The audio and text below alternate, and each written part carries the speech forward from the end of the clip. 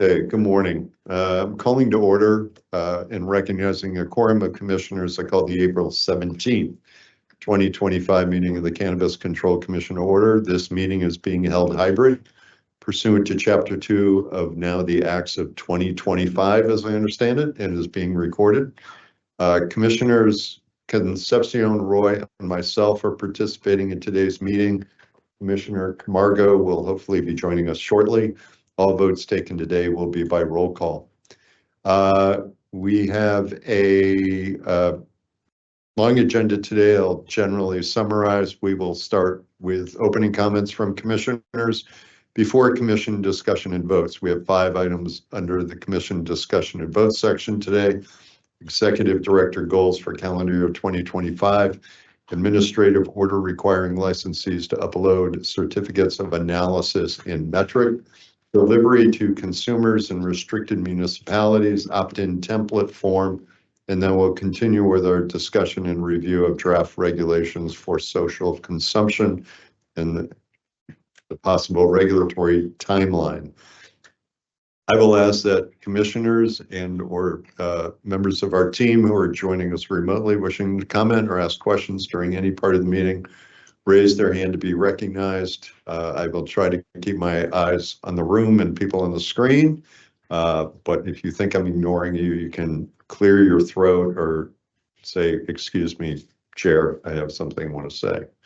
I will turn things over to my colleagues for any opening comments or updates that they might have.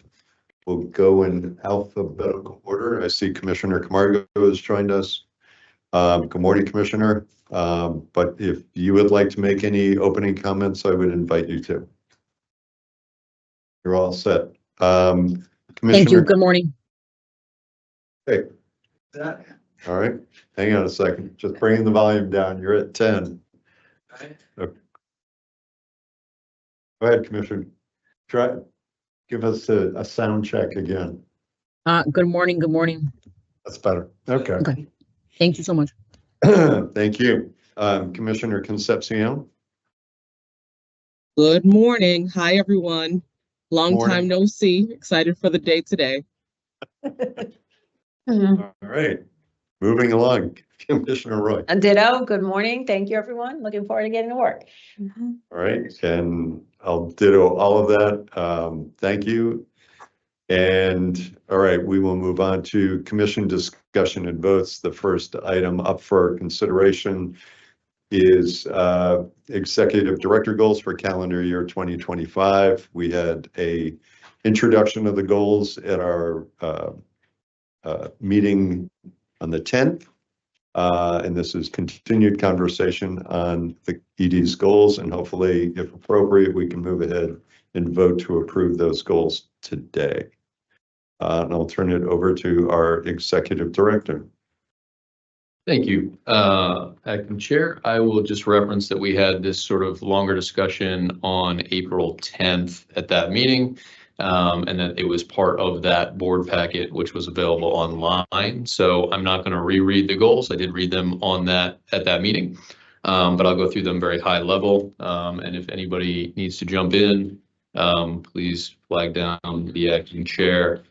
They are, again, put into 2 different categories. One is the near term, meaning that we have the resources and a reasonable expectation that we can do these in the first half of the year, 2025. And then also that these are labeled as ED Commissioner and Chief goals at the header, because many of these things are sort of organization wide. Goal number 1 is related to getting the governance charter to the finish line. I will work with the Acting Chair, ideally on scheduling that on an agenda, potentially at the end of May, but more to come on that. Within that, though, as well, is the potential that SOPs or other documents may need to be updated based on that discussion. Goal number 2 on the budget. Unfortunately, we did get some not positive news yesterday where the House is, but that's not the end of the story, obviously, and we'll continue to push forward this goal for the FY26 budget that many of our other goals rely on. And then within that goal as well, reference to the OIG letter that we will use to demonstrate to other parties as well that our IT infrastructure is a critical need for us and a major component of our FY26 budget request. Response to the OIG letter is scheduled shortly based on the timeline of when it was received at the end of March.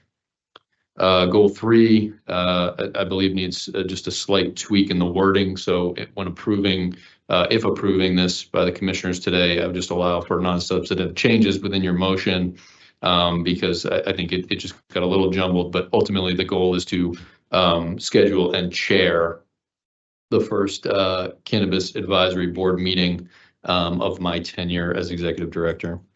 Goal 4, continue to implement Chapter 180, Acts of 2022. Goal 5 is to establish a working group related to the medical program with multiple parts within that, including vertical integration or addressing vertical integration. And I believe my notes indicate that Commissioner Roy and Commissioner Concepcion may be sponsors of said working group. The remaining goals, 6 through 12, are the longer term goals with a caveat at the top that indicates that many of these will be impacted by our ability to get additional FY26 budget resources. So number 6 is in relation to the ITLs, working with the ITLs, the CAB, fellow regulators, and scientific experts and leaders, including potentially consulting services that we will procure to continue to improve lab testing guidelines and safeguarding products. We also added there as well that we are continuing to look at, and FY26 again will be a part of that discussion, potentially managing a reference lab within the umbrella of the agency. 7 is related to making the Cannabis Control Commission a positive place to work and ensuring that we are in position to recruit and retain talent necessary for a complex industry, regulating a complex industry. Goal 8 is entirely related to research as well as our open data platform, and then using the expertise of our internal research and our research mandate to ensure that you all as commissioners have the information you need as policymakers. Goal 9 is a 5-year strategic plan for the equity programming that outlines a number of items that are put within this goal. And I appreciate all the input from commissioners and staff on ensuring that that is a robust goal. Goal 10 is to partner with commissioners and commission leadership to consider regulatory changes within the year. I think many of those will also be tying to and working with the legislature, who are looking at a number of bills that touch on items that we may consider to be either legislative or regulatory fixes or a combination thereof. So I think it's an excellent opportunity within calendar year 25 for us to be working with our partners in the legislature. And goal 11 is final promulgation of social consumption, which obviously we'll get into today.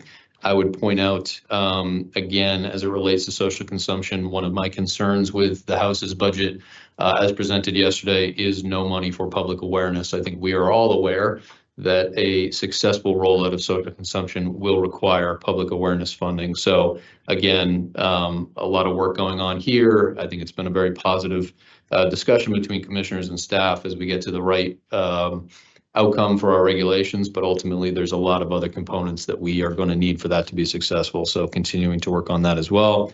And then goal 12, as I mentioned last time, I don't know that it needs to be separately stated, but it certainly came up in feedback in my first almost 7 weeks on the job, that as administrative head of the agency, I'll need to continue to evaluate the organizational structure to ensure that if we are going to continue to have the limited budget resources that are currently in planning, that we are deploying those resources as effectively as possible. And so again, I think it's within the job description for the ED, but I have no problem with it being stated separately as well. So those are the 12 goals put into 2 different categories of near term and full year. And I think, again, there's one tweak that was caught on goal number 3 that probably needs to be in there as a non-substantive change, but I'm happy to take any other questions. It just says schedule and ED's chairs full meeting, but it should say that to schedule, the ED is the chair. So the ED will also chair the first full meeting. It just got jumbled a little. Okay. Commissioner Concepcion. Thank you. And acting chair, let me know if you want me to yell out again, like yesterday, if that's more helpful, or if raising the hand is okay. I saw your hand up, so I jumped Okay. on it. Go ahead. Thank you. And thank you, Executive Director. So I had a question, and you referenced as you went along. I know that the public awareness piece is a clear component that's impacted by what we're seeing from the budget. What were the other provisions within your goals that are now being impacted? So if we look at sort of goals 6 through 12, within our discussion on the ITLs, we will have the ability to provide I&E with some resources within FY25 for consulting services on reviewing protocols, looking at what an internal, reference lab may look like. But without FY26 funding, we'll probably hit a wall at July 1st. On continuing to make any steps forward for internal reference lab capabilities or access to a third-party scientific expert to address and provide resources to I&E on that. I think for goal 7, obviously culture is a major component of the goal as it relates to being a desirable place to work, but ultimately recruitment and retention also relies on our ability to be competitive with pay and benefits. And so I think, goal 7 for recruitment and retention would be impacted should we not continue to make progress in our budget. Goal 8, I think this is I would put, and I don't think I mentioned this on the 10th, the research capabilities here. This was a discussion that's been longstanding with my predecessor as well. We're in a bit of you have to spend money to make money process with research, where if we are able to make some changes to our structure, we put ourselves in position to get research dollars. But right now where we are, the research department is not necessarily able to capitalize on all the research dollars that we may have access to. So some of these are structural changes that I think we would want to look at, but we do need to have the budget to support it. Certainly goal 9, speaking about equity programming, we have looked at needing additional resources to continue to make sure that that is a robust program. And so I am concerned if we are not able to move the FY26 budget forward, that we will not be able to do everything we can to make that the equity programming everything it can be. Goal 10 in terms of budget impacts, I don't think has necessarily an entire budget issue with it, although I would point out that there are some bills being taken up by the Joint Committee on Cannabis Policy that seem to indicate additional work would need to be done by the Commission. And I would certainly hope that in working through Goal 10, that any additional work or any additional assignments from the legislature come with additional funding. As it relates to social consumption, you referenced that one for public awareness. And then again, for goal number 12, I think that's kind of a catch-all to say if we're not going to get the resources that we feel we need to do the job, we're going to have to make some very difficult decisions in the coming year. So 12 can still be completed absent any sort of increase within the budget. So I'm making a note too as we're going along too. And then for 1 through 5, there's no impact there. No, I would point out, obviously, and I think I&E has successfully made this case to me and to the commissioners as well, that implementation of Chapter 180 has been done without additional resources or the resources as we would have requested them. So things like reviewing HCAs have been done by licensing without, significant additions to staff. So while it's in there and this is being made to happen and will continue to get to the finish line for Chapter 180, it certainly would be beneficial to have additional resources in 26, but it doesn't mean that they will not be able to be achieved. Okay, thank you. Commissioner Rowan. Thank you, Chair. Mr. Executive Director, are we allowed to suggest edits, or is this like too late for that? You're welcome to suggest. Okay, so on goal number 3, schedule the first full meeting of the CAB, that's like a one and done. I'm wondering if we should just suss that out a little further, schedule first full meeting with the CAB in regular meetings. So it's an ongoing thing, because that's number 3 is like, that's easy. I mean, I don't say it's easy, but it's easy. And if because what happens is sometimes we went almost 2 years with no full CAB. So it's the continuity of not just the first meeting, but subsequent meetings. If I could make that recommendation. And then in the testing one on goal number 6, we use the word guidelines. We don't, I'm not sure what guidelines means. So in other words, protocols, guidance documents, and regulations might be a little more accurate, perhaps. I'm comfortable with that change. I think guidelines would be meant to encompass those things. So, Okay, I think there was a general sense on sort of being a little more high level in these goals as opposed to the ones from 2023. I want to say were the last goals for an ED that were established. So I'm fine with being more granular. specific, but I'm comfortable with guidelines as written as well. Oh, you feel guidelines? Up to you. Do you have, what language would you want to? Well, and then the draft said, and direct staff to take appropriate steps to implement all necessary changes. And then we have, and take steps. So I guess that encompasses everybody, take steps. And then I just have 2 more suggestions on, Before you move on. So you're okay with guidelines, or did you want to substitute something? I just think guidelines is a little, I don't remember us really using the term guidelines. We kind of say regulations or guidance or, like the testing protocol, that's called a protocol, right? Yeah. So a suggestion would be to help inform policy protocols and regulations. Is that what? Let's see. Protocols, guidance documents, and regulations, because everything would have to be updated.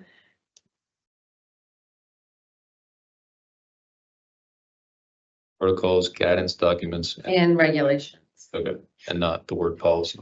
guidelines. Or policy, oh, I'm sorry, Travis, what did you say, policy? Policy protocols and regulations would align with. Okay. Okay. And then, on 11, I'm sorry, on 12. But we've like missed 3 legislative mandates, so make every effort to, complete legislative mandates in a timely fashion. We've missed 3. I'm sorry, what goal was it? 12.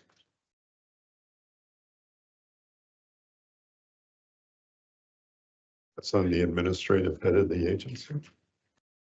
Well, when you oversee us meeting our legislative mandates.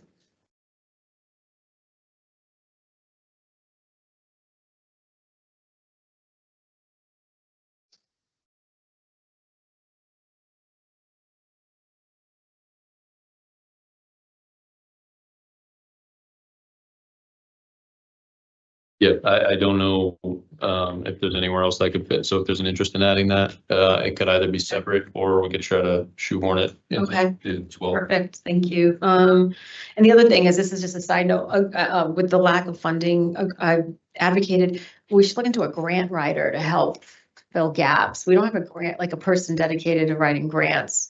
I don't know if that would be helpful, just with the precarious budget situation that we find ourselves in. Yeah, I would caution that sort of, I put that in the, got to spend money to make money category as well, right? So I think there's a number of things where we're looking at. So for example, on the intake administrator, I think that we're referring to it as something else, complaint resolution administrator discussion that comes out of the tip line discussion, right? Those are positions that at some point, the more positions that we want to create to try to solve problems, the more we have to cannibalize from other places within the budget. So I think it certainly fits within 12 in terms of the way that 12 is written, which is to say, ultimately it's the executive director's role to ensure that we're deploying the resources appropriately. I agree. Okay, thank you.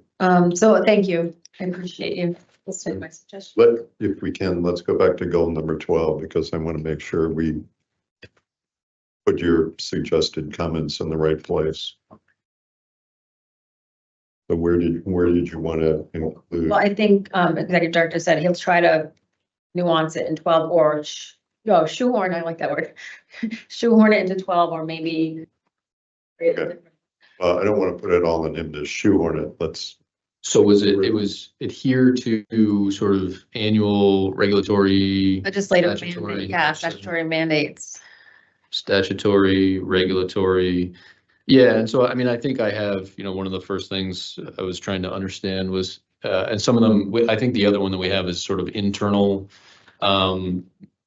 created deadlines as well. So I think it was statutory, regulatory, and sort of the internal deadlines that we have with our own policies. I think we could add something to adhere to those deadlines to number 12, if the acting chair is comfortable with that. yeah, let's think about where we can insert it. Could we insert it after meets or deployed in the appropriate ways to meet the commission's goals, comma, and add the language you just, Statutory, regulatory, and internally generated deadlines. Internal deadline?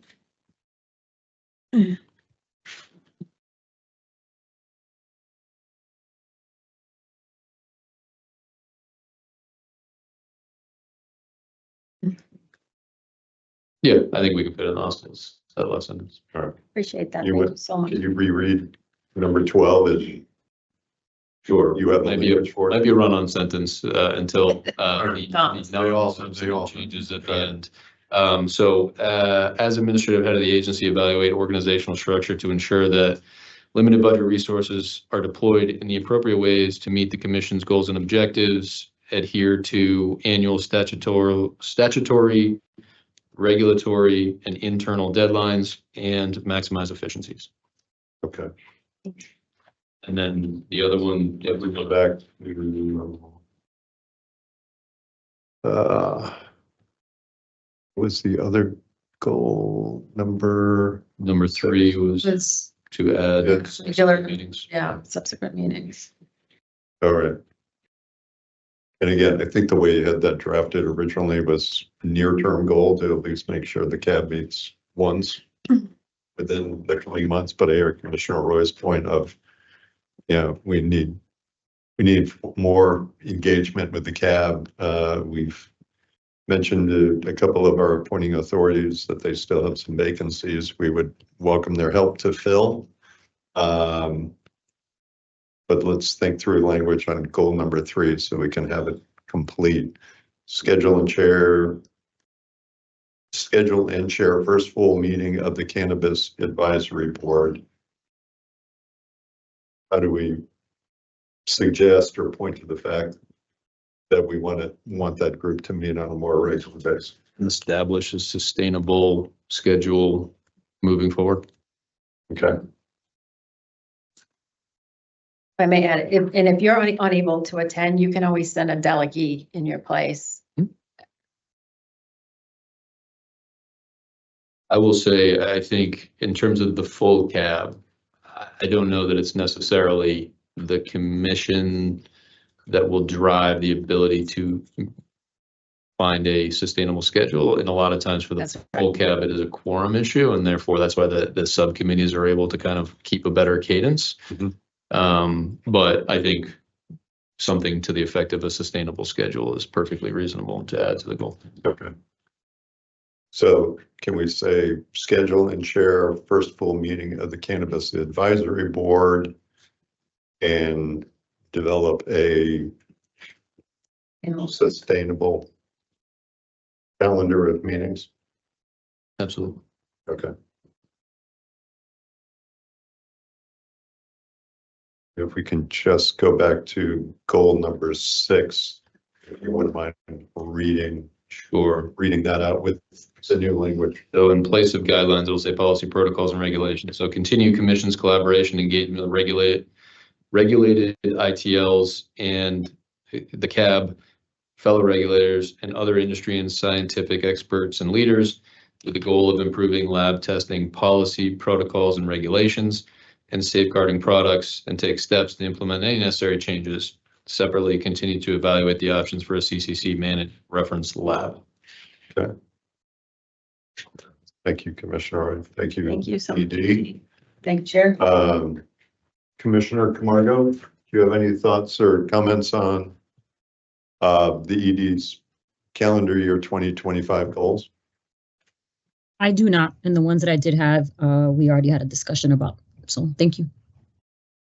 Thank you, Commissioner. Again, appreciate the effort. In a little over a month, you identified where the work is going to be. So I greatly appreciate that. Appreciate interest in setting some near-term goals versus obviously more calendar year goals, certainly identifying the fact that some are budget dependent, as we would fully expect.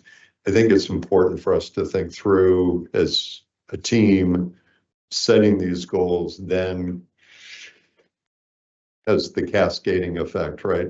These aren't just your goals, they kind of flow throughout the organization. They flow throughout how individual team members are evaluated on an annual basis. It's certainly going to be, a guiding document for us to consider your evaluation at the end of the year. So I would suggest to my colleagues a couple of things, and I've said this in years past. When you have your check-ins with the ED, take the opportunity to either allow him or question him to say, your goals are in front of us. Identify some of those items, identify some of those steps, the tasks that you're undertaking to try to accomplish your goals. So at the end of the year, when we get ready to do his evaluation, we have a record. We've talked to him about it. He's given us updates. I think that's incumbent upon us. The other thing I would suggest is commissioners, like, just as we know the goals cascade through the rest of the team, we need to think for ourselves how we plan to participate, how we also plan to effectuate the success of these goals. So whether it's, meeting with the labs, whether it's, or as treasurer working with the CFAO, or again, trying to get social consumption regs done, all of these things that are not just his goals and goals for the entire team, but we ought to think for ourselves how we can participate and help effectuate success for all of these goals. Any other, Commissioner Roy? Yeah, I just want to take this time to thank the executive director. Even though we didn't yesterday get the desired result on the budget, it's not for lack of effort. And I really appreciate the collaborative approach that you took. And I know we've done everything we possibly can to advocate. So I just want to thank you for that approach. It was very collaborative, and it was not for a lack of effort. So I just want to thank you for that. No, and I would want to point out as well, we're certainly not giving up hope as well. There's a number of other avenues that we'll continue to use to push this forward. And, as we've indicated to those at the State House, for things like IT infrastructure and a variety of other things that we'll need to have sustainable revenue models for moving forward, we'll work on a sort of any avenue we can find. So not giving up hope. Commissioner Camargo or Commissioner Concepcion, any other thoughts before I move to seek a motion? Commissioner Concepcion? All set? Okay. If there's no further discussion, I would seek a motion to approve the amended executive director goals for calendar year 2025, and again, allow for any grammatical or any other non-substantive changes. Do I have such a motion, Commissioner Camargo? So moved. Do I have a second, Commissioner Concepcion? Second. Motion been made and seconded. Any further comments or questions? Okay, seeing none, I'll do a roll call vote. Commissioner Camargo? Aye. Commissioner Concepcion? Aye. And Commissioner Roy? Aye. And Commissioner Stebbins votes aye, 4 in favor, none opposed. So thanks to the ED for getting that work done. All right, we will move on to the second item. This is the administrative order requiring licensees to upload certificates of analysis and metric. Commissioner Roy? 5-minute recess to meet with INE. Okay, all right, we will take a 5-minute recess and be back at 10:45.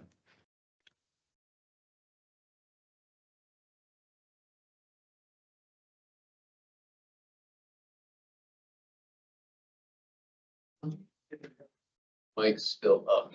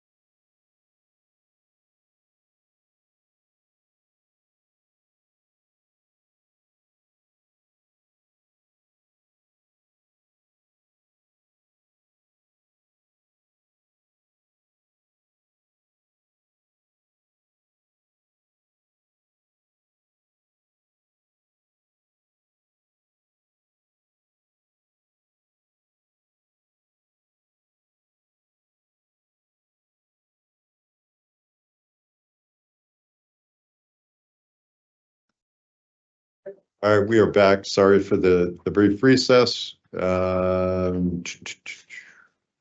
right, as I mentioned, the next item is the administrative order requiring licensees to upload certificates of analysis in metric. This is being sponsored by Commissioner Roy and also involving our Chief Investigations and Enforcement Jones. So Commissioner, happy to hand it off to you first. Thank you, Chair. I want to just start by thanking INE, thanking the whole team. This was a quick turnaround from last week. We had a robust discussion, and really this is driven, administrative order number 5 is really driven by public health, public safety and transparency, and standardization, quite frankly. So I think there's been a couple of changes, which I know the team will share with everyone.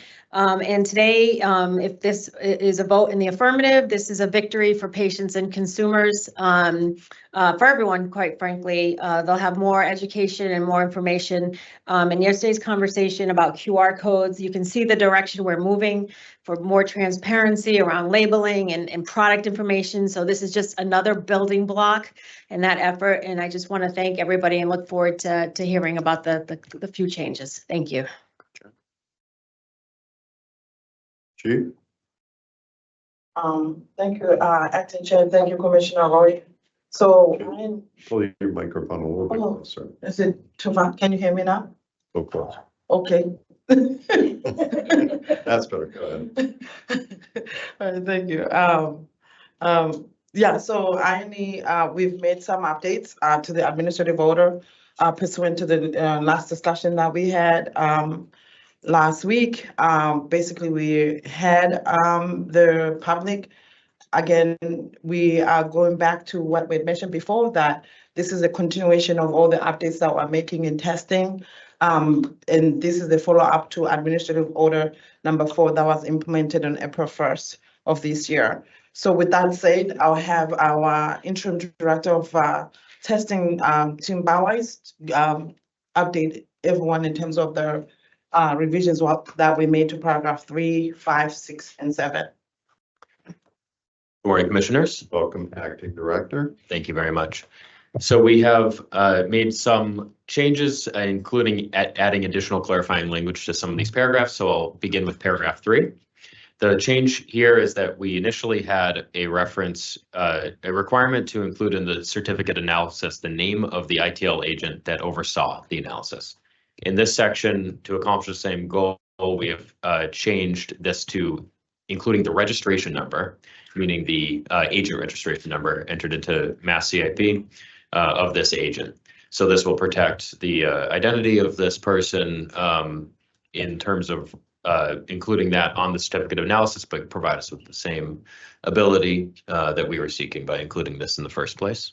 And if I can just add, thank you for doing that, but it was helpful for me to have a conversation with all of you on the INE side to understand the reason that it's helpful for you to have that information, because the quick follow-up, the quick due diligence you can do on a matter if you have that individual's name and email and contact information. So I appreciate, the tweak that still allows you to do what you need to do in terms of any follow-up that might be required. So thank you.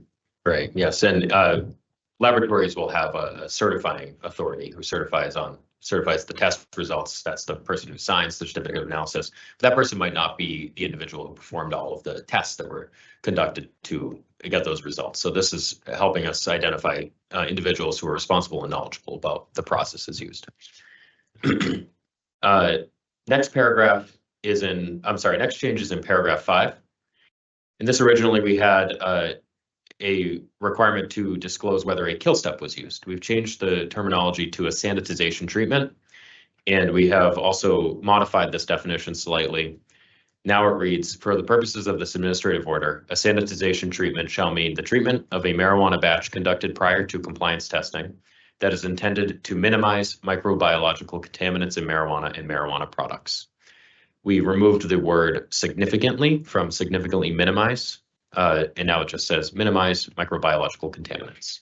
Has the same effect. The definition is substantively the same, which is more accurate now. And the final, oh, sorry, Yeah, it's a quick question and appreciate the language change. So using just the word minimize is kind of setting the bar, but it doesn't exclude a licensee from kind of going above and beyond what we might establish. yes, I think that it's more of a significant is more of a subjective term. And we are trying to avoid subjectivity. Right. We want this to relate to any effort through one of these processes to minimize contamination. That's the significant part. These processes have different efficacy, and efficacy may vary depending on the batch and the way the batch is handled. So we removed that word just to be a little more accurate to the process the cultivator product manufacturer may be using. Thank The you. effects are not predetermined, if that makes sense. Appreciate that. And the final change is in paragraph 6. Here we added a clarifying phrase about the requirements for disclosure by a client of an ITL regarding their sanitization, treatment, or remediation of the batch. Now it reads, MEs and MTCs shall disclose to the ITL if the marijuana batch was subjected to a sanitization treatment or if the marijuana batch was remediated prior to reanalysis and what method was used. The new phrase is, or if the marijuana batch was remediated prior to reanalysis. The intent remains the same. It just is clearer now for licensees to understand that they must disclose this, whether it was subjected to a sanitization treatment or remediated prior to reanalysis. And again, the difference is that a sanitization treatment is conducted prior to the first compliance test, and remediation is in response to a failed test. Remediation is outlined in our protocol and our regulations.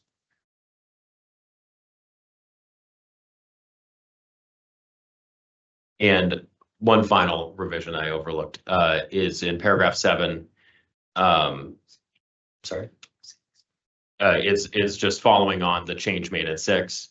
Now it reads, IPL shall indicate on the COA whether the source marijuana batch was subjected to a sanitization treatment or if the marijuana batch was remediated prior to reanalysis, as well as the method used.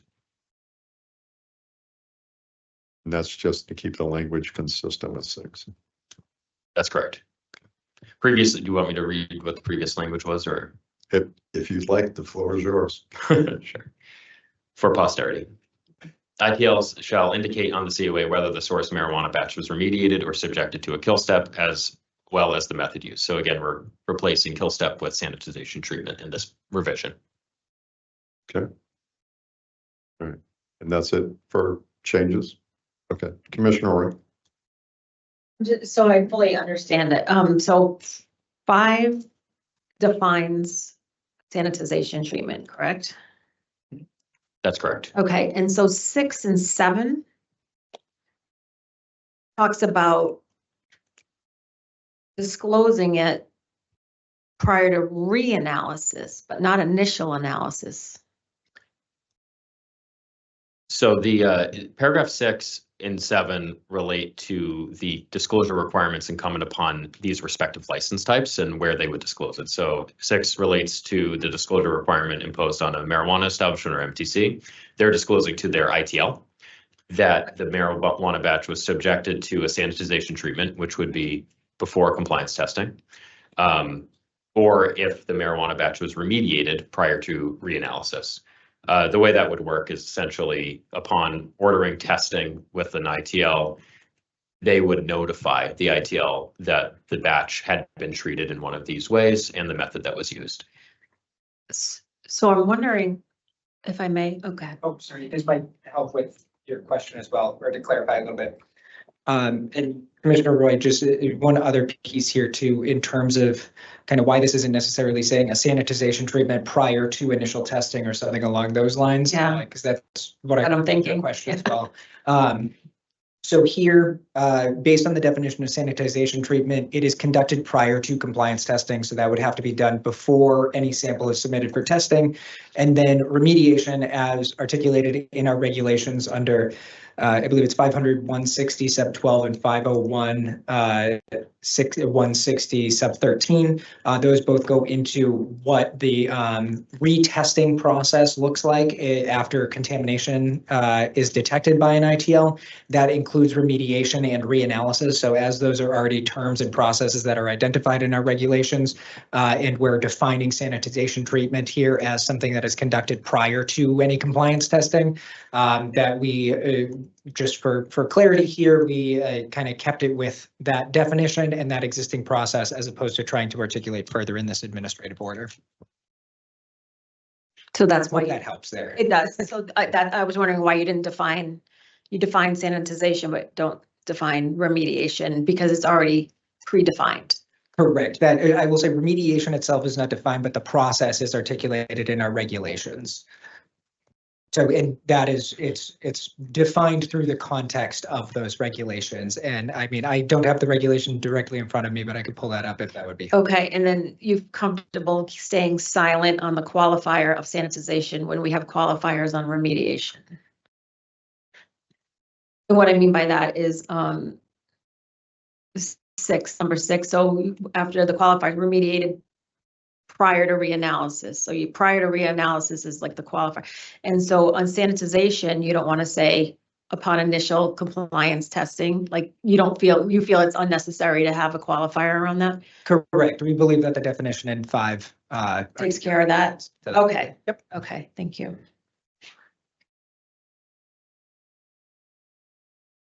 Commissioner Camargo? Thank you. I just had comments. First of all, thank you to our INE team for the conversation last week. I did speak to a few licensees, and it was educational to just hear from actual licensees that deal with this stuff all the time and have some perspective at times that we don't have because we're not. I always say we're not business owners and we're not out there doing the day-to-day. But I just want to say that they all had really good feedback as it relates to our team and the public conversation that we had.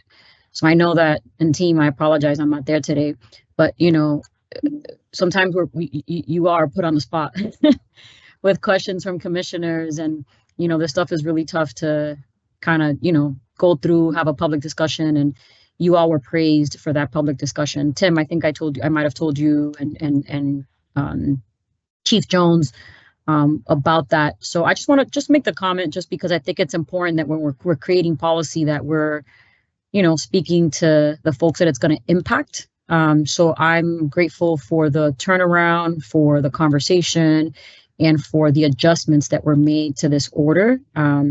So I appreciate it. And, I think Chief Jones, you talked about, what we're going to discuss in the summer in terms of all the work that you all have been doing behind the scenes. And, I said this last time, but, always thinking about outdoor farmers and cultivators in this industry. So thank you so much. Thank you, Commissioner, and thank you for taking the opportunity in this short window to do the follow-up that you mentioned. Just appreciate the work. Just wondering next steps, how do we communicate this out? Obviously, it's a 60-day window by which they need to enter into compliance. How do you envision we share this with ITLs, get the word out to licensees as well? Thank you, Commissioner Camargo, for the comments, and also thank you, Acting Chair. We will communicate with the licensees through an email blast. We'll do that, and I think we'll also release this through a metric industry bulletin for awareness as well. That way, they all have an understanding of when it's going to be implemented. We've given them 60 days, so if it's the board does vote on this administrative order today, then it'll be effectuated 60 days from today. All right, Commissioner Concepcion, go ahead. Thank you. And thank you to the team. Thank you for the time you spent and I'm assuming you met with other commissioners as well, but I appreciate the time that you took to meet with me and sort of walk through this administrative order, as well as admin order number 4. I wanted to ask Tim, Attorney Barrow-White, I know there are 2 Tims, but I wanted to hear the provision for number 6 again, just so I'm clear on that. Do you mind just repeating the language one more time?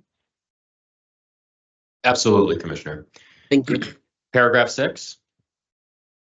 Paragraph Yes, 6 please. reads, MEs and MTCs shall disclose to the ITL if the marijuana batch was subjected to a sanitization treatment or if the marijuana batch was remediated prior to reanalysis and what method was used. Okay, thank you. When I first heard it, I thought there was a little change, but it sounds like that's the same language that that we reviewed. So thank you for that. And Commissioner Roy, thank you for bringing this before the commission. It is something that seems like an easy-ish lift to do, that makes sense for consumers and licensees. So thank you for that. Thank you, Commissioner. Thank you, Commissioner. All right, any other comments or questions? Seeing none, I would seek a motion to approve the administrative order requiring licensees to upload certificates of analysis and metric and direct the ED and CIE to take all necessary steps to effectuate its implementation. Do I have such a motion from the sponsoring commissioner, Commissioner Roy? So moved. Do I have a second, Commissioner Camargo? Second. Motion been made and seconded. Any further comments or questions? Seeing none, I'll do a roll call vote. Commissioner Camargo? Aye. Commissioner Concepcion? Aye.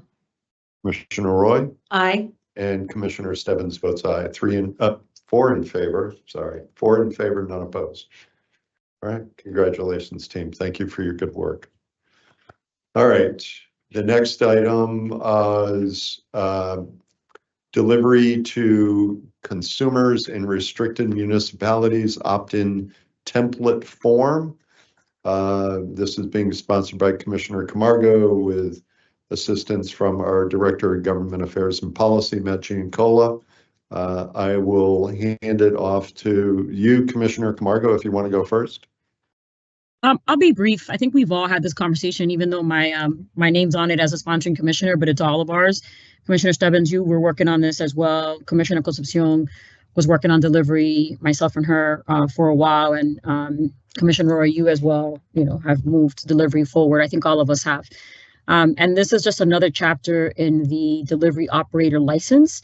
And today we're going to let Matt just walk us through how do we better support some of these towns that would like safe products into their towns and allowing that through delivery. Matt. Thank you, Commissioner Camargo, and good morning, commissioners.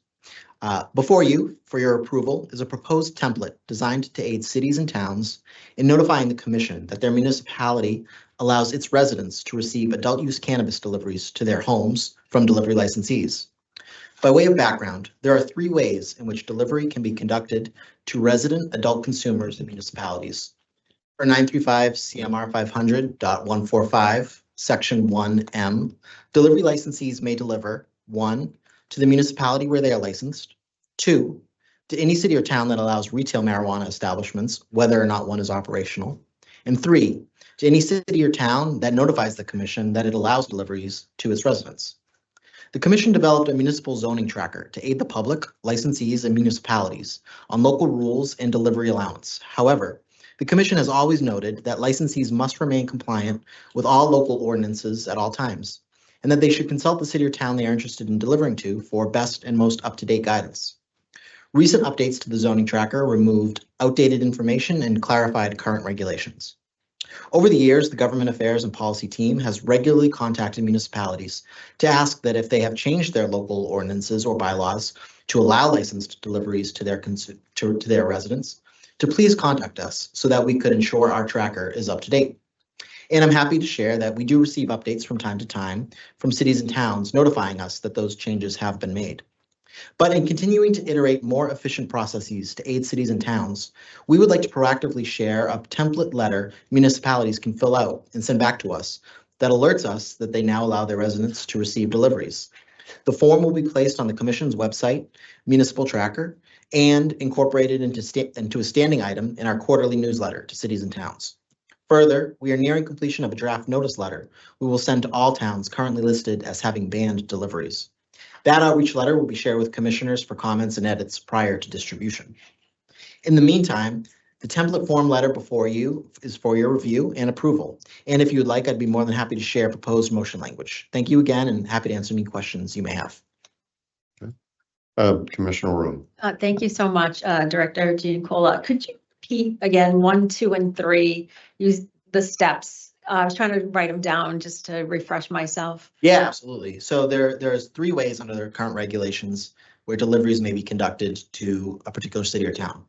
So one is to the municipality where they're licensed, where that business actually is located. Any city or town that allows retail marijuana establishments, whether or not one is operational.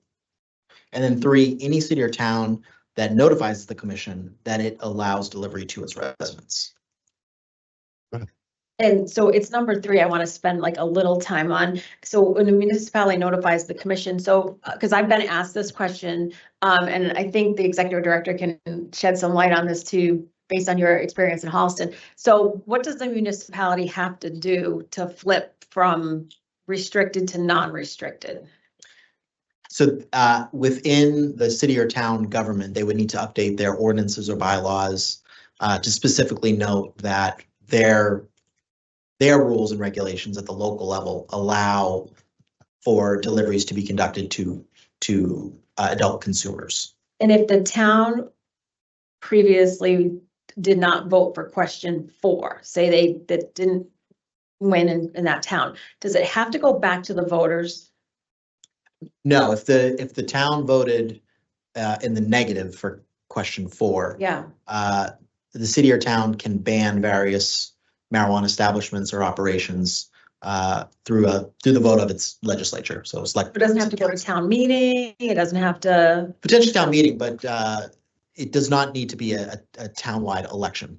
It does not. And it can just, so like the city council or the select board has the authority to go from the negative to the affirmative around delivery. Correct. Okay. And then if you could share how Holliston did it?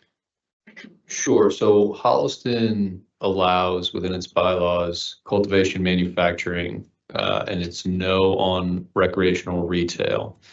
So at the advice of council, the legislative body for a town, structure, open town meeting form of government, select board, town administrator at the time form of government, was to have a zoning bylaw change, as well as another article that sort of supported that at town meeting. And so the legislative body for Holliston is town meeting that approved the changes necessary. And then the select board essentially is in agreement with that because they're the ones who are controlling that those are being placed on the warrant. There are other town forms of government here, and quite a few actually that have various forms of allowance for adult use that have like a town council.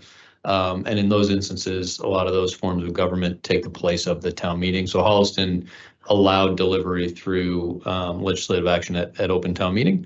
And I don't believe, based on the advice of the council at the time, which was me, Tom, and Costa, that the selectmen had the ability to simply opt in without the legislative approval, particularly because of the zoning bylaw change. Okay. That's helpful. Thank you. Also, Yeah, that's helpful. Thank you so much. first of all, thanks to Commissioner Camargo and the previous work that had been done by Commissioner Concepcion. I know when we first brought this up and talked about this almost a year ago, things were still in flux with respect to delivery regulations, right? We still hadn't made an ultimate decision on reducing the 2-driver requirement down to 1. We also had not instituted the language allowing, the municipalities to opt in to set the hours of delivery as well. So I fully appreciate we're in a better spot now to go out and make this request or go out and make this invitations to our restricted municipalities. We're not using the no town title anymore, the restricted municipalities, because I think the Holliston example is a good one, which is that town allowed cultivation, product manufacturing, but no retail, and then ultimately opted in for delivery. So I think we're in a better place. Obviously, I think, or at least for me, the intention to do this is twofold. We want to make sure that residents across the Commonwealth, if they're not a patient, are getting safe and tested products delivered to their door for use. And also the opportunity that we might be able to cut into and disrupt the illicit market. So I see both a public health and a public safety component to this effort, as well as, again, assessing and hopefully optimizing the marketplace for our social equity license holders who are either a delivery courier or a delivery operator. So I think the time is right, and I think taking this step will be helpful. I guess the other question I have is, I know we're just approving the template today, but I fully expect or appreciate that there will be some separate communication that will go out with the template. So communities who, again, may not have spent a lot of time and resources looking at this topic can get a full debrief on the regulations and what the benefits might be and the steps they can take. So just giving them the template is fine, but I hope there's another communication that's accompanying the template. Yeah, so that communication will be shared with commissioners for edits and review prior to us sharing it. But yeah, so there'll be two essentially. One that will be directed to municipalities that are currently listed on our tracker as banning delivery, and another one to all cities and towns, just so that everyone has the same resources, the same templates, and we are going to incorporate it into our quarterly newsletter. So if somebody misses it, this particular email, they'll be seeing it quite a bit. Okay, Commissioner Camargo, go ahead. Yeah, thank you. Thank you, Matt. Commissioner Roy, thank you for those questions. That's actually really helpful. Executive Director Ahern, I had I wasn't able to talk to you before, but just out of curiosity, what do you think would be, if any, another way to get this out to municipality leaders in terms of education, awareness, but also, I love what Commissioner Stebbins said, to disrupt the illicit market, right? So how do we get this out? I mean, I know you came from a municipality, so just kind of curious for your thoughts. Thank you. Yeah, I think direct communications really, and gives me an opportunity to sort of make sure that I was clear earlier as well, because I'm referring to town council in two different ways. So town council for Holliston, for example, was our use of attorneys on behalf of the town, right? It's an outsourced firm that we refer to as town council, and town council is spelled SEL at the end of that. And then there's other forms of government that use town council where it's CIL at the end. So I just want to make sure everybody was clear on that. So I think generally speaking, and I think it's been covered pretty broadly that KP law covers a lot of towns. Meadtown and Costa, which was the firm that we used in Holliston, Murphy, Hesse, Toomey, and Lehane that we used in Danvers, right? There's really, not many firms that are covering basically all 351 cities and towns. So generally updating those firms, they'll usually have a point person as it relates to all things cannabis policy. They are very good and a very good resource for all towns that most towns rely on when these types of questions come in front of them. So I think going through them is important. And then obviously, as well as most people at the municipal level are looking at policy, regardless of their form of government, mayors have a subgroup within the MMA, town managers have a subgroup within the MMA. And so, I would look to Executive Director Adam Chapdelaine, who I know, and obviously the director of GAP knows as well, to make sure that we're working as well, sort of collaboratively, to make sure that people know where those resources are. Direct communication is great, but then a lot of those, we know that they'll turn to the MMA or to their town council firm to get additional information. So I think reading them in as well would be advantageous because that's where they'll turn if they have questions. Thank you. Right. I appreciate, no, thank you. Thank you, Chair. No, I appreciate that, Travis, just because I think, you know, once we put this out, I always think about, okay, now how do we get to folks? How do we do more outreach? How do we sit down and talk to cities and towns about what does this mean, especially for towns that are completely no towns? So I hope, and I will do my own sort of outreach. I hope that cities and towns do reach out. And Matt, we actually had a town that just reached out to become a delivery town. What town was that? That was recently. I want him to speak. I believe it was Acton. Okay. Thank you. Commissioner Concepcion. Yes, it was. Thank you. And Commissioner Camargo, you asked some of my questions. You answered some of them already because I was curious. And thank you, ED Ahern, for breaking that down, sort of how this will be dispersed, how we will notify municipal leaders, and how they will get the information overall. I think a key component, and Acting Chair, you flagged this as well, is that educational component, just making sure that municipalities are aware of the benefits to opting in. From the public safety perspective, as you mentioned, from, you know, making sure we're allowing safe, regulated product. But also the other piece that I thought was really helpful in the conversations, Commissioner Camargo, you and I had around the delivery, overall, the delivery license types, was making sure that municipalities are aware that these deliveries are already happening. So, you know, not on the adult use side, but they already have deliveries on the medical side. And I think that's something that's important. So when we're having these conversations, it's not a new idea. And in terms of people receiving product and vehicles on the road, so on and so forth, just making sure that's also included in that information and communications. Great points, Commissioner. Thank you. Commissioner Roy, go Thank you, ahead. Chair. And thank you, Commissioner Camargo, for sponsoring this topic. I know you put a lot of, and Commissioner Concepcion put a lot of time and effort into advancing the ball here. So thank you so much. And I'm going to echo a little bit of Commissioner Concepcion in regards to the letter that'll accompany the template and some possible talking points that these vehicles are highly secured vehicles with manifest, GPS, body cameras, cabin cameras, ID checks, and limited amounts in the vehicles. And I would highlight the number of unrestricted communities already enjoying this benefit, if you will, to Commissioner Concepcion's point, that the towns that are restricted right now are unrestricted for medical. That's already happening. And there has been, knock on wood, no significant public safety incidents.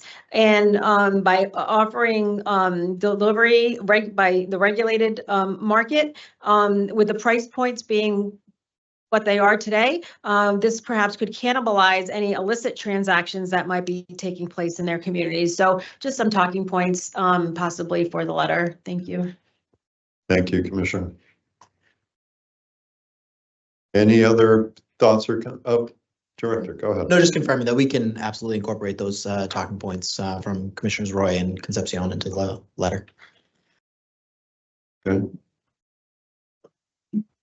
Okay, if there are no other comments, I would seek a motion to approve the attached delivery to consumers in restricted municipalities opt-in template and direct the Executive Director and Department of Government Affairs and Policy to provide a formal communication and copy of the template to those identified restricted communities and implement other communication strategies as needed. Do I have such a motion, Commissioner Camargo? So moved. Do I have a second, Commissioner Concepcion? Second. Motion been made and seconded. Any further comments or questions? Thank everybody for their input. I'll do a roll call vote. Commissioner Camargo. Aye. Commissioner Concepcion. Aye. Commissioner Roy. Aye. And Commissioner Stebbins votes aye. 4 in favor, none opposed. And by the way, I am remiss when I opened up this agenda item. This had been on our May 10th agenda.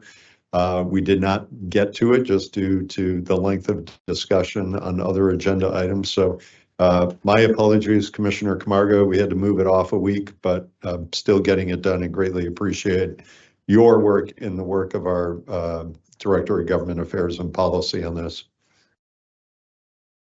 Thank you. Okay, all right. Our next item is to get back into discussion of draft regulations and revisions. Just so we can get ourselves squared away, I'll take a 5-minute recess.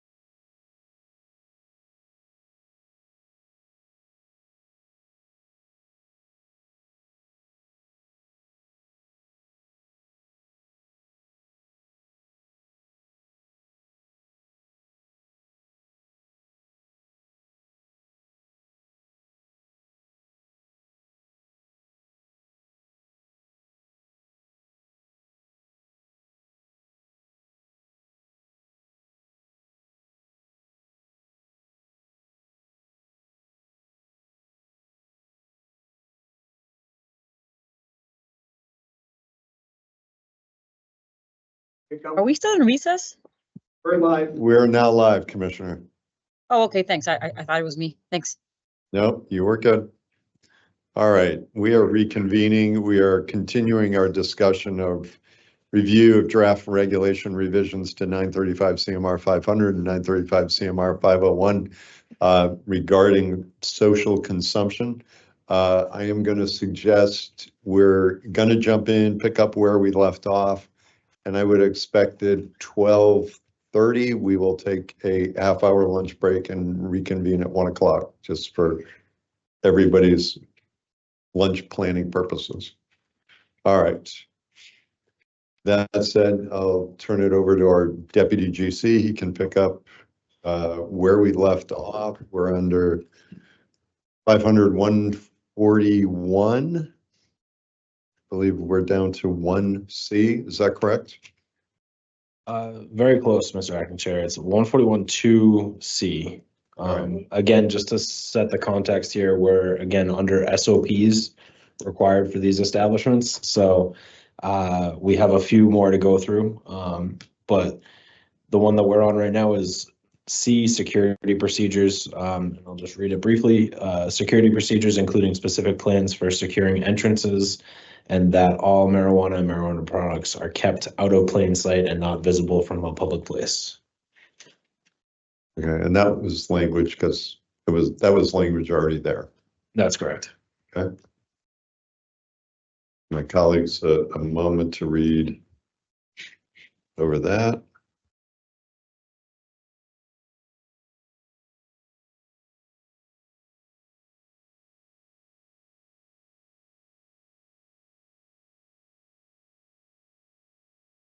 And any other security requirements that we reference other locations in our regs would also apply to social consumption establishments as well.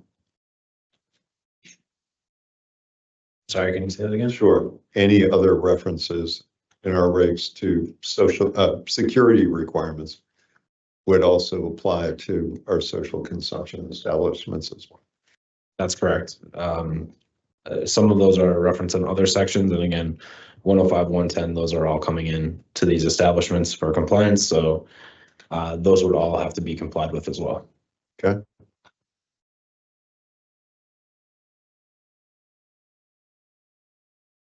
Commissioner Camargo, I know you just have your camera on, but just raise your hand if you want to chime in. Okay. All right. Any questions or comments on C? Commissioner Roy, go ahead. My comment's really on D. I don't see an edit, but I'm just wondering if we need to put inversion as well here based on yesterday. Sure. Makes sense.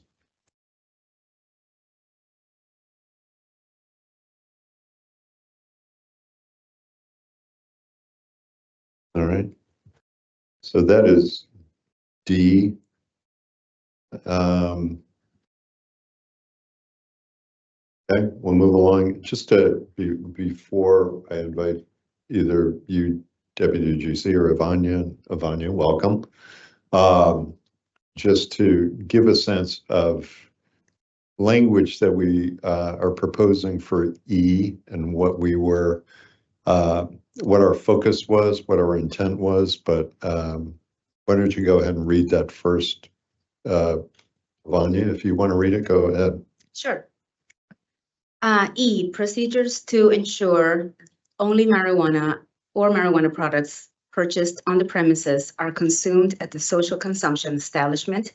Social consumption establishments may include in these procedures the option for consumers to store marijuana or marijuana products obtained from outside the establishment or other items in a locked or otherwise secure area for the duration of the consumer's time in the social consumption establishment.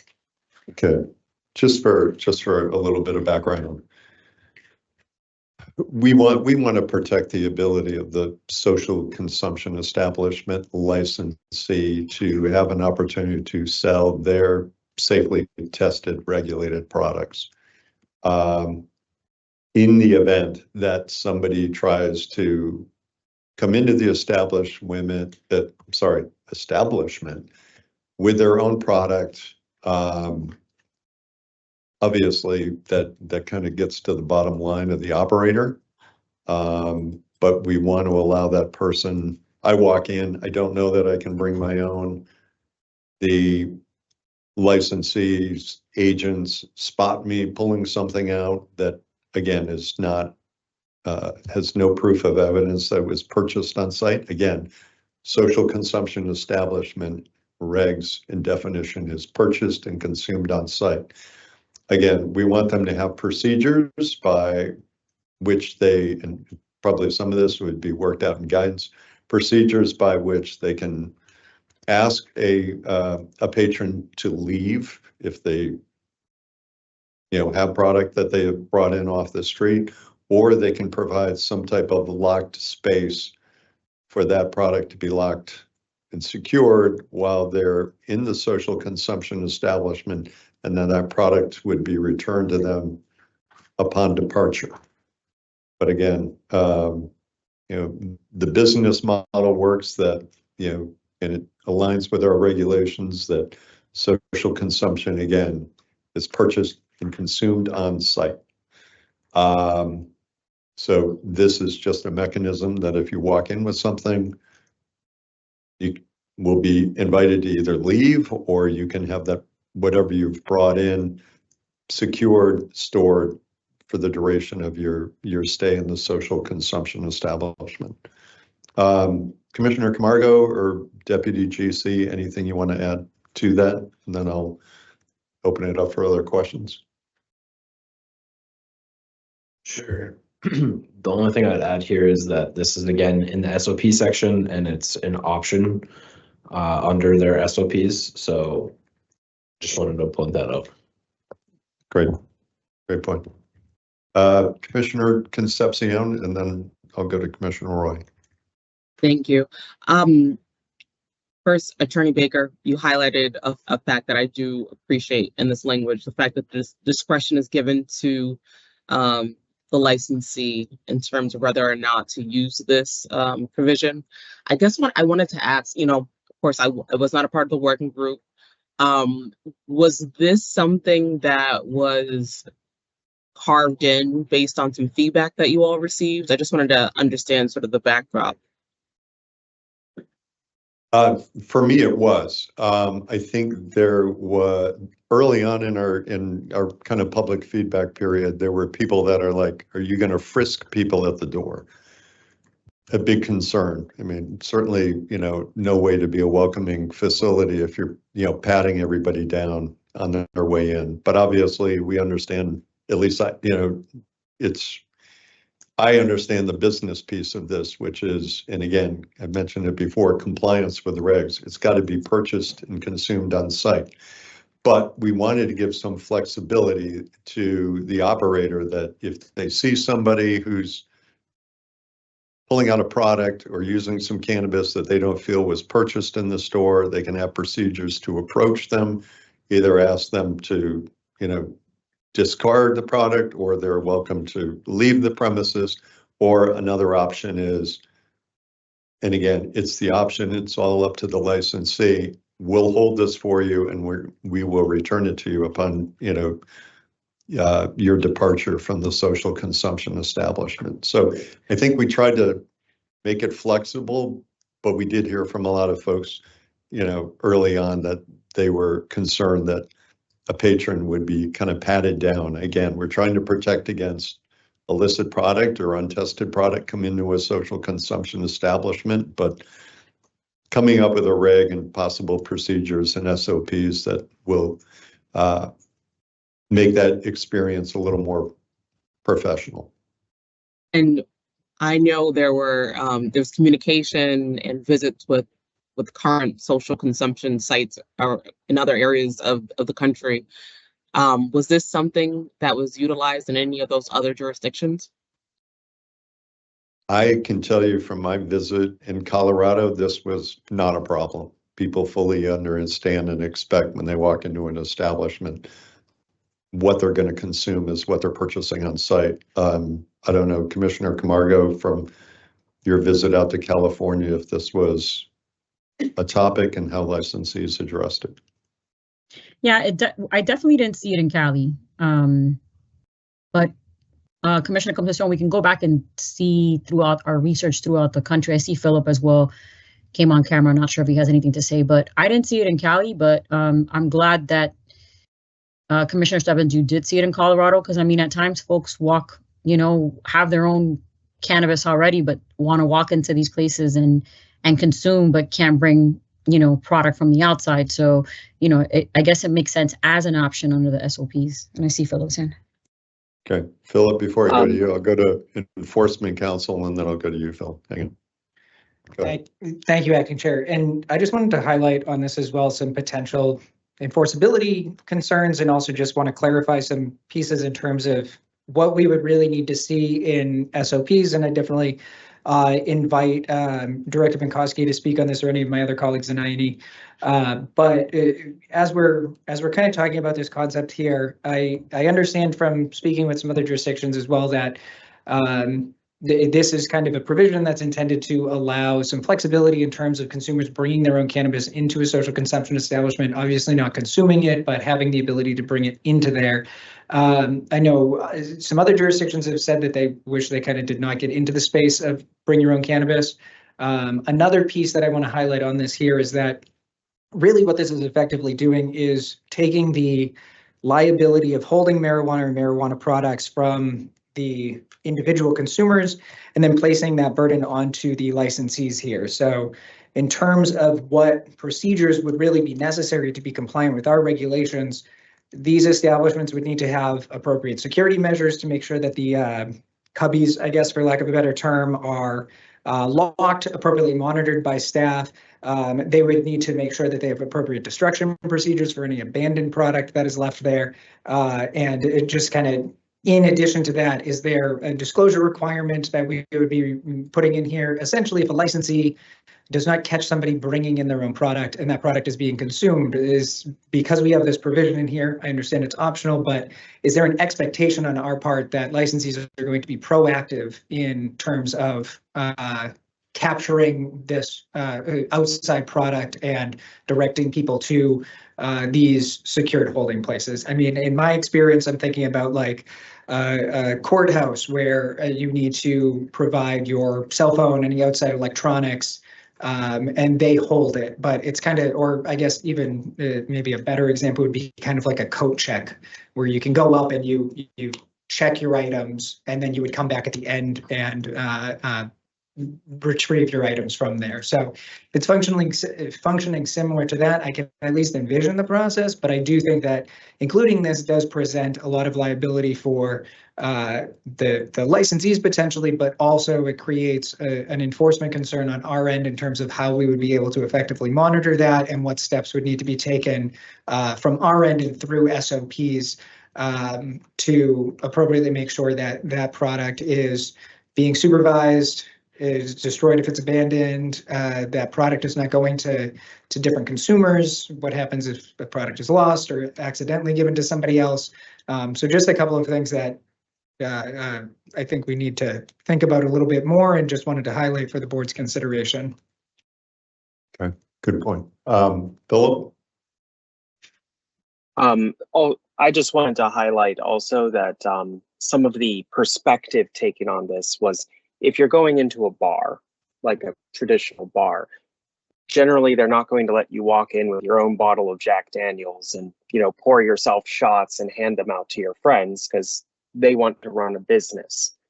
Also, I want to emphasize that this is an option. To enforcement's concerns, there would be a burden on them to, create cubbies and create space for this. I'm not sure that it would necessarily implicate the same level of storage requirements we have on licensees, because this is not the licensee's product anymore. You're simply looking after someone else's property. It's more of a I feel it's more of a situation of like a traditional bailment, is like a coat check or something. As long as your property isn't destroyed or lost or stolen, it isn't the licensee's product anymore. They're not selling it. They're simply holding on to it, and then I give it back to you at that point.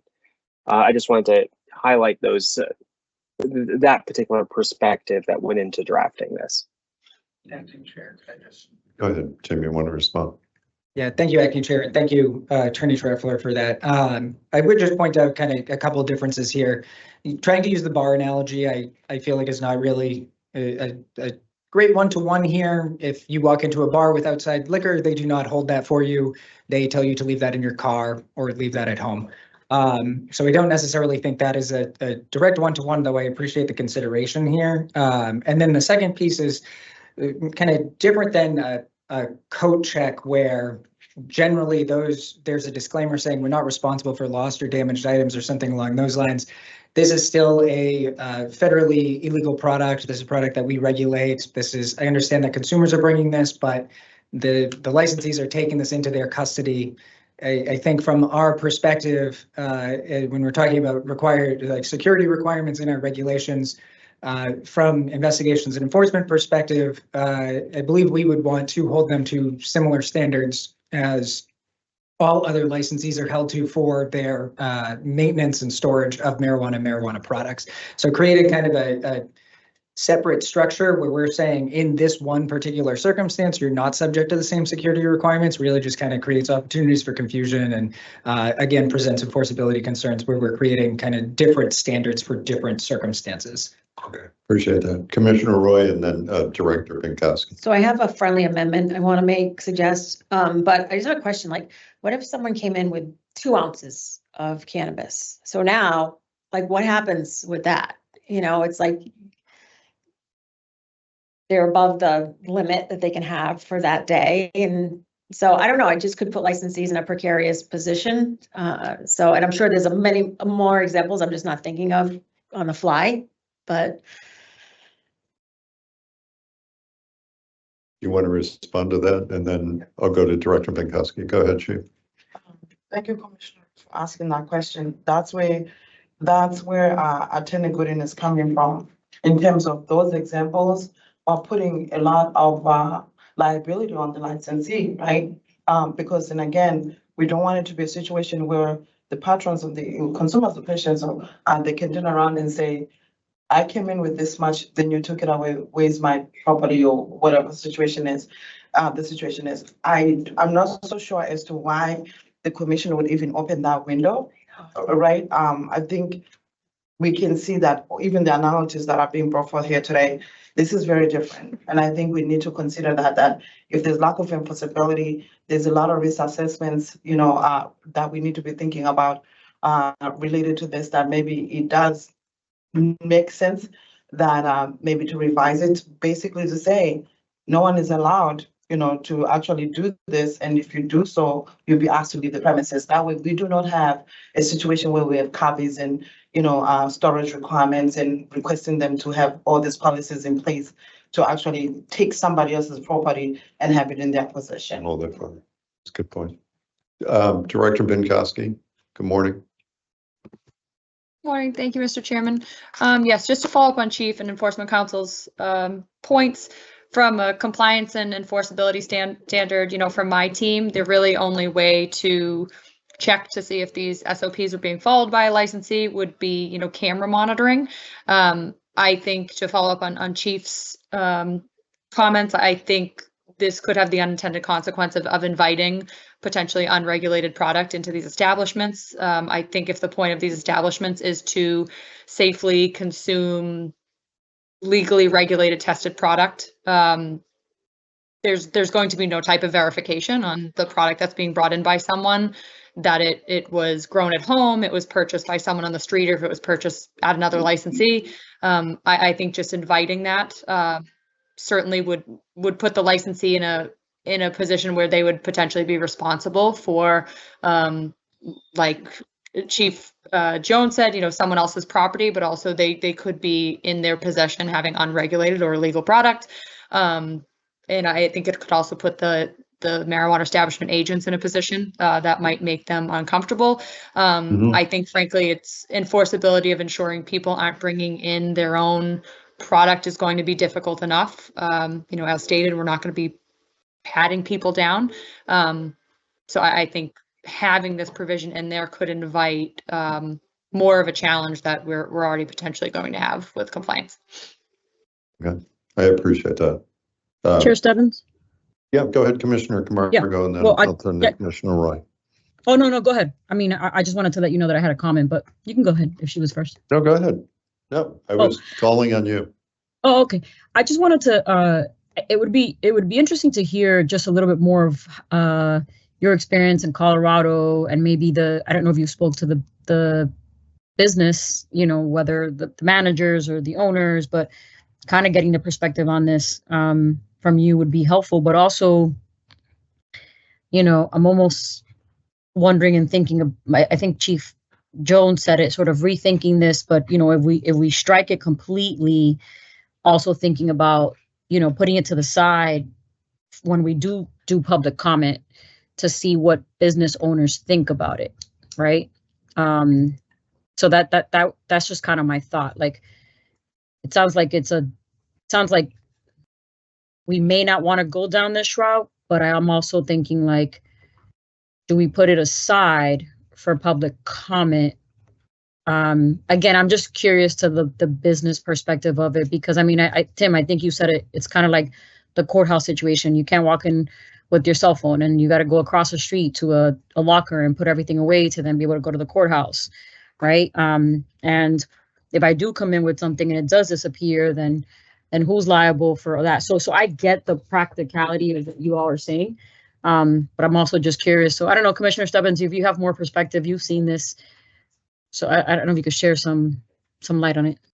Yeah, no, just to, again, reiterate, my experience visiting, a social consumption facility in Colorado, asked about this question. They're like, again, trying to get away from, the concerns folks had of, I don't want to be patted down going into one of these establishments, but obviously, for the benefit of the licensee, they're there to make money. They're operating this establishment to make money. So allowing somebody to bring something in off the street, which again isn't tested, isn't safe product, we want to have a means for them to be able to identify that, approach a patron. And again, some of this might go into a guidance document when they're thinking about putting their procedures together, or maybe we need to be a little more prescriptive here. But the folks, again, that I met with in Colorado, they said this is not an issue and we don't allow it. Oh, they don't allow it. They don't allow it. Thank you. That licensee in their operation did not allow it. Oh, I see. Okay. Go ahead. Sorry. Go ahead. And I agree with the concerns raised by I&E, and I also have concerns around products coming in from the outside. That when we went to the vineyard for our listening session, many folks talked about laced products. I think someone even said laced with fentanyl. I worry about them bringing in intoxicating hemp that looks like cannabis. So now we have something that's not even what we regulate could be brought in that looks exactly like cannabis. So this really opens the door for a lot of possibly perilous, situations here. So I agree with I&E. I'm not comfortable with this provision, unless someone can convince me otherwise. But and my friendly amendment on E, if we do keep it as optional, or would be to be consistent with 500-101 I1, and that would be to add marijuana accessories, because right now you have marijuana products, but you do not have marijuana accessories, which is listed in 500-101 I1, and we talked about that yesterday. We would not want accessories brought in that may have product remaining in it or residue remaining in it. So I think we need to put it in E and F, marijuana accessories. Thank you. Okay. Question. Go ahead, ED. Thank you, Mr. Chair. I guess my question, and this is the ignorance of the new person in the room, I suppose, is part of the logic of allowing somebody to bring it in that if you're having combustion inside, that somebody might be using their own equipment rather than wanting to use the equipment provided by the establishment, and therefore they need to bring something in with them. No, okay. So I think that's the addition. Yeah, so what we're saying is Accessories. we don't want anyone to bring any accessories with them because we don't know if there's product remaining in the accessory, there's residue left in the accessory. So, and plus it's a business, like we'd want them to like rent whatever, use this establishment's accessories. So I'm saying the friendly amendment would just be consistent with other parts of the regulation. Okay, and then I suppose again, in my not seeing this live in other states with such a consumption, I guess I would, to Commissioner Camargo's point, want to hear kind of the business perspective on whether or not it's viable to, I don't know, especially with smoking where you're putting your lips to something that somebody might want, that might be a legitimate reason to essentially allow somebody to have accessories, but if it's not being done in other states, then that might be the answer to the question. And I think further down, Mike, correct me if I'm wrong, we do have some prescriptions around the sanitation of devices. So even if they are renting something out, it's cleaned before somebody else uses it. So a hookah bar, you don't bring in the hookahs, right? Not to my knowledge. Okay. Commissioner Stebbins? No, that was, the point of the place downstairs, right? Go ahead, Commissioner Camargo. Yeah, I know when we talk about accessories, like, so if I have my own grinder and I'm, in my pocket that I use all the time, and it's like, I'm going to walk into a social consumption establishment, I'm going to buy some flour and smoke. So I can't even bring in my own grinder. Like, I don't know how detailed this goes in terms of accessories, but again, like just being mindful of, the cannabis culture and what people use and, what people are accustomed to. Yeah, I hear you on like, we're not going to bring your, you may not bring your own, your own stuff to the hookah lounge, but I want to think granular as well. And what does that mean? Just because, when you do think about these cubby holes, it's kind of like, if I'm a regular consumer and I have a little bit of cannabis in my pocket, I got a grinder, I got a lighter, but I'm going to go into this social consumption spot because I want to go try it out and, whatever, and kind of sit there and consume and have a good time. But then, whether I leave it in the car or I'm on transportation or in a backpack, like, of course, we're not going to, again, they're not going to check, they're not going to pat nobody down. But I don't know. I just want to make sure we're not being too prescriptive. And I'm talking about more like accessories and stuff. I feel like I need to look at that a little bit. But this conversation's just making me think, like, again, just thinking about the consumer and the experience, right? We don't want to make this to the point where folks don't want to participate because there's no experience in it. So just, out loud comments. The DGCs. Mike, go ahead. Yeah, so there's a couple of different things going on here, right? There's the accessories conversation. There's the second sentence in E conversation, which is what Tim, Enforcement Counsel raised. So I just want to kind of let's focus on, I think, one of them to move this conversation forward. So I see utility in the first sentence and keeping that there. So I also wanted to offer that perspective. And it seems like, Commissioner Roy, if you were to try to strike anything out of the sentence, it would be the second, or the subsection, it would be the second sentence. So again, I just wanted to kind of reframe the conversation because we're going in a couple different directions. Yeah, thank you, Mike.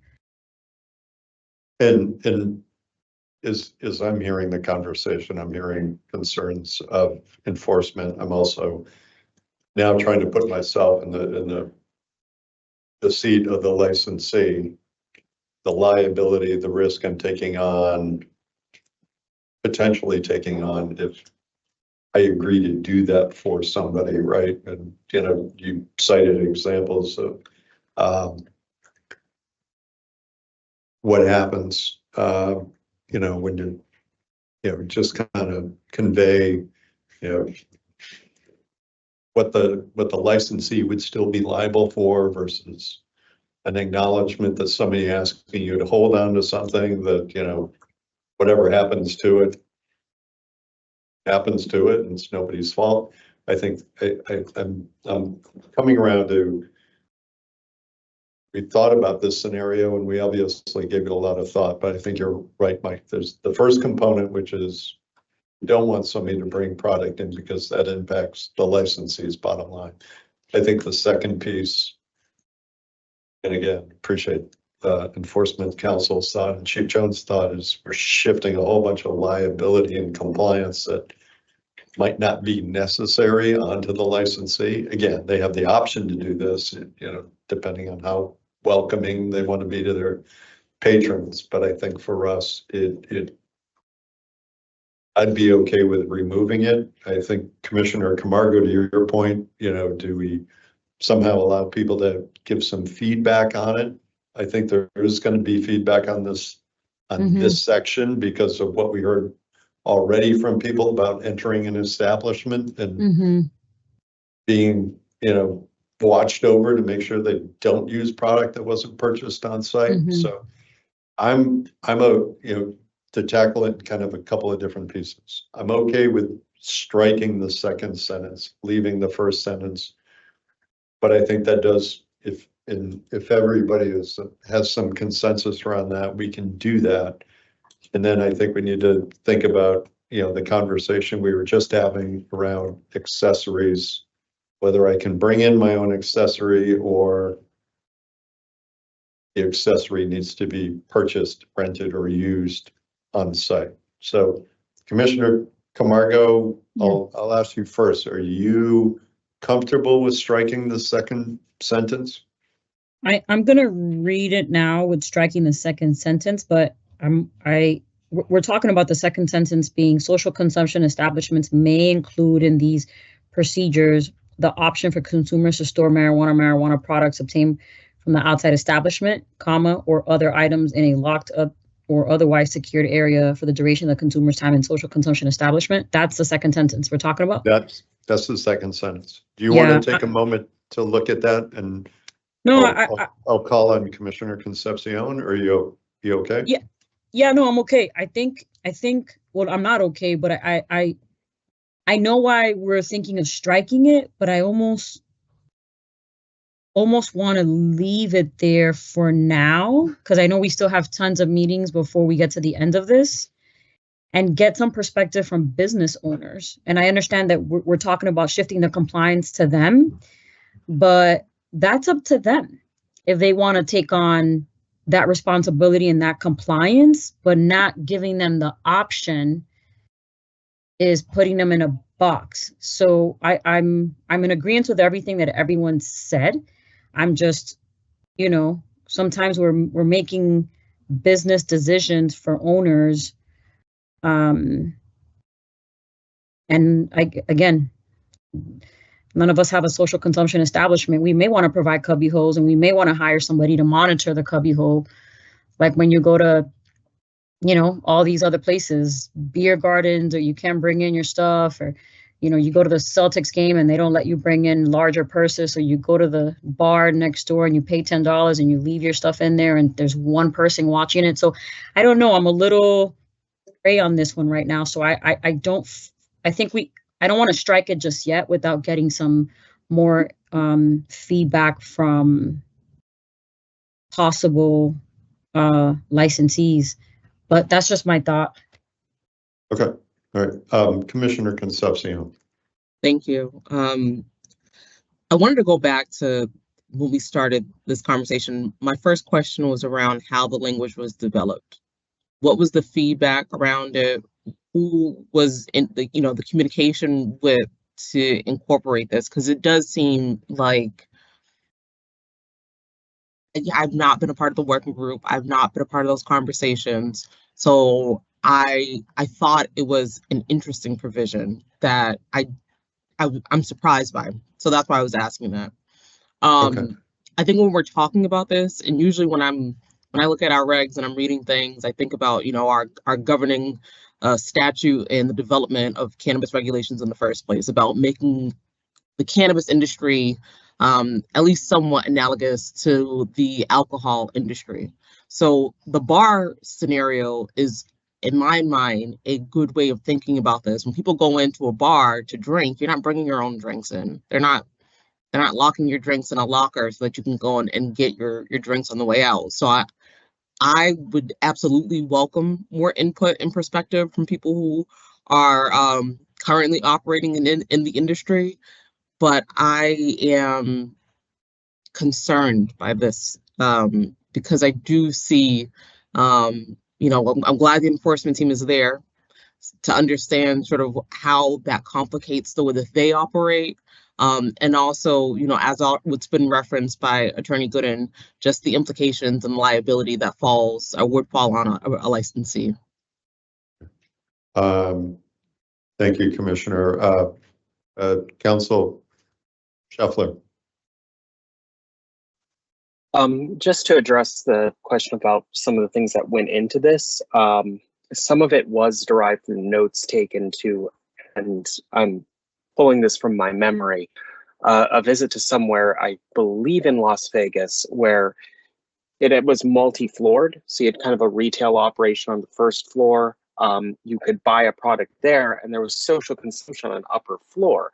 But what was frustrating was you'd go and you'd buy your product on floor 1, and you'd go up to floor 3, and then they'd say, hey, you can't come in with that. It's like, well, I bought it here. And it's no, but you have to buy it in here. I can't let you in with that, which created kind of like, it felt like an absurd result. Like, well, can I put it somewhere then and come in and check out the space? Yeah. One of the other concerns with creating this sort of a space to store this is there's other options. Like anybody who's been to a theme park, for example, they've got public lockers. You just put a coin in and it opens up for you, or you scan your card or whatever. There's nothing stopping people from using something like that and just putting their jacket, putting their personal effects, putting the 10 pre-rolls they had on their person into that little public locker, closing it and shutting it. And there's nothing saying that I'm running a social consumption establishment and I just happen to know somebody that's going to create some public lockers across the way. You can store anything you want in those. I don't know what's in those. It could be anything. And at least in this manner, there's at least some degree of oversight, and you skip that extra step. I understand there are enforcement concerns, but there's also, public health and safety concerns if you're going to end up with a separation to avoid regulatory oversight of this kind of space.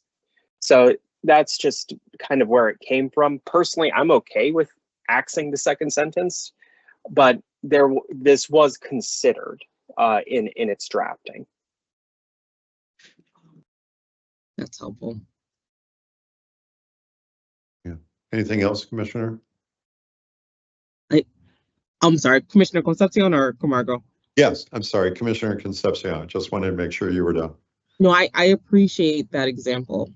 And I think that's not what I envision reading it. So just understanding in scenarios where you're buying something from the retail side of a licensee, and then you intend to consume within the social consumption space, that I feel like that makes more sense to me. And if that is the scenario that we're trying to rectify, then I think we should continue the conversation. But I think just reading it on its face, it sounded like if someone were coming into a location from outside somewhere else, bringing product, giving some sort of leeway to that.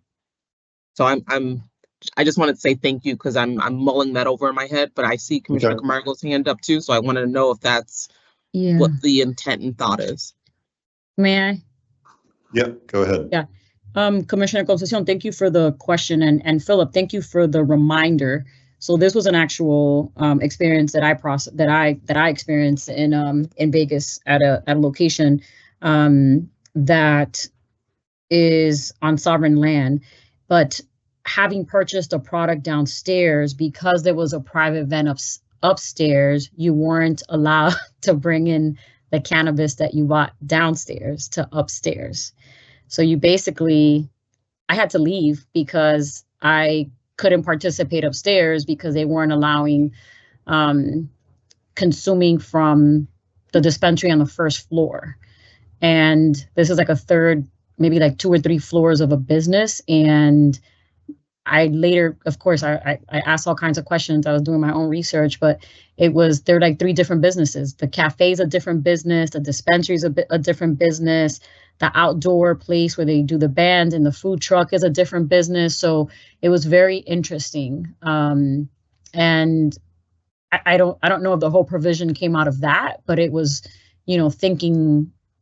thinking a little bit around that. But I think, to everybody's point, this is a good conversation, and for safety purposes and compliance, I know it's very, very difficult, but I would ask to leave it in for a little while till we kind of make it through the end and try to get some perspective. And I'm okay like either way, but I want to make sure that, I think about the time that this will go into effect and the time that we will see a social consumption location in Massachusetts, and it's still a ways out. So I just want to make sure that we don't outdate our own regs before we get there. So, this is stuff that is, going on in other businesses. So again, just thinking it through, but I'm all about public safety. So would love to hear a little more, but that's about it. Okay. Thank you, Commissioner Camargo. Commissioner Roy and then Chief Jones. Take my time to Heidi. Oh, Thank you for that explanation, but this regulation that we're reading is actually contradictory to what's being described here. That's not what the reg is saying. And that's where we have a concern. And then even in that scenario, we already have regulations that actually speak to that. So that will be a situation where you'll be treated like sort of like a pre-order if you're going to a different floor. And then speaking of public health and public safety, what if somebody brings in a contaminated product that then contaminates the whole facility? What happens then? So those are the things that we're thinking about as we are talking about enforceability, not just about the business risks or liability Right. for the licensees, but also from a public health, public safety perspective, we need to be thinking about that. It's not going to be, and I think the key thing is, as you all know, the way that this industry is regulated is that we have to ensure that all products are tested. We don't know what people are bringing in or what people will be bringing in. That's why, earlier I talked about why even open those doors or even open that window. And then it also takes away the experience that everybody's talking about here. I can imagine if it's a situation, if now we open the windows about the door for them to come up with policies and procedures in terms of enforcing this, of enforceability, even if we left it on the licensees. Now we're petting down people and all this, that just takes it away from enjoying that experience. And then also to make this business viable, I mean, if you want to bring in your grinder, how about if it says, as far as, we'll talk more about that when we get into accessories that I think would be helpful for individuals, for the licensees, to be able to sell those accessories actually to the individuals that choose to do so, instead of allowing them to actually bring their own, for all those different reasons related to public health and safety, because then again, contamination, there's a risk, a high risk associated with contamination as far as this is concerned. right. Commissioner Roy and then Tim. Unless you have something, I'm just gonna build on one piece. okay, then I'll build up. Okay. Go ahead. Thanks, Acting Chair, and thank you, Commissioner. And definitely want to say I appreciate kind of the explanation too, and the reference back to that example that Commissioner Camargo experienced in Las Vegas as well. But as we're thinking about it, I just want to zoom in on one point that Chief Jones made in terms of the pre-order process. That might be a way that we could still kind of get around this situation. So marijuana retailers, for example, or consumers can place a pre-order at a marijuana retailer. The marijuana retailer kind of collects the basket and holds that product until the consumer arrives at the retail store to actually complete the purchase there. So in the situation that's described that Commissioner Camargo experienced in Las Vegas, if you're downstairs at the retail establishment and you want to go upstairs to avail yourself of the social consumption establishment, perhaps there could be a system where marijuana retailers that are already equipped to hold product in that pre-order system, they already have appropriate security, they have staff that is there monitoring it. Perhaps in a situation like that, you could essentially pre-order your products for pickup after you go to the social consumption establishment, and then you can grab your products from the retailer after the fact.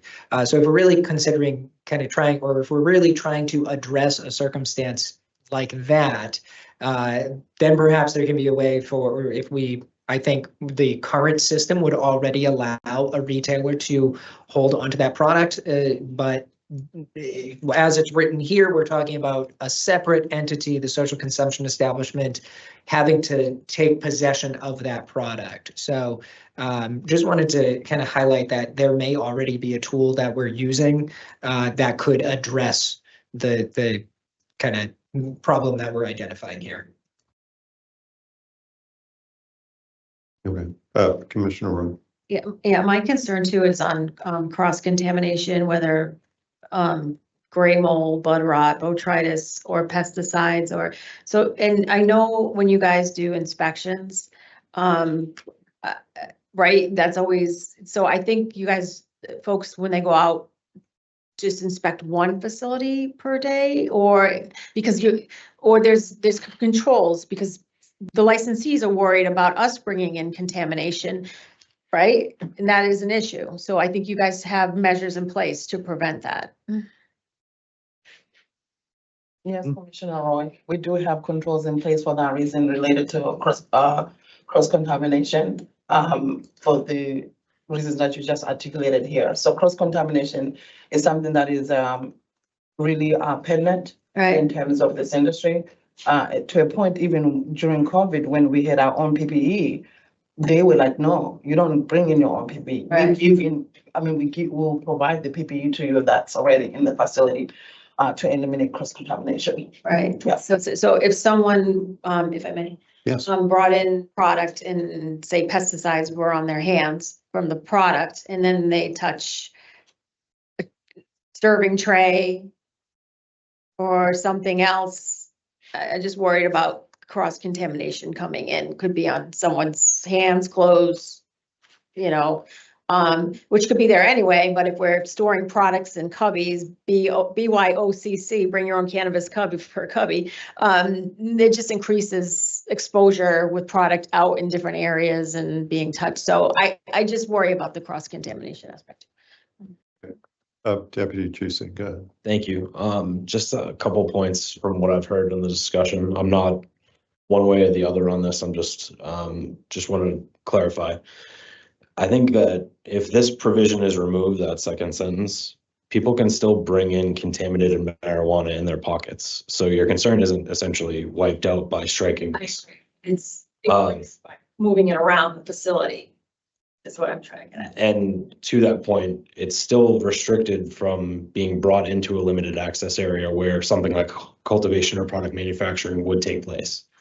So the customers are not allowed access to those areas where this would arise and that cross-contamination could occur. So I just wanted to kind of point that out. And also the way that this provision reads right now, it's not allowing people to bring their own product for the purposes of consumption. So they're not smoking this product there or consuming it. It's just that outside product can be stored. And I think when this was being drafted by the working group, again, this is similar to how we would envision, as Phil had said, an amusement park or something along those lines, that type of storage there at the front of the establishment. So again, not one way or the other, but just wanted to clarify some of those. Go ahead, Chief. I think the whole idea of even having a storage area just for that too, that's where a designated area specific to this, that's also where we're coming from in terms of it increases, the possibility of some of these things happening, right?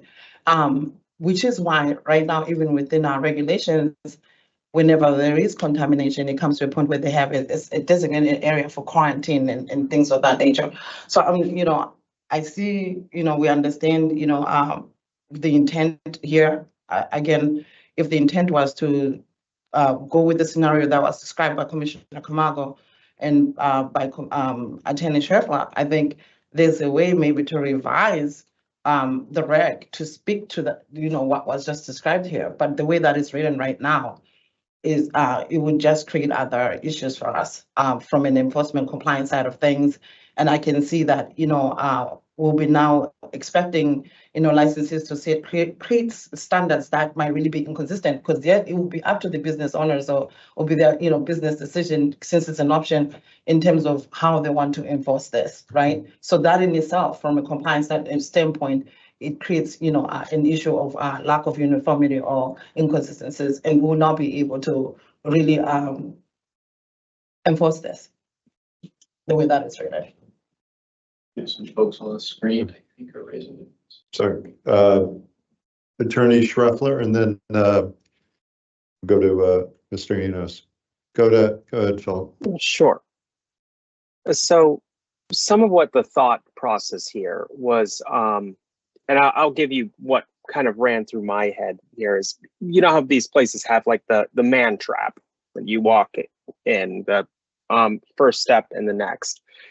Kind of imagined that sort of like if you're going into a restaurant or any sort of these spaces, sometimes there's lockers there that just have a quick lock on there and you can put your jacket there. So you could easily imagine a scenario. Let's say that we take this provision out entirely and they say, well, I'm operating a club and we have a coat room. People are just going to leave product in their coat. And now it's in the coat room. And now there's no enforcement mechanism here at all. This is an option. They're going to tell us what they intend to do if they want to do this, if they want to have storage of somebody else's property here. And then, granted, there's going to be some inconsistency because people have different business models, different places. But as long as they do what they're supposed to do, that's the edge, right? On an SOP, you said you were going to do this, you didn't do what you said you were going to do, and which we said was sufficient for your business model and what your objectives were.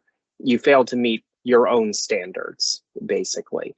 That's some of the thought that went into this. It's also more, we're not, as for the idea of cross-contamination, there is nothing that prevents somebody who, I don't know, was just remediating a house infested with black mold, drenched with mold spores, from walking into any retail establishment and putting their hands on all the counters and displays and buying a product and walking out. Clearly a serious cross-contamination risk, but it's one that we collectively have accepted.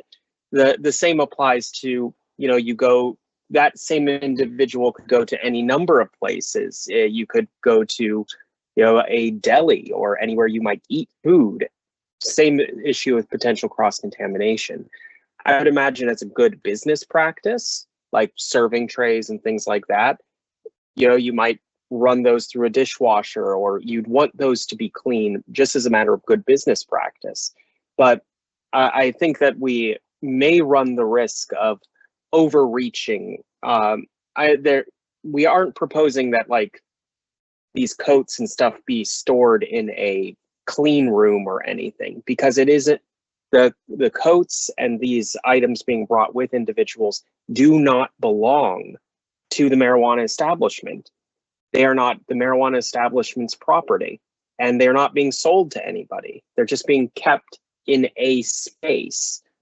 There's bailment issues, but that seems to be more of a question for the courts, at least in my opinion. But again, I'm not advocating necessarily for one side or the other, just stating that these are things that were taken into account, kind of baking into this, that if the burden is much lower when it's, I'm looking after something somebody already owns that isn't me, rather than I am taking a product and getting ready to sell it to somebody for them to consume later. That's all. Okay, thank you. Manager Enos, and then go ahead. Thank you, Mr. Acting Chair. And apologies, everyone, I couldn't be there in person today. I welcome and appreciate this discussion, and thank you, everyone. I'm 100% in agreement with Chief Jones and everything my I&E colleagues have said. I want to take a second, though, to kind of look at it from a licensee training perspective. I think what this discussion has shown is that there are many considerations and factors of concerns that I&E has regarding enforceability of this. But looking from a licensee's perspective, they are going to be the ones that are going to have to train their staff. And I think right now what this discussion has shown is there is a myriad of potential situations and hypotheticals that this proposed language could introduce. So trying to put ourselves in the perspective of the licensees, I think it's going to be a challenge for them to try to envision all of the potential scenarios and circumstances that could result if such a regulation is going to go forward and such an allowance is going to be provided. Again, we want these licensees to have crystal clear expectations of the rules and what is obligated and required of them so they can communicate down to their agents. As Chief Jones and DOI have stated previously, we are not going to be at these events on site. So I'm just envisioning a situation where there is a situation, something is brought in, a licensee has to act in the moment. Potentially if public health or safety is concerned, they have to act then and there. So I just kind of want to bring that up for us to kind of consider with this particular regulation that, again, how are licensees going to be training their staff, especially if all the known variables and potential situations and hypotheticals that such a regulation might invite can't really be flushed out right now. There are things that are going to happen in the moment that they're going to have to react to, and then we will obviously adjust and move forward. But I just want to put that consideration out there that I totally agree with the difficulties with enforceability on our side, but I also see some challenges and potential struggles for licensees regarding instructing and training their staff for all the potential situations that may arise from this regulation. Okay. Chair, if I may. Hang on just a second, Commissioner. I think Enforcement Counsel has hand up, and then we'll go to you. Thanks, Acting Chair. Excuse me. And I'll be brief. I don't want to belabor the point here. I think our concerns have been noted. I just wanted to emphasize that really the point that we're highlighting here is that this puts an additional burden on the investigations and enforcement team for monitoring compliance with this. It's also an option. So there's going to be kind of varied approaches that different licensees are taking. So that just increases the complexity of that compliance burden. Additionally, this is a liability on the licensees, or presents a liability for the licensees, not only with respect to the commission and us taking enforcement action if they're not following their SOPs. If there is potentially contaminated product, I understand the hypothetical related to mold on a jacket, but I don't think that's really our concern. Our concern is somebody bringing in product from the outside. I think what's clear by the first sentence of this provision is that really the intent is it's not bring your own cannabis, it's you consume the products that are purchased on site. So allowing this really just kind of opens another door and another possibility or opportunity for non-compliance, which would then beget enforcement actions. It also could beget additional kind of legal liability for the licensees. So really just trying to find areas to simplify these processes where we're able to, and also kind of limit those complicating factors. So those are really kind of the points that I wanted to highlight. Thank you. Good. Commissioner Camargo.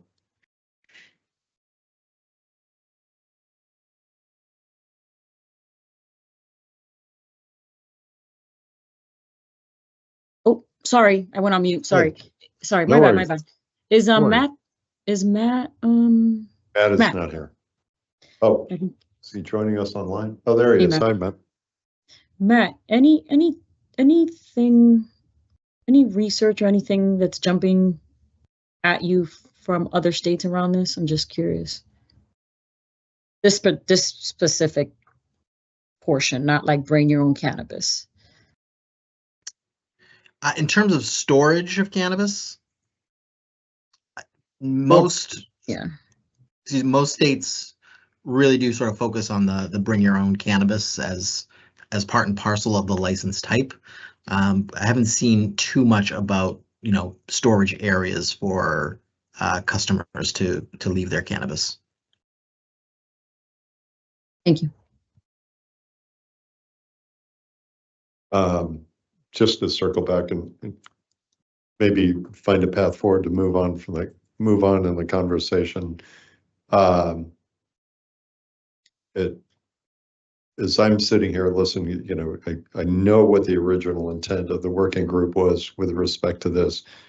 But if, again, trying to put myself in a licensee's position, there seems to be a lot more risk than reward to providing this as an option for my patrons.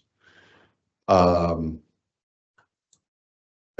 be comfortable to kind of just put a pin on this, but I'm leaning towards striking that second sentence at this point. Getting back to Commissioner Roy's suggested amendment of procedures that only allow marijuana products, or marijuana accessories purchased on the premises are consumed.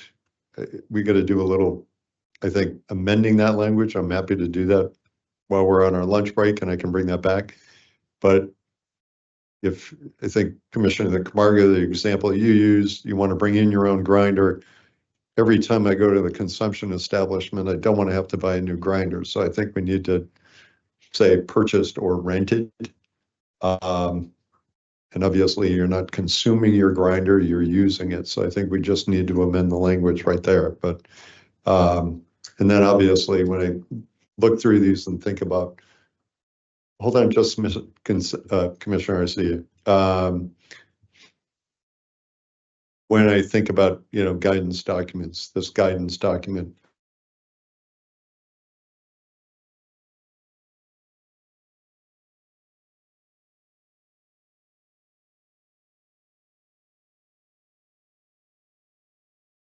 for licensees to have some access to, just to keep in mind with what we're thinking. Commissioner Concepcion, go ahead. I think I just wanted to provide just one more comment on this piece anyways. Is I think it will be really helpful, and I know there will be more, you know, conversations. We'll probably get a good amount of feedback from people within the industry. Just understanding, you know, the cost benefit analysis to this. Who is benefiting? We've heard a lot about some of the risks around this, and I think I'm trying to rectify in my own mind sort of what exactly is the benefit and who is receiving that benefit. So I just wanted to put that out there because it doesn't seem like, I understand why an establishment would not want to turn a patron away, but they might be more concerned with making sure that there aren't, you know, illicit product coming into their facilities as well. So I just wanted to put that out there. Okay. All right. Thank you, Commissioner. All right, I am going to suggest it's just about 12:45. Take a half-hour recess for lunch, and we'll come back and pick up on this item. All right. You said half an hour, Chair? Yes. Sorry. I'm back at 1:15. Okay, thank you.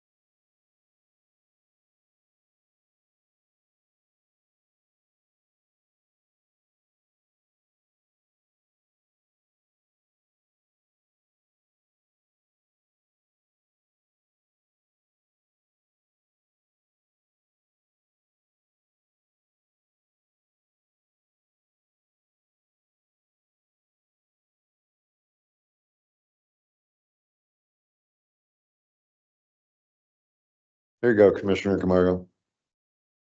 Commissioner Concepcion? I am here.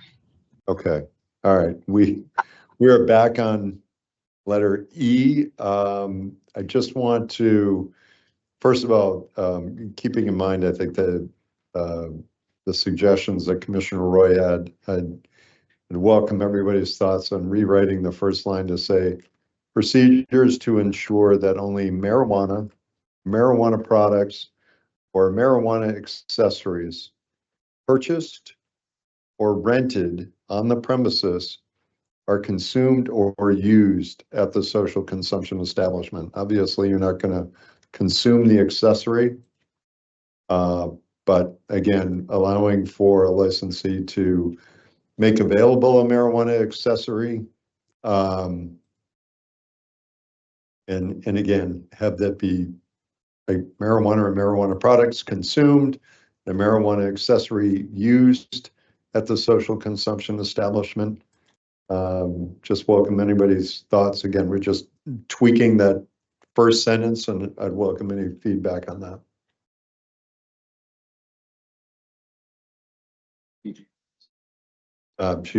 Deputy Chief.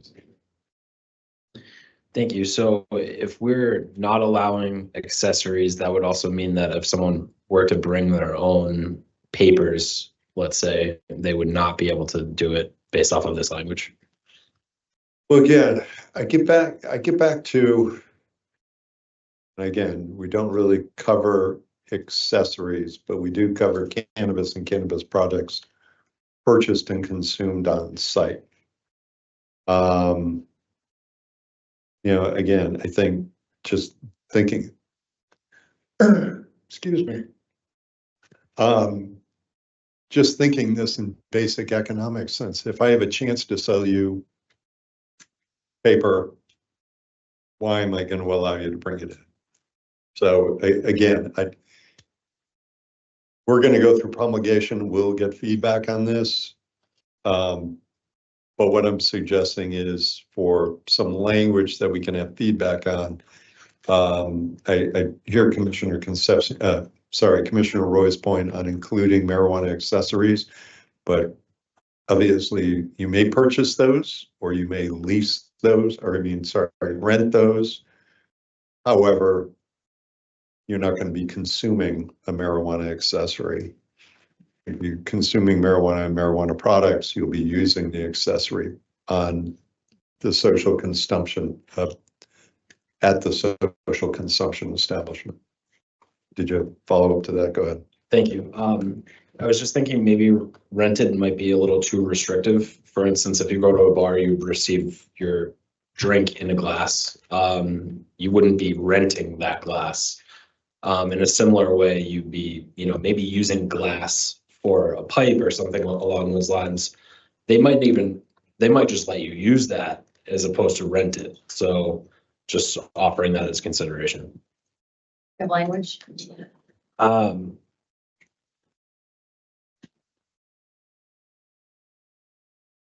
I would actually, so the way that the sentence reads as proposed by the acting chair would be that only marijuana products or marijuana accessories purchased or rented on the premises are consumed or used at the social consumption establishment. I honestly think purchased or used.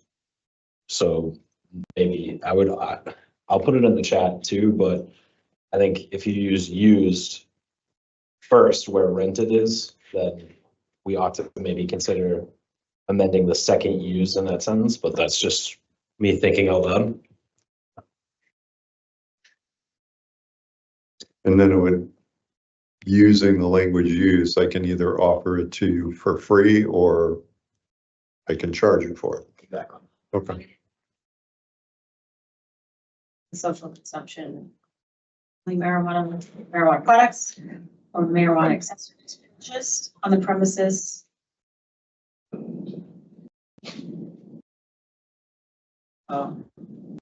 Maybe they need to be two separate. They might need to be two separate sentences. Philip, go ahead.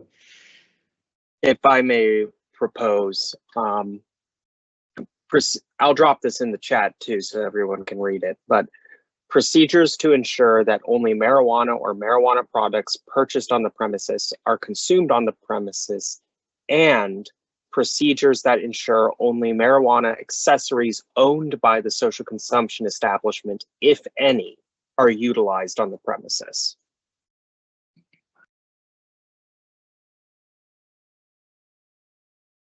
I think that breaks the two up. I think you're right. I would only,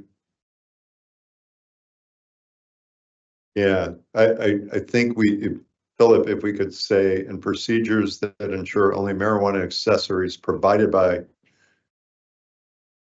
the social consumption establishment are utilized on the premises.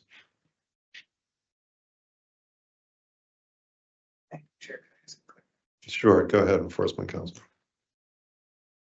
Thank you, Acting Chair, and perhaps we haven't got to this in the regulations yet. So Attorney Baker, Attorney Scheffler, please correct me if I'm in the wrong spot here, but would we be contemplating that social consumption establishments could potentially sell marijuana accessories as well? So if okay, with the nod, yes, then if, say, a consumer comes in, they sit down at the table, they purchase a pipe or rolling papers there, they want to use that to consume, and then they leave,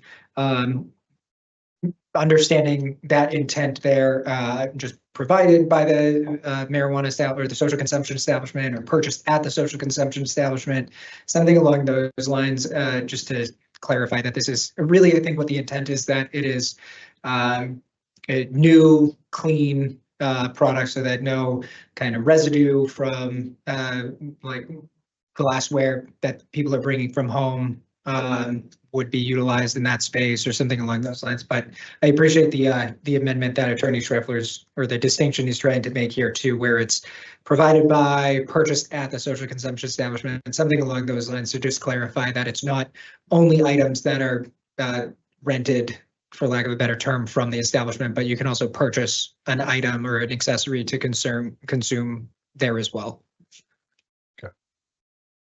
Philip, I like the amendment that you made again. I would just, I don't think we need the words if any.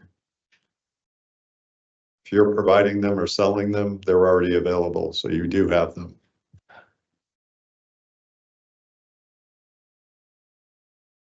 Okay. Invite my colleagues to look at that language again. This would be replacing the first sentence in letter E.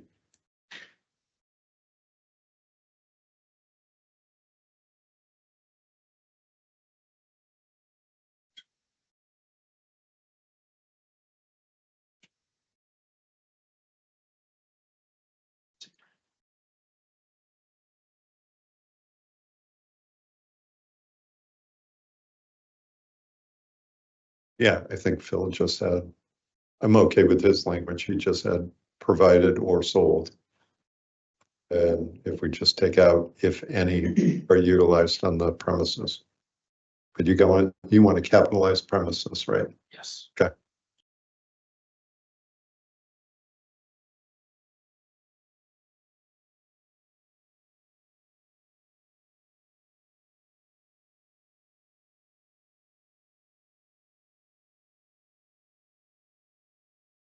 Which one are you looking at, Commissioner? Okay. Chair Philip hand is up. Yeah, Philip, go ahead. Just with the language Mike Baker just dropped in there, the only opposition I have with the word ensure only marijuana accessories offered by the social consumption establishment are utilized on the premises. The word offered can be ambiguous. I could see somebody saying, oh, well, you sell grinders, you offer them. I brought my own, so I'm allowed to use that here. I think that provided or sold by is a bit more targeted. Like, you bought it here, you can use it here, or I'm giving you something to use while here, rather than I'm offering it, therefore you can use whatever you want. I'm just concerned about potential ambiguity with that particular word. Okay. Again, I prefer No disrespect to our DGC, but I do prefer what you've offered, Philip, in the chat for language. Commissioner Roy? I feel like this leaves wiggle room to still bring your own, the way it's written, to bring your own accessories. And I would, if I could recommend, 2 sentences. And the 2 sentences mirror each other as close as possible. So procedures to ensure that only marijuana products purchased on the premises are consumed on the premises, period. Procedures to ensure that only marijuana accessories provided on the premises, how do I want to say this, are utilized on the, so basically only marijuana accessories can be provided on the premises. Like the way this reads, I feel like you can still bring your own. I don't know how to button it up. And I read it as the licensee is providing you the marijuana accessory or selling you the marijuana accessory. Oh, Phil's language does it. Okay, I didn't see Phil's Yeah, language. Phil's I language. didn't see that. I'm sorry.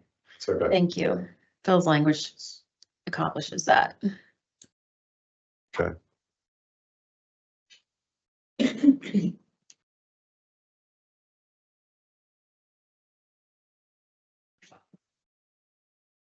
Mr. Acting Chair, I just offered some new language with Commissioner Roy's opinion in mind. Not sure if this captures what you're looking for. Go ahead, let you read it.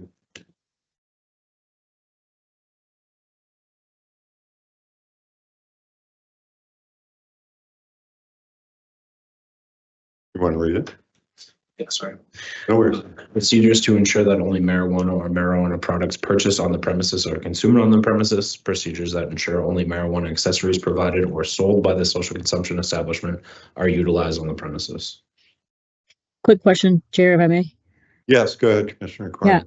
Yeah. And this makes sense. I'm just kind of, just from my perspective, the last piece here, by the social consumption establishment are utilized on the premises. But can I, if I purchase something, can I bring it home? Like in terms of accessory? Let me see, procedures to ensure only marijuana accessories, provided or sold by the social consumption establishment are utilized on the premises. I think to answer your question, when we get to the next one, F, which is talking about procedures to ensure that marijuana or marijuana products purchased on site do not leave the premises except as otherwise authorized, that's going to get to purchase a product that isn't fully used or an accessory that's used and somebody wants to leave with. So, but good point. Enforcement Council.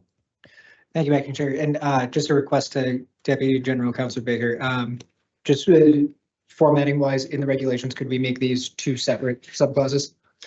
Thank you. So you would make that E and F?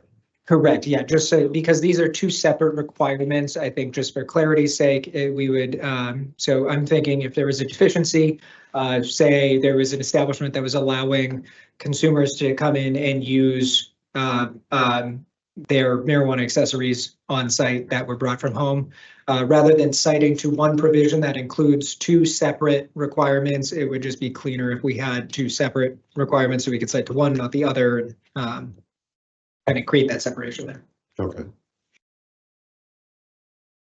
But you're okay with that? Okay, so the new E would read procedures to ensure that only marijuana or marijuana products purchased on the premises are consumed on the premises. A new letter F would read procedures that ensure only marijuana accessories provided or sold by the social consumption establishment are utilized on the premises. Everybody okay with that? So we have a new E, a new F. Now we'll go back.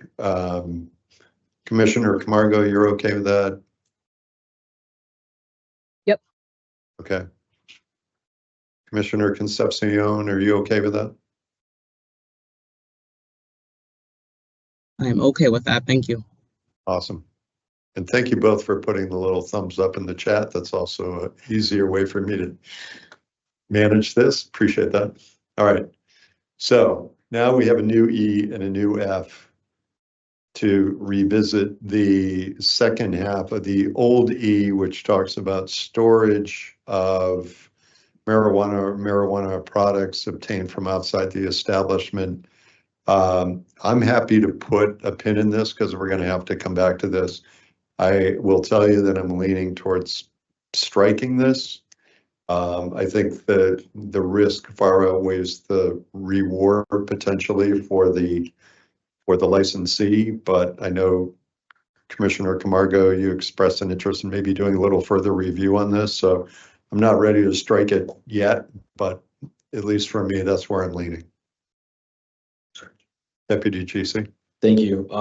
We are obviously breaking this down into two different subsections here, and because the language obviously is included in E as it's drafted right now, and I'm going to hopefully create an updated draft for you all for the next time we meet. Is there any way we could have guidance one way or the other on this question? Because I'd have to also include it in a new E here, or do you just want me to include it as the second sentence under the new E? I would include it as the second section under the new E. Okay. But we're putting a pretty big pin in this, but thank you for clarifying. Yeah. Okay, any other comments or questions on this point?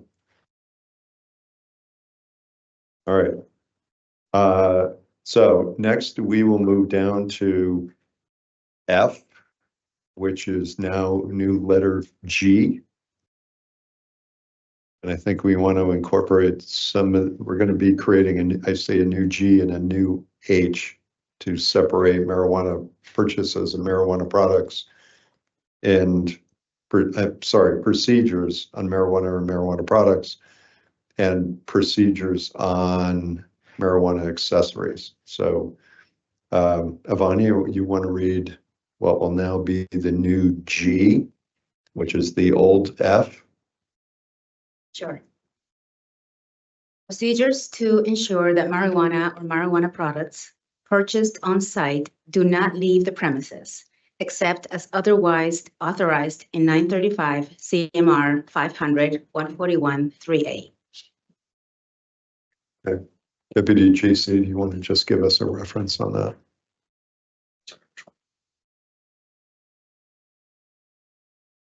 It's the old F, which is now the new G.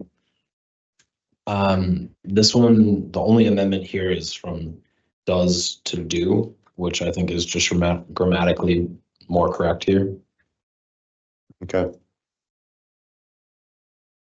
And can you just give us a sense of the reference?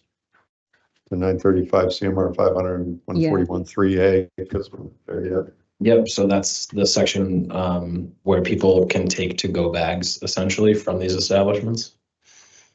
Okay. Any questions on, again, what is the new G? Okay, seeing none, we'll move down now to the old G, which will be the new H. Vanya, you want to read that one? Procedures for the storage of marijuana or marijuana products, including but not limited to disposal procedures for unconsumed marijuana or marijuana products. Okay, again, this is existing language that was already incorporated in our regs. Any questions on H? Go ahead, Commissioner Roy. So we'd have to really go back to this if we don't end up striking out the second sentence on E. No. This would be, I smoke part of a pre-roll and leave it in an ashtray. No, but there would need procedures for cubby storage of marijuana or practically went on to disposal procedures for, like for, like if we leave that, I'm just somewhere over here, we'd have to incorporate the cubby scenario.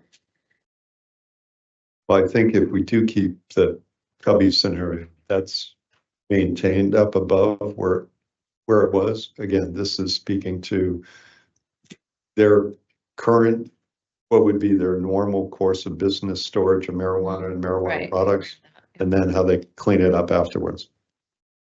So that does, you're right, it doesn't take into consideration the storage procedures for that would still be maintained up above. Go ahead. My question is to I&E, will there be scenarios where they'll be have to weigh products?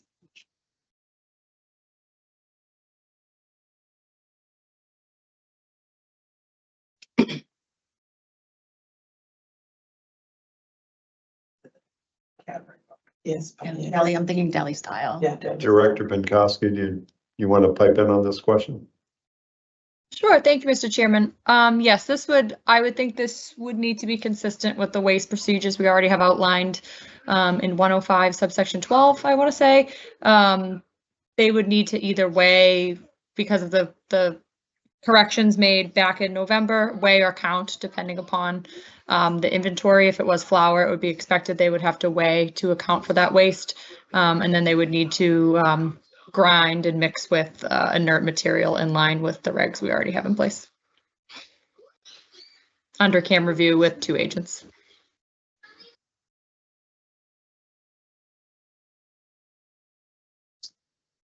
Go ahead.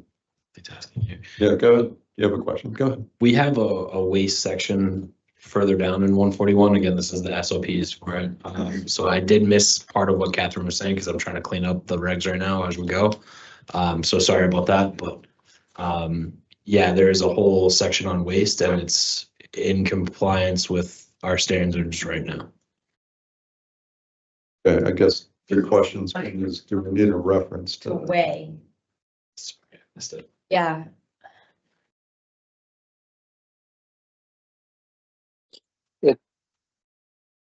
If I may. Go ahead, Attorney. This would be more of a friendly amendment so that regardless of what we do up above, this will fit. Procedures for the storage of marijuana or marijuana products, including but not limited to disposal procedures for unconsumed or abandoned marijuana or marijuana products. I just dropped that language into the chat. I think that covers the possible scenarios that we have. So you want to include or abandon if? I put in bold in the chat, the Yep. add-in language, yeah.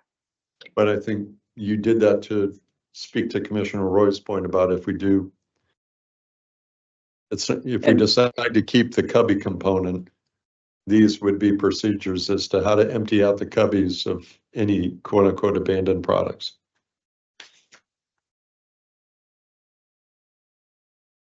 Is that right? Sorry. Oh, well, that as well as once the marijuana has been consumed, it may no longer be possible to determine, what is an unconsumed or abandoned product, because sometimes you have partially burnt material. You can no longer tell where it came from. So this might be abandoned. Maybe somebody snuck something in. You don't really know. Once it's burned, I can no longer actually identify it. So I think that unconsumed or abandoned kind of captures that entire universe of things we want you to throw away in a proper manner.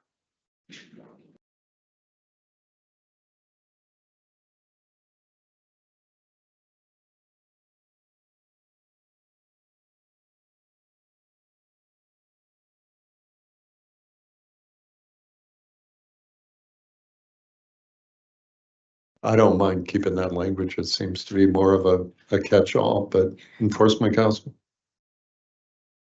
Thank you, Acting Chair. And really just, excuse me, responding to Commissioner Roy's question about just weighing, and just want to talk about kind of generally about wasting procedures.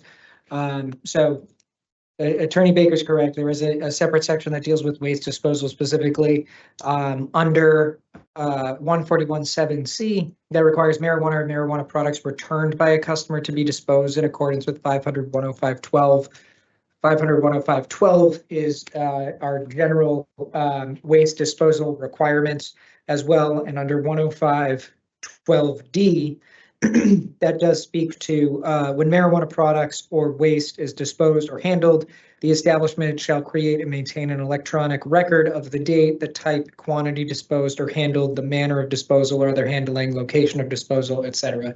So it does seem that there were cross references that are really trying to get at kind of that process. I would definitely defer to Director Binkowski if I'm missing anything in there, because she and her team really work more closely within these regulations and monitoring compliance. But to the overall point that we're really discussing, I would say in terms of wasting product, that product should be appropriately logged, weighed, tracked in accordance with our regulations. I would say that this does seem to be a little bit outside of seed to sale tracking, just because if it's already sold and it's abandoned, or if it is outside of the kind of seed to sale system, I don't believe that licensees would be able to reconcile anything in that sense. I think the waste logs and having that cross reference to 105-12 does make sense to really just enforce that wasting product here is the same as wasting product in a different, in other circumstances rather, and that the intent is really to serve as a protection against diversion, so that this isn't kind of a bunch of the unconsumed product that is then being kind of utilized for a different purpose.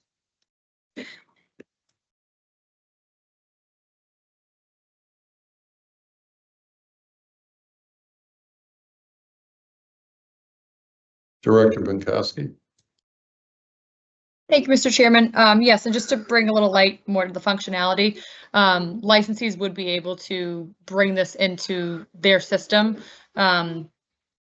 As an example, right now, MTCs are required to accept returns, whether it was purchased there or not. So there would be a functionality that they request certain access from Metric. Their lead would give them permission to bring this in, so that all waste would be properly transparent in Metric, and that those adjustments could be made as well, so that when my team's on the ground, they can cross-reference Metric with any physical or digital waste logs that the licensee keeps and is required to keep. And if this was abandoned as part of product purchased on site, they would be able to do those adjustments in Metric as well. We may need to work with Metric to see what type of, if we want to add any adjustment reasons, for example, but we would expect that this waste would be fully recorded and transparent in the seed to sale system, as well as on any physical or digital logs they keep.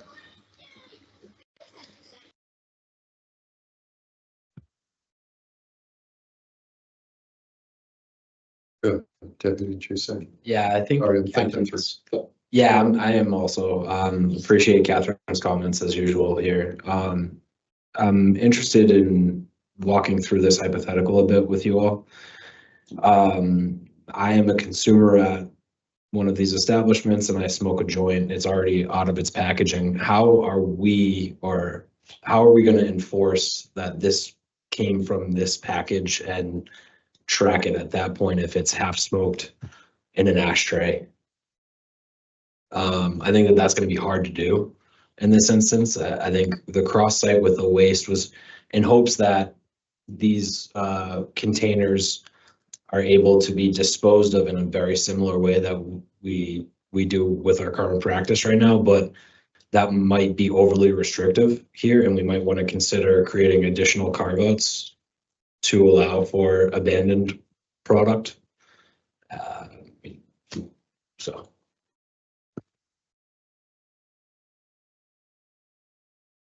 Philip and then Calvin. Thank you, Mr. Chairman. Oh, I'm sorry, Phil. No, go ahead. She can go first. It's cool. Go ahead, Catherine. Thank you, Phil, and thank you, Mr. Chairman. Yes, Deputy General Counsel is, correct. There may be functionality when this gets on the ground. Challenges with the licensee identifying which package it came from.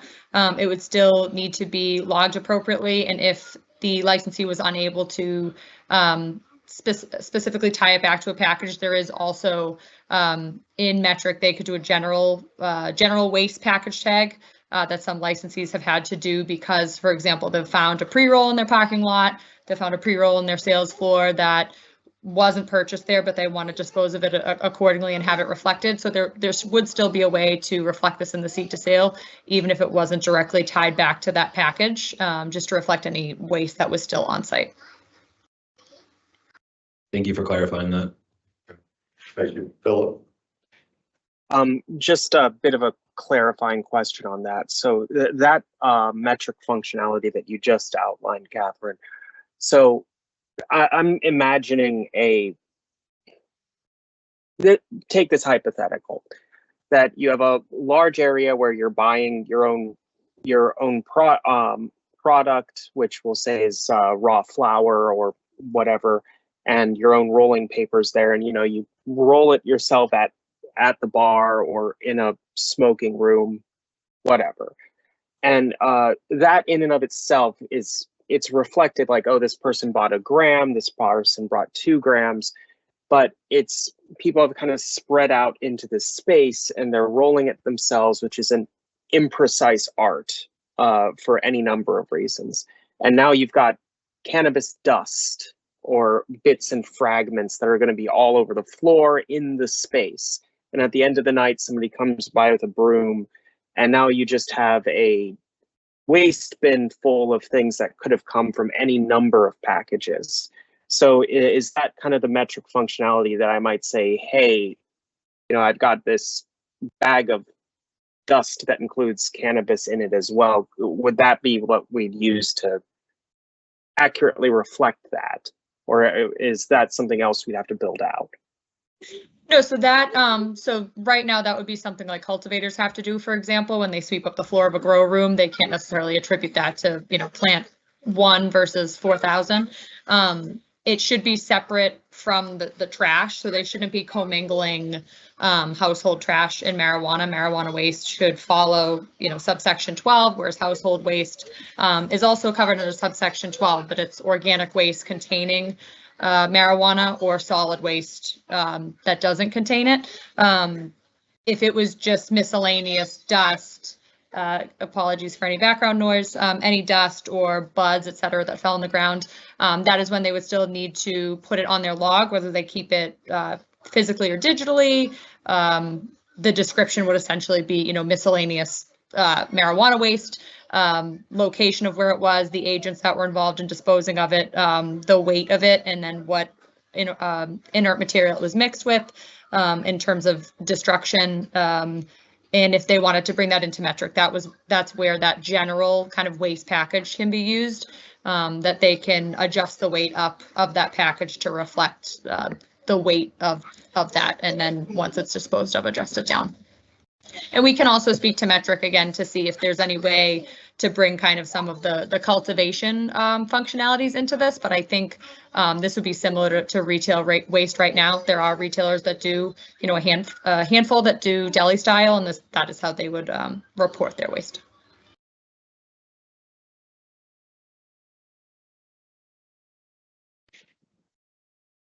Go ahead, Chief. Thanks, Acting Chair, which is why the incorporation of 500-105 subsection 2, matters here, because it's consistent with what we're already doing now. And then, as the director just explained, it all goes down, it's all dependent upon the descriptions in order for us to make those distinctions between, trash and whatever else. So, and this is something that they're actually trained on, and then we're also trained on as well, because it is important for us to make sure that, there's prevention of diversion, and so we do pay attention through our metric audits for anomalies or red flags through the descriptions that they're putting in there already. Did you say 105.2 or 105.12? No, 105 subsection 12. Okay. Go ahead, Commissioner Roy. So maybe we just cross-site there, and that covers it all? Yes, that's all I think we need to do, right? Yes. Okay.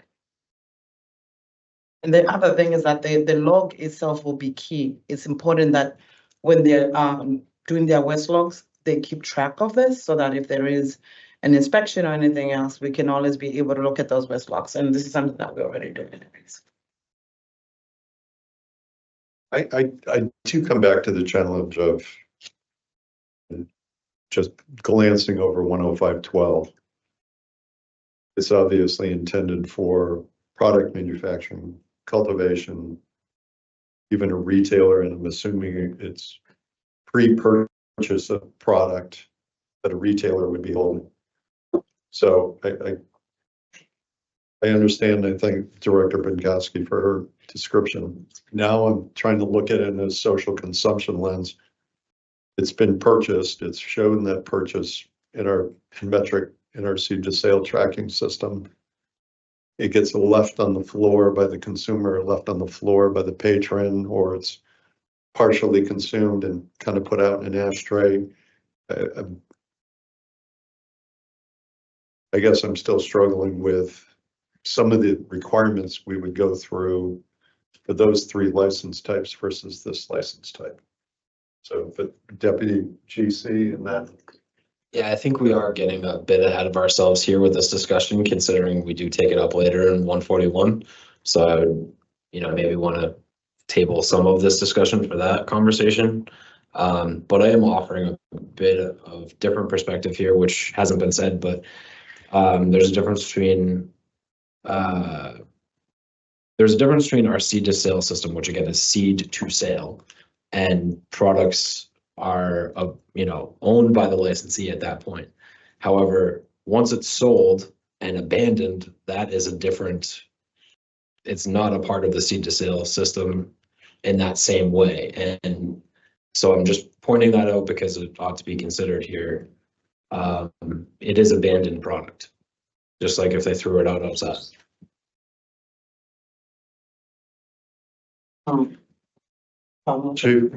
Yeah, right, so as we mentioned, with the waste logs, they'll be able to do that description, but also we can check in with metric now that there's this concept of this license type to see, how we can be able to capture that.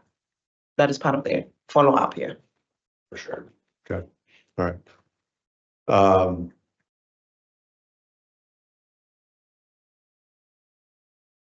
So before we move off, this is the new age. We'll refer to this in another section. Is there consensus? Do we want to add the word or abandon? Is that helpful for after unconsumed?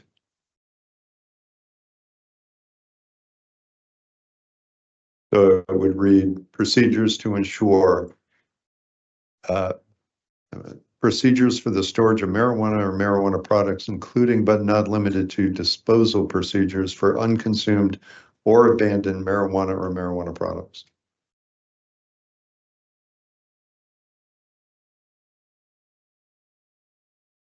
Okay. Commissioner Concepcion? I thumbs up the chat. Sorry, my thumb went away, but I turned on my camera just to let you know. I think it should be included. I think it encompasses more scenarios. So I appreciate Philip's his drafted language. Okay. Commissioner Roy, go ahead. I think Catherine said the product can be returned. Did I hear that right? Catherine, go ahead. Thank you. For social consumption licensees, that would be something up to the board, but right now, MTCs are required to accept returns, and marijuana retailers have the business decision to accept returns or not. So some do full returns for defective product, like a vape gets jammed. Sometimes they do exchanges, stuff like that, but they would need to reflect that return both for DOR compliance with the sale, especially if something's returned, but also for inventory. If they're taking it back into their system, they need to unfinish the sale and then put that back into their inventory. Thank you. Do we need to add return? I think if we're going to add return, I'd do it someplace else.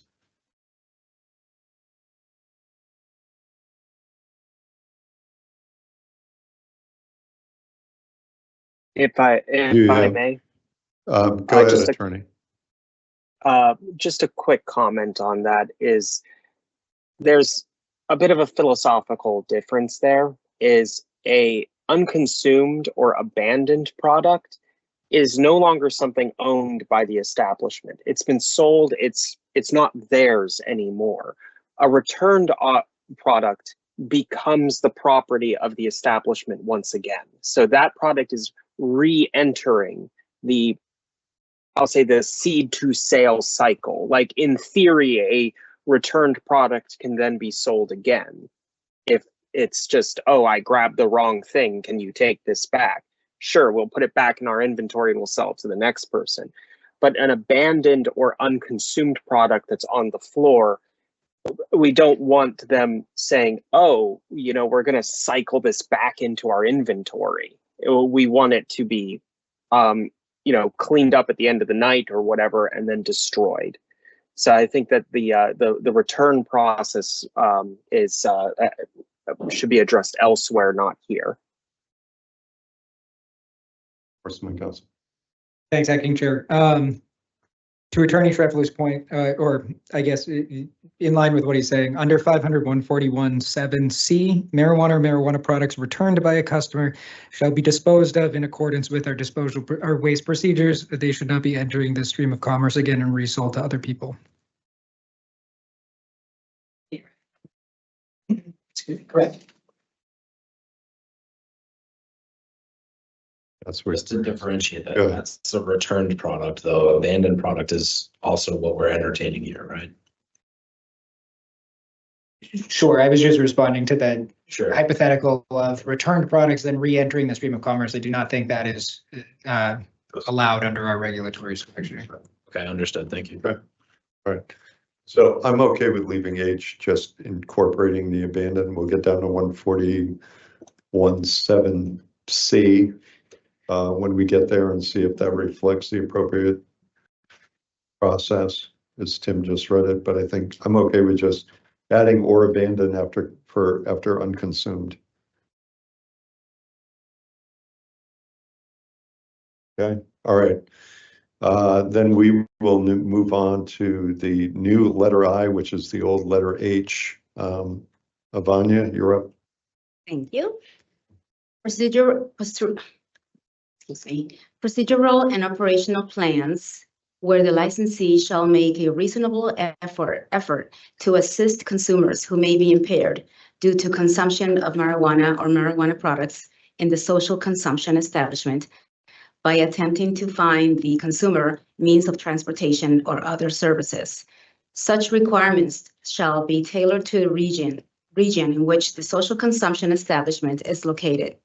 Social consumption establishments may establish a business relationship with taxi, car services, or rideshare companies to prevent impaired driving from consumers. Okay, just quick overview. Obviously, some of this language was already included in the original set of regs. We are attempting to obviously add some meat to that, as well as lay out what some opportunities for that, what we might call a transportation plan for consumers. Hopefully giving some directions or suggestions to our licensees. Commissioner Camargo, anything you want to add to that on this section? No, just that I think throughout our research and conversation, a lot of folks, even on the legacy side, making an effort to provide transportation, or not provide, but seek transportation for those that may overconsume. So going a little farther here and putting it in the regs further.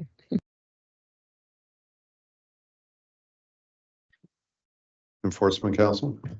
Thanks, Acting Chair. And just wanted to add in one, I want to thank Deputy General Counsel for indulging kind of some feedback from INE related to kind of diligent efforts, reasonable efforts, et cetera, on this one. I mean, even with those edits, though, I will say that there are some concerns in terms of the overall enforceability, what the compliance standard is going to be regarding this as well. If they're making reasonable efforts, I mean, I think I could envision a licensee just posting a sign at the front door that says, don't drive high, get an Uber. I think that would be sufficient under this.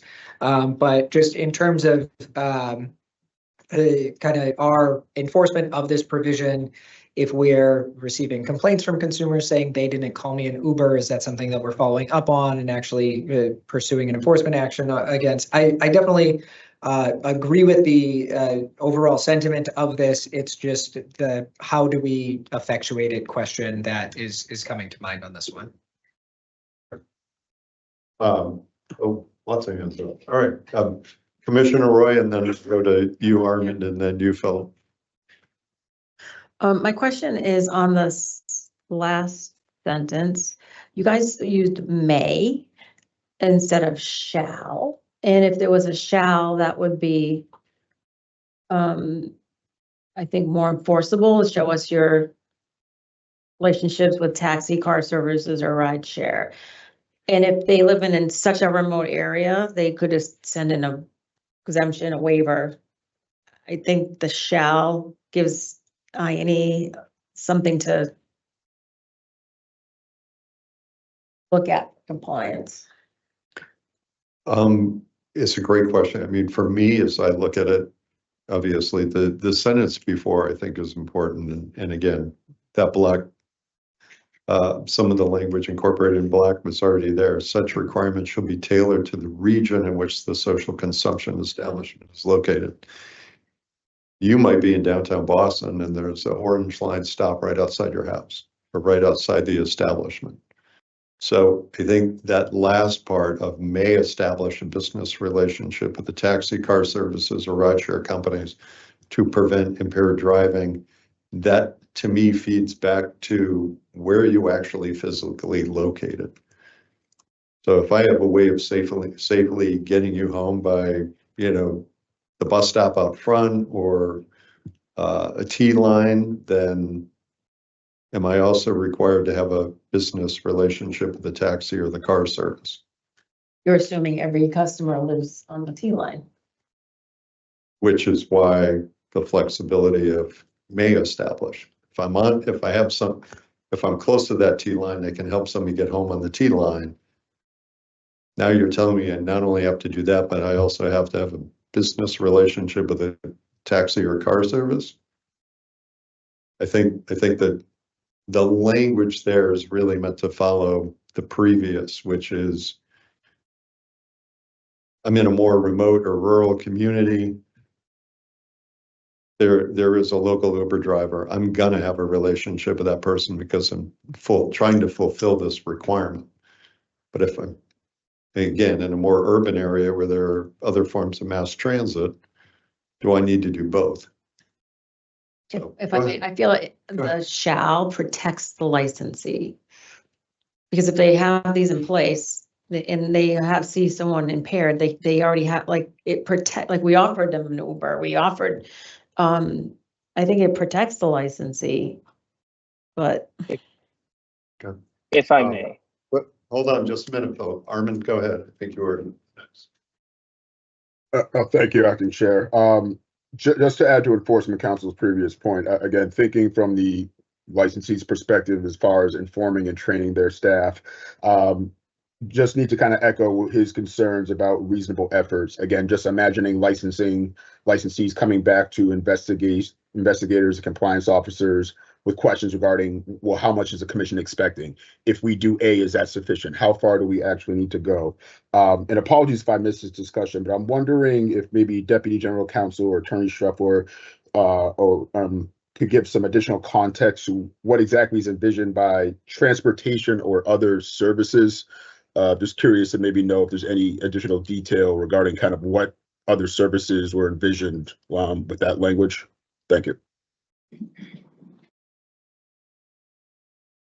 Attorney Schroepfer, you want to make your comments and also answer Armand's question? Sure, I'll take a stab at a few things. Just on one of Commissioner Roy's points that she brought up about if they're in a very remote area or something, maybe they can seek a waiver.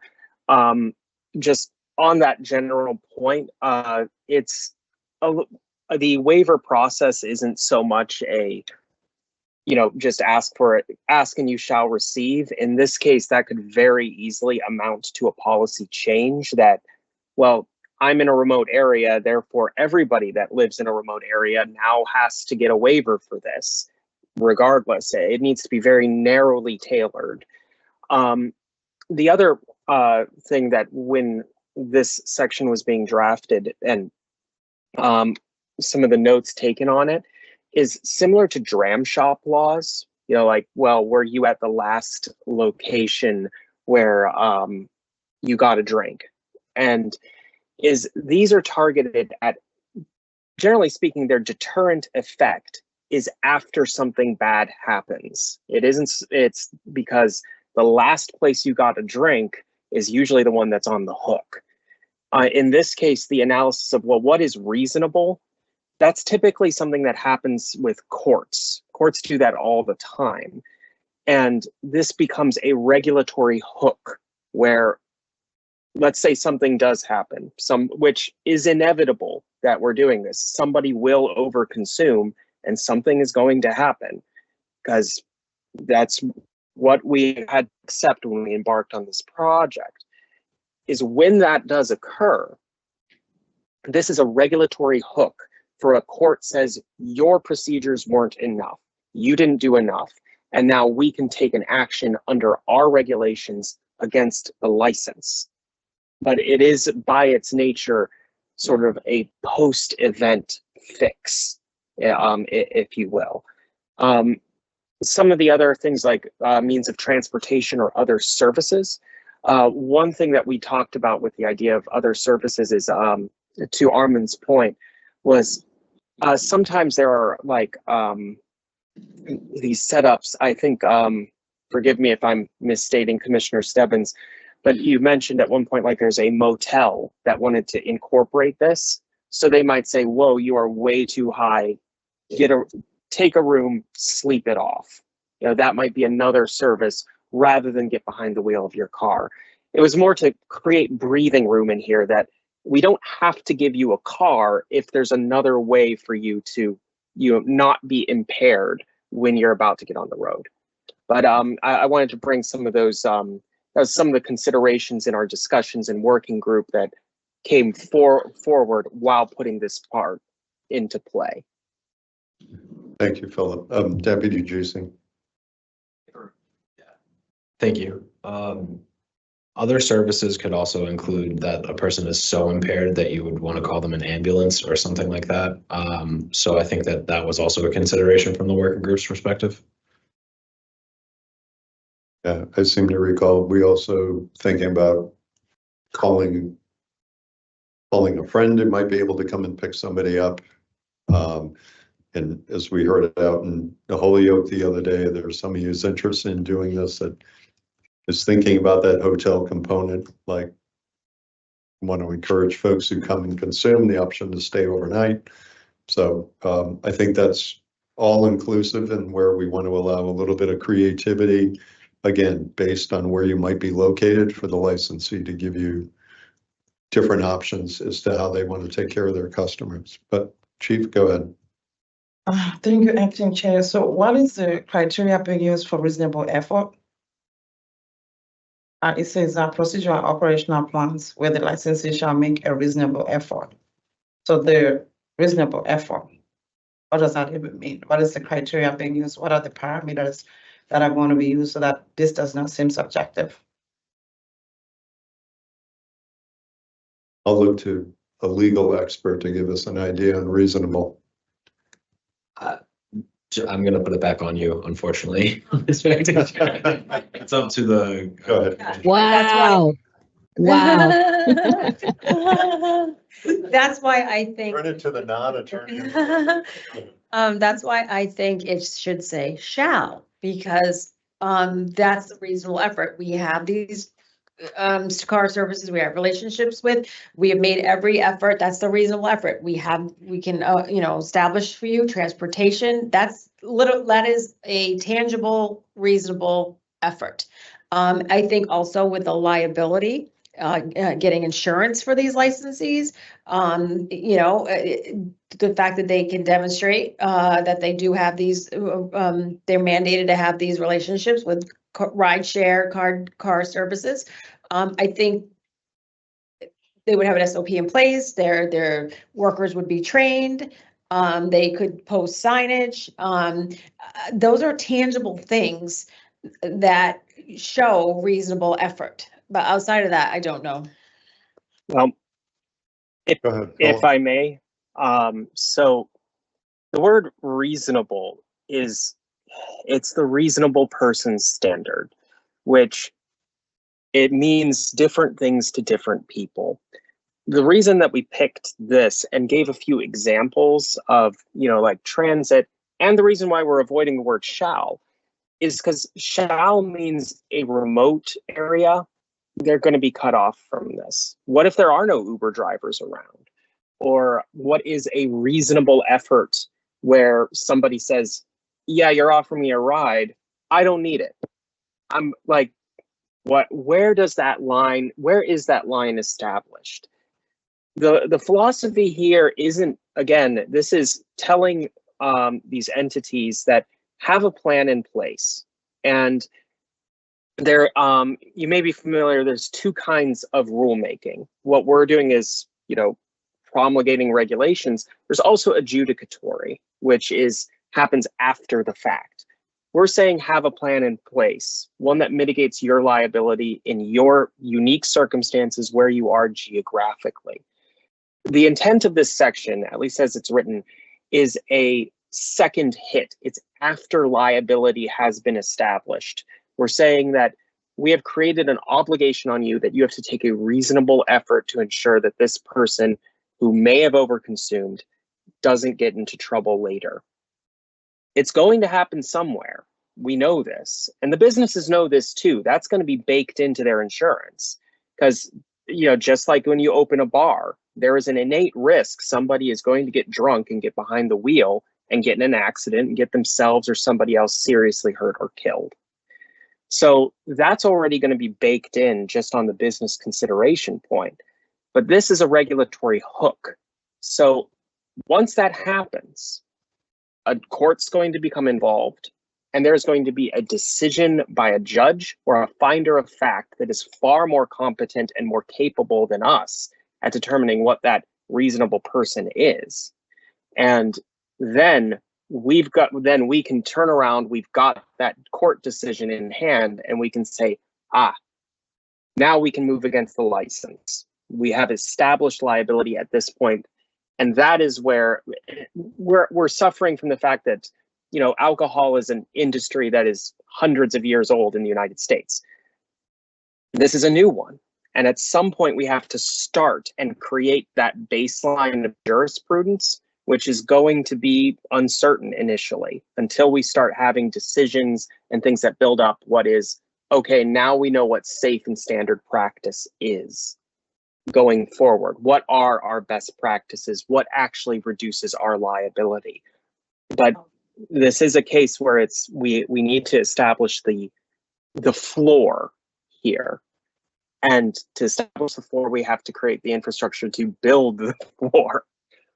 I know that's not necessarily the ideal scenario, but in putting this section together, it was intended more as a reactive thing to give courts the language that they are familiar with on the idea of a reasonable person or the reasonable person standard. That was the idea behind this. Chief.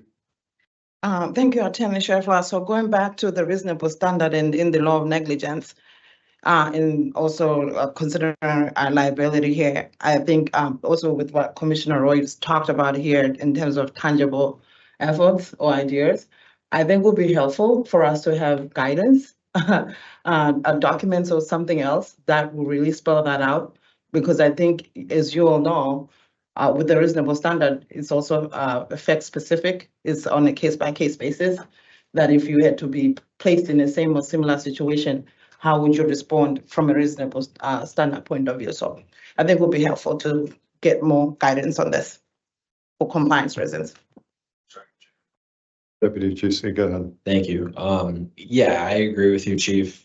100%. I think we could easily tackle this in guidance for sure, rather than go the definition road. I don't think it rises to that. So I would recommend that for us for this section, and also reasonable effort does come into play later on as well. So we will be revisiting this conversation later on. But back to Phil's point slightly, the way that I read it right now is the consumer, if you attempted to find the consumer a means of transportation or other services, then you would have checked that box. And if we want to go further than that, we should do that in guidance. Or if if the board so chooses, they can write it expressly here in this first sentence. If I may. Go ahead, Commissioner Camargo. So just hearing all the conversation and back to Commissioner Roy's question of the may versus the shall, where are we on that? Yeah. It's nothing that we've reached consensus or have asked for a consensus on, but if you want to weigh in and offer your opinion, please. Well, it sounds like there's more conversation to be had or some stuff to be looked at in this section. I just think that the shall may, I understand why the shall, but I just think it may lock folks in. And even like, I think somebody said, if Commissioner Roy, I think you might have mentioned it, but just for liability purposes too, I'm not sure the shall may work. But then again, I also hear the question from the chief in terms of the reasonable efforts. And I also heard Philip's argument. So just comments. Commissioner Concepcion. Thank you. So this brought up some of the conversations that the host community agreement working group had around reasonableness. And if you look back on some of those documents, we have a list of just what we would presume, what's presumed reasonable. So although there are other things that might fall into that category if it was analyzed, using just the reasonableness standard, we still outlined explicit things that can be contained within the HCA that the commission would recognize as being presumed reasonable. So I'm wondering if we might want to mirror something like that to that effect here, so that it's very clear what we're looking for. If you have this, we will deem it reasonable, but there are some things that might fall outside of that scope. Okay, thank you, Commissioner. Commissioner Roy. Attorney Sheffield said this is reactionary and not preventative. And I was looking at it from the lens of this should be preventative and not just the bare minimum floor, but a foundation and build the house, like truly to keep people safe. This is what this is about. And bare minimums might not keep people, God forbid, right? That something tragic happens. And so I get a little squishy with it just being reactionary and let the courts opine. I want a full-throated, let's keep people safe. So that's where I was coming from.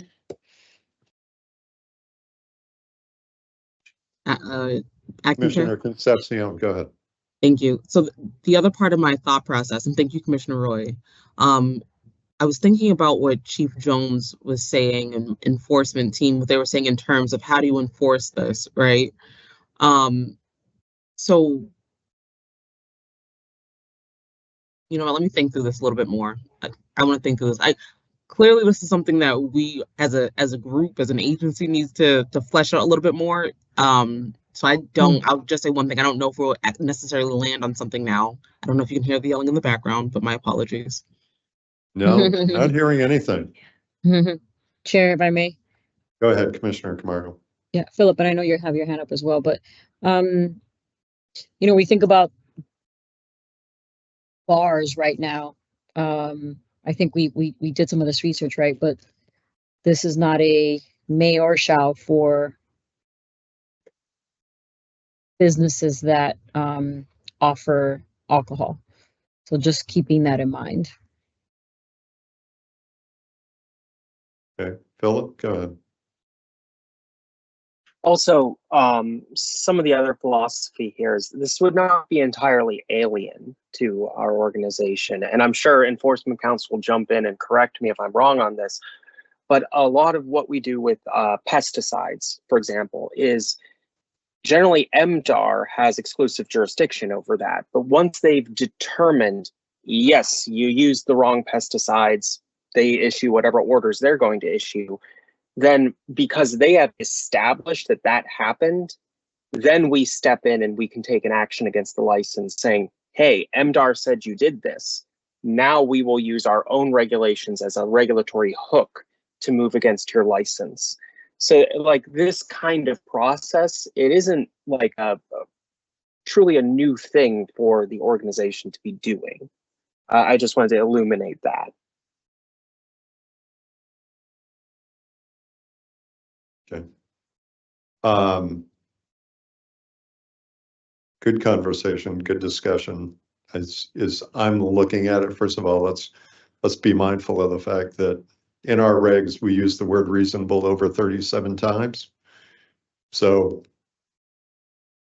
it is a terminology that we have incorporated other places in our regs. I think as I'm looking at, excuse me, as I'm looking at this language, if somebody was to give us an operational plan that highlighted everything they would do to assist a consumer who may be impaired, if they're listing out everything they would do, that takes the reasonableness kind of out of it. Like if I see an impaired consumer, my plan is option A, call him or her an Uber, offer him or her a hotel room, offer, you know, what are the steps? And if we look at that is their plan, I think to enforcement purposes, if we ever came back to a situation, and we hopefully never will have to, we can look at whether they followed their prescribed plan and taking the reasonableness out of it. But go ahead, Enforcement Counsel. Thanks, Acting Chair. And I appreciate that we're really kind of, as the section indicates, we're really tying that back to their SOP. What does their plan actually look like? However, I think part of the difficulty in terms of trying to follow up on any complaints, say a consumer is intoxicated at one of these places and they are alleging that nobody called me an Uber when I left. We're trying to follow up on this after the fact. Even with video coverage or camera coverage, it's going to be difficult to determine what actual efforts were made. If we get into a circumstance where the social consumption establishment is saying, well, yes, we did follow those plans, the consumer is saying, no, we did not follow those plans, or no, they did not attempt to make an effort to do that. I think some of that is where the subjectivity comes in. I appreciate you bringing up that reasonable is used in other areas in our regulations. However, that's kind of context dependent in terms of where those are. When we're reading the regulations, we're looking at them as a whole. And here we're looking at this section talking about reasonable efforts to assist consumers who may be impaired. Again, those, if we're going back to the SOP, if we're going back to SOPs that are produced by the consumption establishments, it'll potentially create a wide variety of different circumstances or different means in which that's going to be approached. We're talking about the hotel room. We're talking about kind of proximity to public transportation. When we're talking about how we as a compliance team are assessing these, that kind of goes to, are we then making determinations that, okay, you're within 5 miles of a public transportation location, so that means you don't need to have one of these plans? What is really going into that determination to say how close is close enough? Also, if we're just kind of using that as a yardstick here, but if they're close to, like I live in Lowell, I live very close to the train station there. That train station goes to Boston. If I'm not going towards Boston, then that train station's not really helping me. So that public transportation we'll have to, even within the realm of public transportation, we would need to even subdivide that down further. Going back to my first comments here, if they have a sign that says don't drive high, call an Uber. I tried to make an effort to get intoxicated patients or intoxicated consumers rather to find alternative transportation home. So it's not, I really am not, I don't think we're trying to articulate or emphasize that this is a bad idea by any means. I do think that consumers, in the same sense as like a bar, should be encouraged to have a designated driver, have other means of transportation home if they are planning to go out and consume an intoxicating product like marijuana in the same way that they would with alcohol. I think the issues really come into us being able to follow up on complaints, us being able to actually enforce this regulation. And I mean, when we're talking about kind of examples like MDAR with pesticides, I understand the analogy that Attorney Schreff was really trying to draw. I think the pesticide relationship is kind of articulated through statute, so that's a little different here. I think what we're more so talking about when he referred to DRAM provisions or DRAM laws where, okay, where the last place you had a drink, if you are intoxicated, the server allows you to overindulge, you go out, you have a car accident. There's a different process that would go through criminal process, civil litigation. There's other legal avenues for that. I think what we're trying to highlight is what will the commission's obligation be in terms of actually enforcing this procedure. If we want to encourage licensees to find alternative means of transportation, that could be something that's included in a guidance document. That could be information that we could advocate for through other means. But trying to set up an articulable standard where we can monitor compliance consistently, enforce this consistently, and also be able to actually meet our burden of proof when we are trying to enforce these. I think those are just the difficulties that we're identifying with a provision like this. I appreciate that. Armin? Oh, thank you, Acting Chair. Just one other consideration. I know we're talking about the actual, written procedures and SOPs portion. But again, I'm looking at this as a two-part thing. The written SOPs we have to confirm, but then are the licensees actually doing this on site, what the written plan is. So I'm just curious kind of if there's been any kind of thought or maybe some additional detail could be given. Again, an instance if a consumer is too intoxicated to necessarily remember if a conversation was had about obtaining a ride, just curious to kind of know, because I'm envisioning difficulties for investigations and enforcement. How would we then confirm licensees actually had that conversation, especially if the consumer in question was too intoxicated to remember?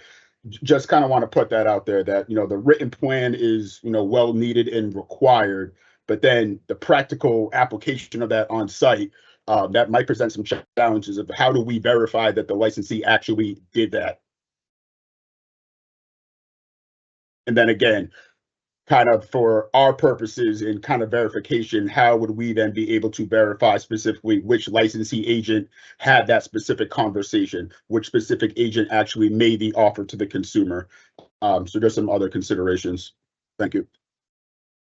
So Armin, just putting on your investigative hat for a moment. And again, I know, first of all, there's a lot of good discussion about this. We're taking this really seriously, and we understand that this is a unique obligation that we're placing on social consumption licensees that we don't see other jurisdictions doing. So I'm mindful of that. And this is, again, some of this original language was provided by the inaugural set of commissioners when they did social consumption regs, and now we get to kind of add the meat to it. But thinking through, and it's probably a different context, but give me a sense, Armin, when you go in following up on an investigation, eventually you're always going to run into potentially a he said, she said situation. So when you're conducting a current investigation that you already do, help me understand, how you're establishing the credibility of somebody that you're interviewing versus a charge or a claim made by somebody else. Sure. Absolutely. Does that make sense? Absolutely, Mr. Acting Chair. Yeah, I'll attempt to answer that, and then I obviously invite Chief Jones and Director Binkowski to kind of chime in after. You're absolutely correct. There are some instances where it will boil down to a party A versus party B and what they said. There are a number of different factors that may kind of go into overall credibility. So I don't want to that's absolutely a consideration. I think my point with this is I'm envisioning a scenario where it's not even a person A versus person B. It's person A is the licensee agent. Person B is an over intoxicated consumer that may just not have any recollection. So it might not be the consumer saying, well, I never agreed to that. That was not my understanding. I'm just envisioning a situation where someone is that intoxicated where they literally have no recollection of the previous night at all. And they say, I have no idea about that. So that's kind of the situation I'm seeing now, or kind of envisioning, where it's not just but I think you raised a very interesting point, Acting Chair, about what if we do have that kind of disagreement between them. But my specific kind of comment was more looking at the case where the consumer is that intoxicated, where the only direct information or insight we have that this was provided is the licensee's own words, without the other party there to verify and confirm. I would just add to that as well. I mean, the individual might lie, so I mean, you gotta have some, capability to indicate that. So I would say as well, obviously it's written. It is, yeah. So just to add on to Armand's, in addition to the idea of they may not remember, they might lie, and so there's gotta be some way for us to confirm. Chief? Yeah, Acting Chair, so to add on to what Armand said, we always look into, as part of the investigation, who, what, when, why, all that. But I think in this situation, because of the way that the regulation is written, it's talking about impairment. So a person who's impaired, they're not gonna be really able to make, informed decisions, or sometimes have a recollection of what occurred. And so that will make it very difficult, and then we'll have some issues in dispute, which, in this instance, whose word are we going to believe, right? We talked about credibility.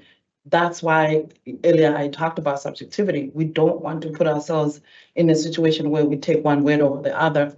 And then now it looks like we're being, we're taking licensee side over, the individual side and all that. We don't want to put ourselves in that situation, because we always have to remain impartial at all times, right? There's that. And then the second part to this is that I see that there's a mentioning of Uber. We all know how Uber works. So if, for example, the licensee had to be the one to, get into call Uber. Yeah, I was trying to find the right word. Thank you. Yeah. Who's paying for this? And then if they do pay for it, are they now going to be asked for reimbursement from that individual and say, pay us back because we made sure that you got home? There's a lot of there's a lot that's being put on the licensee here, and I think that's why we were, saying it would be helpful to really get guidance, and then also to when during the working group discussions and tours, did you all speak to other jurisdictions to see if this is even a requirement in their regs? If it is, how is it prescribed in their regulations, and if at all, and how is it working out, and all that. So I think because there's so many factors and different things that we need to think about, it seems like there's a lot more homework most likely that we need to do related to this, because we don't want to be put in a situation where we're always going to be in the middle because of this reasonable effort or reasonable standard between the licensee and the patrons and whoever else that's involved here. Philip, and then Catherine, you turn your camera back on, so I don't know if you have anything you want to add, but I'll go Philip and then Catherine. Sure. I just wanted to point out that making a credibility assessment when two people say something different, like, I understand the context of this is a little different, but where the rubber hits the road for the commission is this worth our time and effort? Do I believe this person? And that is a judgment call. There is a subjective element to that. Do I think this person is telling me the truth? And in the one that Armand was talking about, that example, that might not be a great case to take, because when you go down the road, where does that road end? In an enforcement action. Is that a case that an enforcement team wants to take? Is that a reliable witness? Can you prove a case to the person that which would in this case would be a hearing officer that decides did they or did they not offer you a ride home. And if you don't feel that, and if that assessment is made internally that this is not a case we can carry, then you have to let it go. It is a mechanism that the commission does frequently, and granted this would be in a different context, but the actual mechanism of it is making that, consider the possibility that they said, I don't remember what happened, but I didn't get a ride. And the owner comes back and says, yeah, we offered and he refused. We can't force people to take any of this. People can refuse. So that's another thing that plays into the reasonableness factor. Would we take that case? I don't know. It would depend. It would be a case by case determination. I just wanted to add that part onto it. To Chief Jones, I don't recall if there are other jurisdictions that have this specific kind of thing baked in. But this was also something that different public safety advocacy groups that we spoke with, they wanted something to this effect of ensuring people can get home safely, or at least there is an effort made to make sure that transportation or something similar is available or contemplated. Catherine, and then Commissioner Concepcion, and then back to you, Chief. Catherine, go ahead. Thank you, Mr. Chairman. Yes, and just to give some more color to kind of some of Armin's comments as well, we get between 30 and 40 complaints monthly. Some are more than others. A lot of complaints are out of our jurisdiction. So if we did get a complaint that, you know, I didn't get a home safely, I don't recall them offering me a ride, it is going to come down to really gathering the evidence that's available. So that will include, you know, interviewing witnesses. It could be, you know, interviewing different agents at the licensee, getting, you know, various stories. If there's any type of alleged correspondence, say there's texts involved, we could, you know, RFI for correspondence. But it is going to come down to the evidence that's gathered rather than making a personal or subjective determination.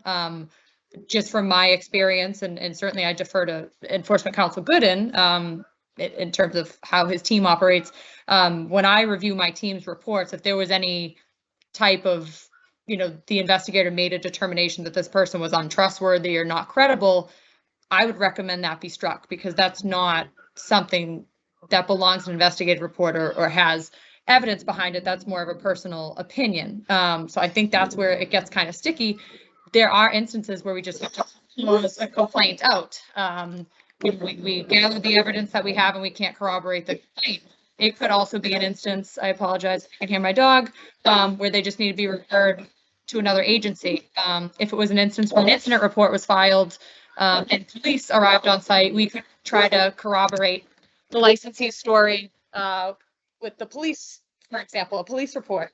But I do think it is going to come down to what efforts are reasonable, and it is going to put a lot of the onus on the licensee, but also I think on my team determining what's reasonable or not. And these are, you know, adults that are choosing to partake in some form of consumption. There is going to be some personal responsibility part of this. So I think if there's any type of parameters or guidance we can offer, but with the, like Chief Jones said, offering Uber or offering a hotel, unless you're taking the patron's phone and ordering a Lyft or an Uber, someone is paying for that. So that would just kind of add to additional questions I would have for enforcing this. Commissioner Concepcion. Thank you. So the way that I'm hearing the conversation and the way that I'm sort of dissecting this is like there's two prongs here. The way that it reads to me is about the production and evaluation of the plan. So making sure there's the procedure and operational plans in place, and then we would then evaluate it. the other prong that I think we're going down now is the effectiveness of said plan and evaluating whether that plan was followed in the first place. So I guess I wanted to start off by saying I think it's important that we do say that there needs to be a plan in place and what should be, sort of outlined within it. And that sort of goes back to my reference earlier about what we deem as like per se reasonable. Just having that, if you have these terms, like that is a good plan. But now we're going into, okay, something happens. How do we evaluate a person's complaint, or if something wasn't followed? I wanted to say this because I'm seeing two different things being sort of conflated into one. And that's just my opinion. One is just about the production and evaluation by us of a plan, period. And then the other thing is now after the fact, once we have that plan that's been evaluated by the commission and something happens.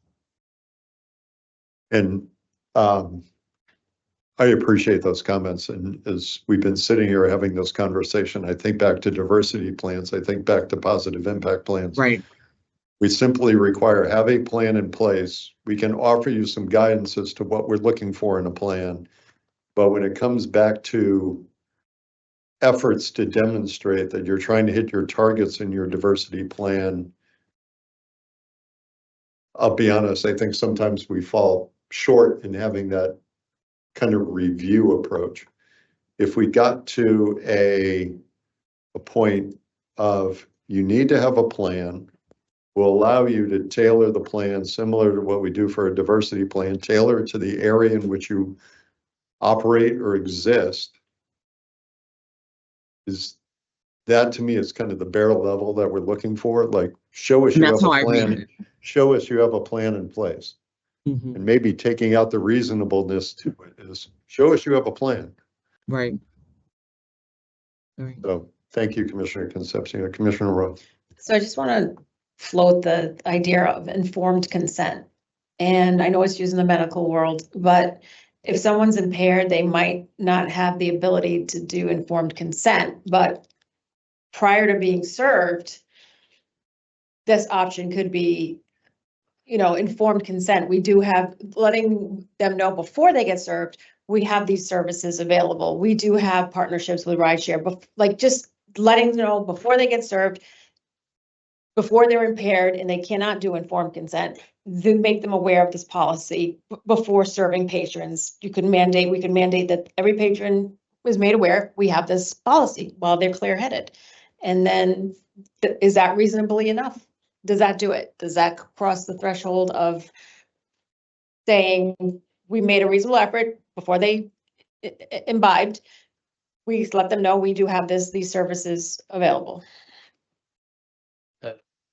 So I think that's where my thought was earlier, and I think that the acting chair mentioned it earlier as well. I mean, again, the place that I toured in Haverhill was right on a bus route and a commuter rail station and another mode of transportation via the water. Their plan of what they're going to sort of convey or have options for somebody coming in is going to be different than somebody, operating a supplemental in the middle of an industrial park that has no access to transport. And so making it clear with a plan that is reviewed and approved by I&E, and then posting those options somewhere in the building and making it clear, as somebody comes in the door prior to imbibing is probably, it sounds like what I think everybody is trying to work towards here. And that I think to the point from I&E and from training is that how would somebody then try to confirm that it was verbally stated, after the fact, and when would that be coming up? And my point earlier was probably if somebody then goes and gets themselves in trouble with the law, then they're saying, oh, nobody told me that I could have taken an Uber or something like that, is where I was going with the lying, add on there. So I think that I agree that what you're saying sort of ties together what I think I've heard from sort of all parties involved in this. And that, again, if the plan is clear and approved by I&E, if it's stated somewhere and the options are within the building, and then it's stated sort of up front, that might be the best can kind of come from this. I think, Commissioner Concepcion, did you have something? Okay. Oh, I'm sorry. Director Cool. I just wanted to add, just an observation, it seems like we're, tightly, trying to be really strict here compared to, other consumption like alcohol, whatever. And as we know, we should be mindful of the stigma that's already, we're trying to get away from related to marijuana. As we know, there's a lot of stigma attached. The war on drugs, and I feel like making all these requirements and being so strict and over-regulating, that kind of like plays back into the stigma related to marijuana. So just kind of keeping that in mind as well. I appreciate that. And this kind of goes back to earlier conversations we had about, I don't want to get pat down walking into a facility, and we don't want that to happen. But if you are observed pulling something out and using a product that the consumer can't say, I bought here, or show evidence of it bought here, then it does get back to the alcohol analogy. You don't bring your own beer into a bar. And I'm not trying to be too overly cautious, but this is new. And there are only a handful of other jurisdictions that are even treading into this space. So I also think our inaugural set of commissioners saw some value to this. I think where I'm starting to land is reworking some of this language, and it will, I hate to say, drive another guidance document, but show us your plan. Then we can use a guidance document that will give you an idea of steps you can take in more of a prescriptive way than a hard and fast rule. So, what I'd like to suggest, I mean, hate to add another pin, but I'm happy to kind of rework on this language and bring it back, but I do want it to have a plan in place. Show us what steps you would take. They're going to have to demonstrate, what works best for where they might be located. And then when we get to adding a guidance document to this, here are all the things you consider. Is there a ride share service nearby? Is there public transportation?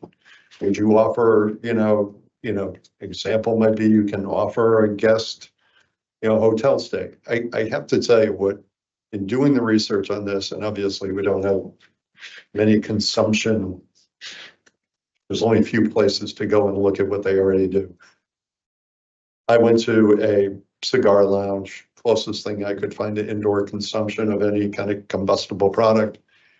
And I asked the owner, I said, well, what do you do? Should, they also have a bar. We're not going to allow that either. You have a bar, your patron overconsumes, you spot it, you identify it, what would you do? He goes, well, I'm in a place where I can easily get him or her home. And that's important to me. One, I don't want the liability coming back on me, right? So we think of how much is that liability risk for the cost of an Uber ride? And he said, I would do that because I want this person to come back. So I kind of fed into that business piece of it, and I can appreciate that. But where I'd like to lead this is, I'll take a crack at rewriting this. And again, it might be a place where it's a shorter SOP. This is what we're looking for. We attach a guidance document to say, this is what we might expect, or you should consider putting in your plan. But I don't know. Commissioner Camargo, you have your camera on. I didn't know if anything you wanted to jump in with. No, I think I've heard everything and I hear what you're saying. Sounds like we need to do a little thinking and redrafting, but I also, to your point, show us the plan. There needs to be some type of plan in place, and then thinking about, everything that we talked about, but also Commissioner Stebbins, I don't know if we could take a break, a couple of minutes. Sure. Did you have something? Oh, yeah, I did. All right, say it and then we'll take a quick 5-minute break. I did. The main thing that I wanted to say from earlier is that we are in agreement that there has to be a plan, but we want to make sure that it's an enforceable plan. enforceability is the key thing here in implementation. We don't want it to be so opaque or subjective in such a way that it becomes very difficult for us, and then we put our personalized opinions, ideas, because in most cases, if it's a situation where there are material issues in dispute, they are usually reserved for a fact finder. And we don't want it to turn into a situation where we're having, issues in dispute such that for enforceability, we always have these, we're sending them over to a hearing officer because of the material issues in dispute. That's where we were headed with this from an INE perspective. All right. Yeah. Perfect. One thing before- Yeah. Thank you very much. And to the stigma point as well, from Director Coble, I think these are plans of how you're going to safely have social consumption that the communities are going to want to pick up on, that I think the media is going to pick up on. So again, I think solving the issue of the enforceability of how they're handled, but there's also a major component to these plans that for every, it's going to be an interesting story for the social consumption site supplemental in an industrial park, first one right on the commuter rail. Those are stories that are going to get picked up. So I think people are going to hear about these plans. And I think they should be ultimately positive. Just like, a bar with a tap room, or a brewery with a tap room, has to have a plan for patrons to come and be able to taste and leave. These facilities should too. So I think we want to make it relatively positive though, to the stigma point, and make sure that the enforceability is there. Thanks. No, I agree. That's a great point. We're not looking for this plan to be punitive. We're looking for this plan to be more proactive and safe. Sure. One last point, and in regards to stigma, I think what we're trying to convey is consume safely and responsibly, which what the alcohol industry does too. And from my perspective, it could be an SOP could be on when you check IDs. That could be part of it. Well, just every time you do the ID, we have the following ride share available. It could be something as simple as that on the ID check. That's right. That's right. You just let them know that's, and they're doing their due diligence and letting patrons know. And we want everyone to consume safely and responsibly. And that's what this really is about. Right. All right, let's take a 7-minute break. We'll come back at 3:15.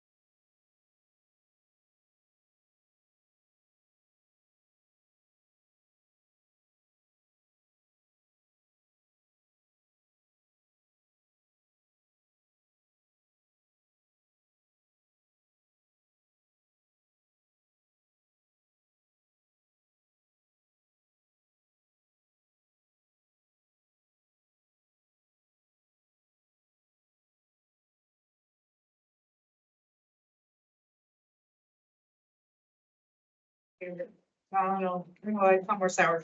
Commissioner Camargo, Commissioner Concepcion, I just want to make sure you're back.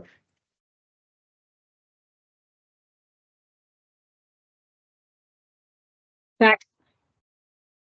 Where's my little camera? I'm here. All right, thank you both, appreciate it. All right. All right, so we put a big pin in the new I. I am going to suggest the next item we set aside, which will be the new J, which is procedures to mitigate the risk. That is some old language and some new language. I'd like the working group to go back and reconsider some of the language in that. It might be labeled the old I, procedures to mitigate the risk that consumers are not overserved. That's now going to be the new J because of sections we added up above. I'm going to put a pin and ask us to set that aside. And we'll move on to old J, new K, which begins with emergency response procedures. And Avanya, floor is yours. Emergency response procedures where agents shall contact emergency responders if a consumer demonstrates signs of unresponsiveness, significant impairment, or medical distress, provided that the procedures shall require agents to remain with the consumer until emergency responders arrive.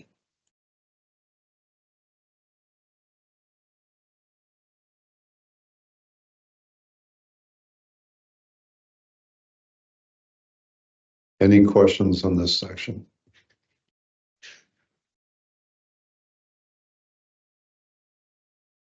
Oh, Director Cole, go ahead.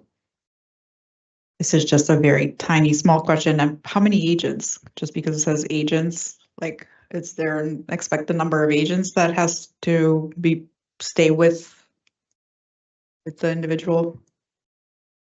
It's a good point. I would suggest we could do with one. Require an agent, We say agent or agents. Yeah, parentheses. parentheses S. They would cover it. Okay, So I just have a question. of course, go ahead, Commissioner. On significant impairment, what if they took a ride share? Like, that's what I thought the ride share was for, but, No, this is somebody who's having distress still on the property. okay.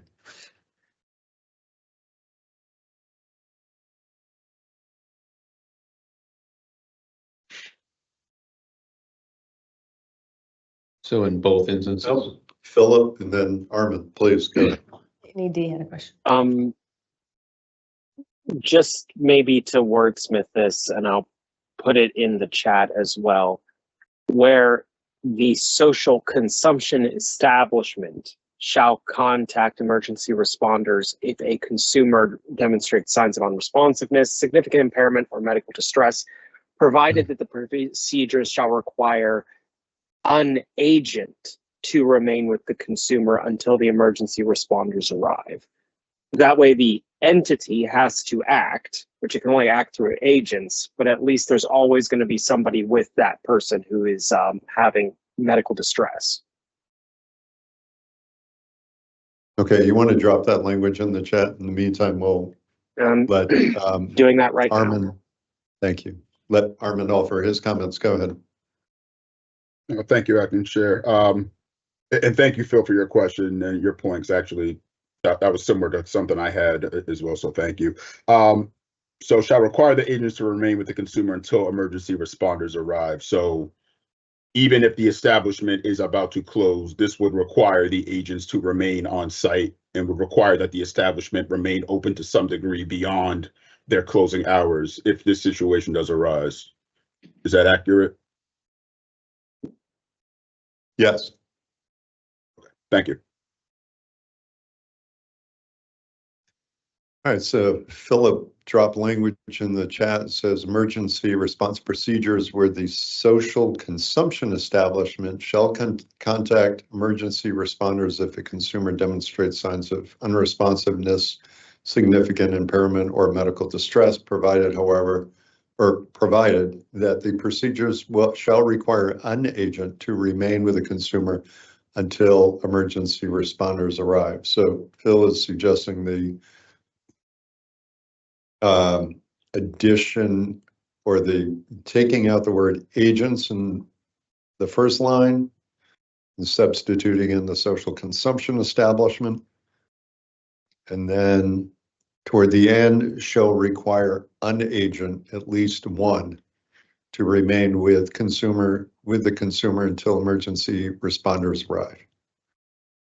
I'm okay with that language if everybody else is.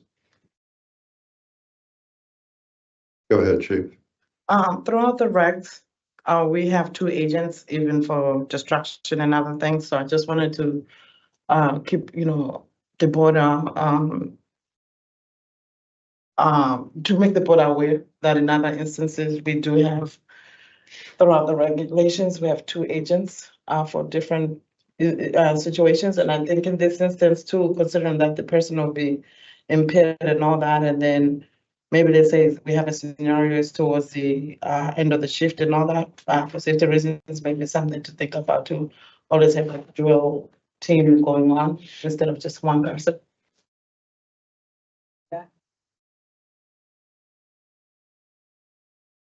Yeah.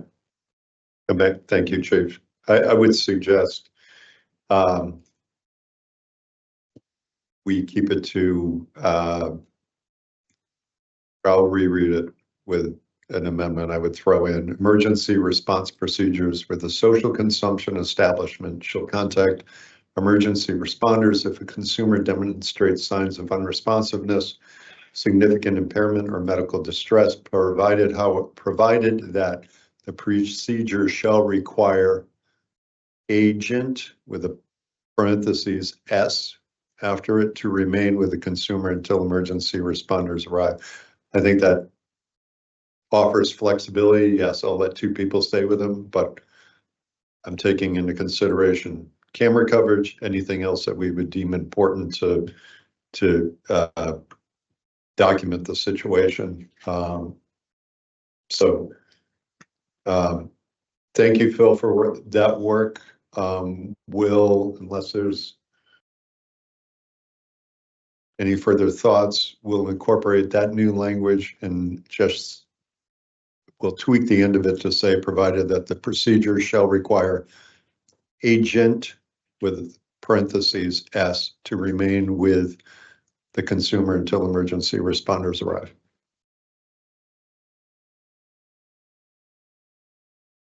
All right. Continuing down, K, which will be the new L, that is old language that says procedures to ensure that no one younger than 21 years old may access the establishment. I'm assuming we're all in agreement on that. Next one is L, which is going to be the new M. And I would invite Ivania if you want to read that for us. Sure. If indoor smoking consumption areas are allowed by the social consumption establishment, including the ability for consumers to use the methods of combustion, smoke, heat, vaporization, and aerosolization indoors, procedures and building plans are schematic to ensure that. I think we've done to be consistent. We'll add an S on the schematics. Any other questions on this first part of them?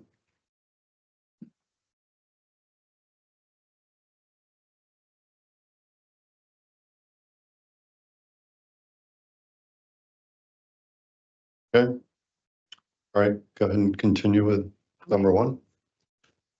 Number 1, the consumption areas in which indoor smoking takes place are isolated from the other areas, separated by walls or other impermeable barriers, and a secure door with access only from the social consumption establishment. Deputy GC, go ahead. Yeah, thank you. So this might look familiar. We're borrowing it. I mean, we have a couple different sections that are trying to keep in line, and because we amended this before, we ought to amend it in a similar fashion here, so I will obviously do that offline for the next draft, so I wanted to say that before we get too far down the line and trying to live edit that here to save us some time. Okay.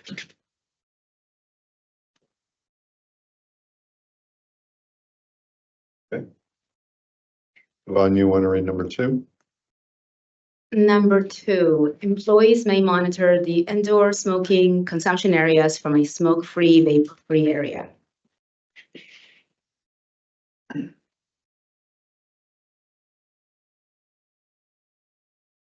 Mr. Acting Chair, Deputy my last comment kind of goes to this whole subsection here, so.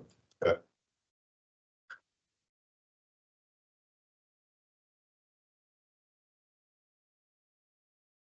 All right, number 3.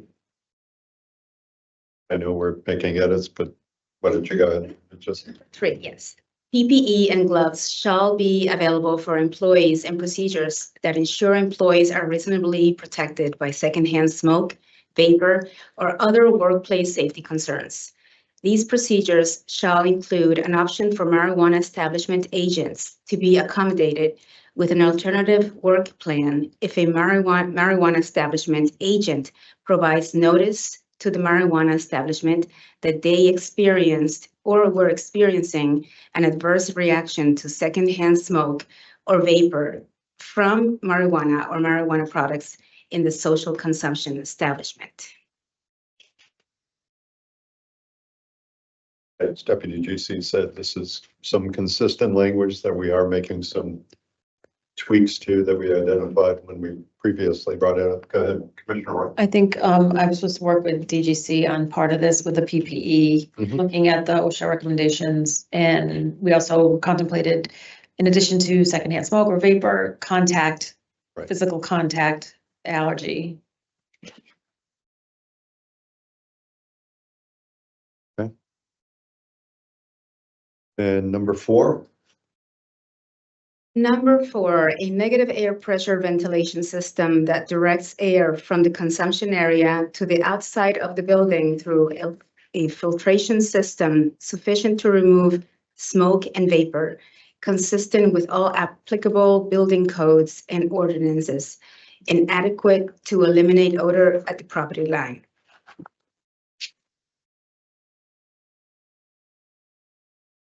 Okay. Mitigate or even eliminate? Oh, you're right. We're changing that to mitigate odor at the property line, right? You have that change, okay. All right. Turning the page, we are taking out consistent with what we've edited before. We're taking out M.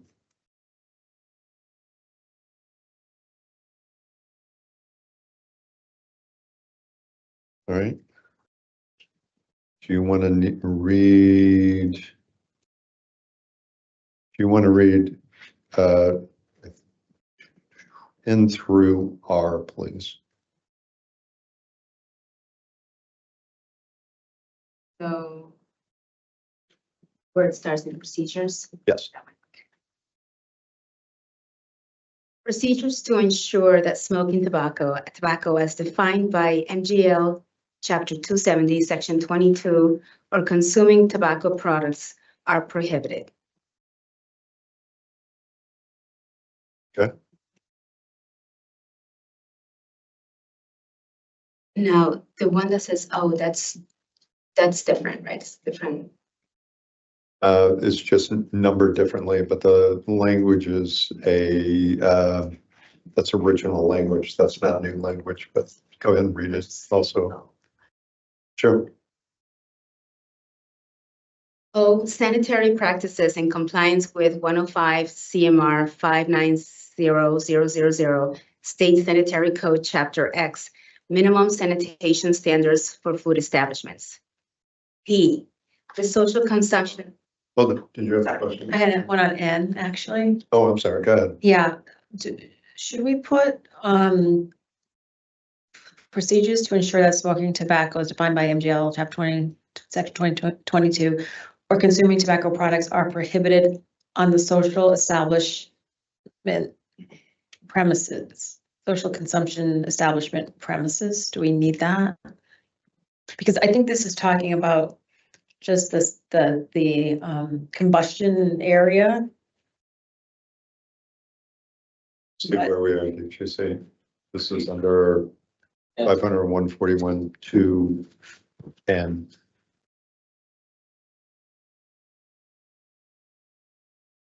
So like, for instance,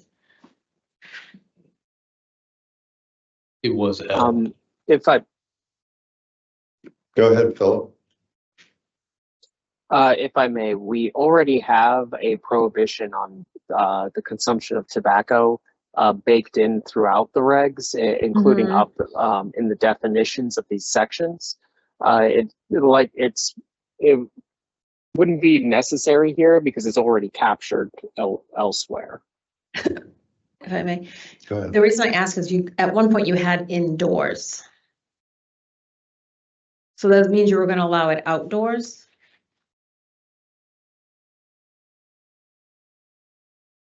I mean, it's struck through. I'm. Yeah, This might just be it might have been borrowed. I don't have a memory of where that edit was, or it might have been borrowed language because it's, you copy paste from a similar section. I don't recall.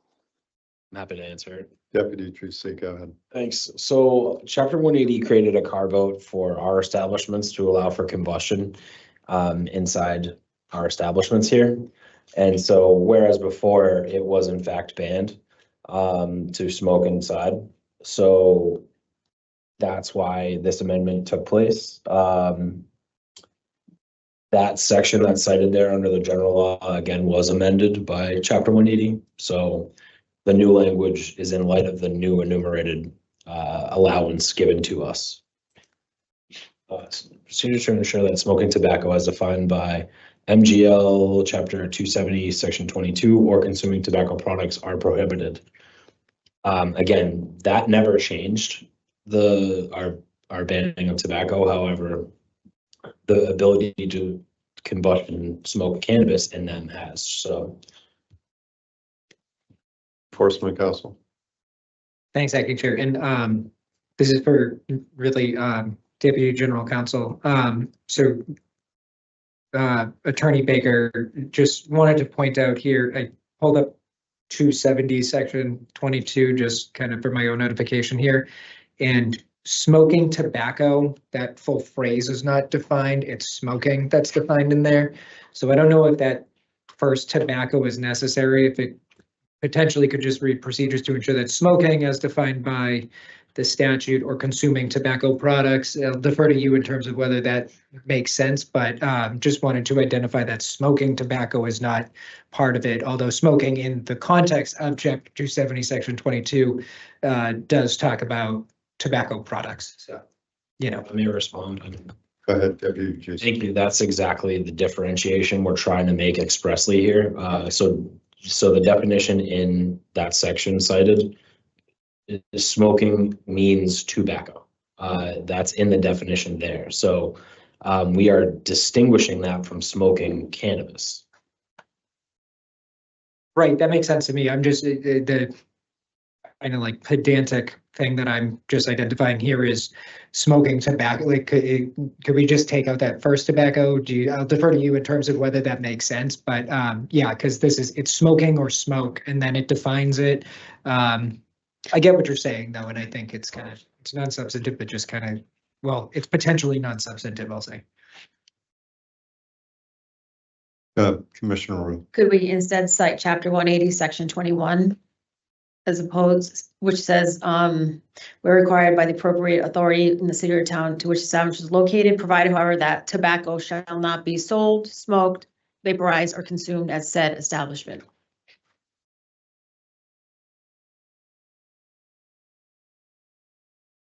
Deputy Jason. Yeah, thank you. I tend to agree with Attorney Scheffler here that is overly redundant, considering how many times that's cited that tobacco is banned here. This is again in the SOP section. but I understand your concern, Commissioner Ryan. Well, I'm just saying, instead of citing chapter 270, if we cited chapter 180, section 21. Would you like to work with me on this language offline? Yeah.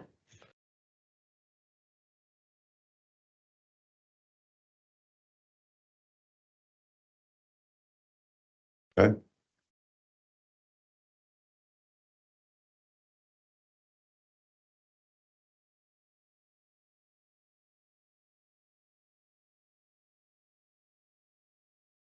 All right, so O again is sanitary practices and compliance. Ivani, you read that one, that's existing language you already got there. Ivani, you want to move on to the next letter? Yes. E, the social consumption establishment shall have a standard operating procedure to ensure the health of agents in the cleaning and sanitation of all consumption areas.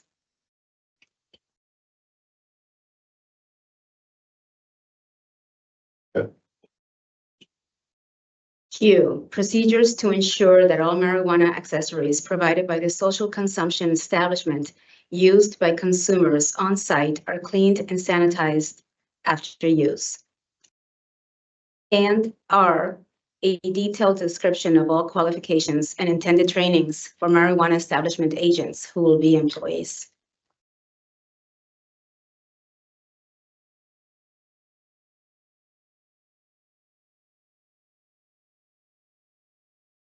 Go ahead. What does a detailed description of qualifications mean?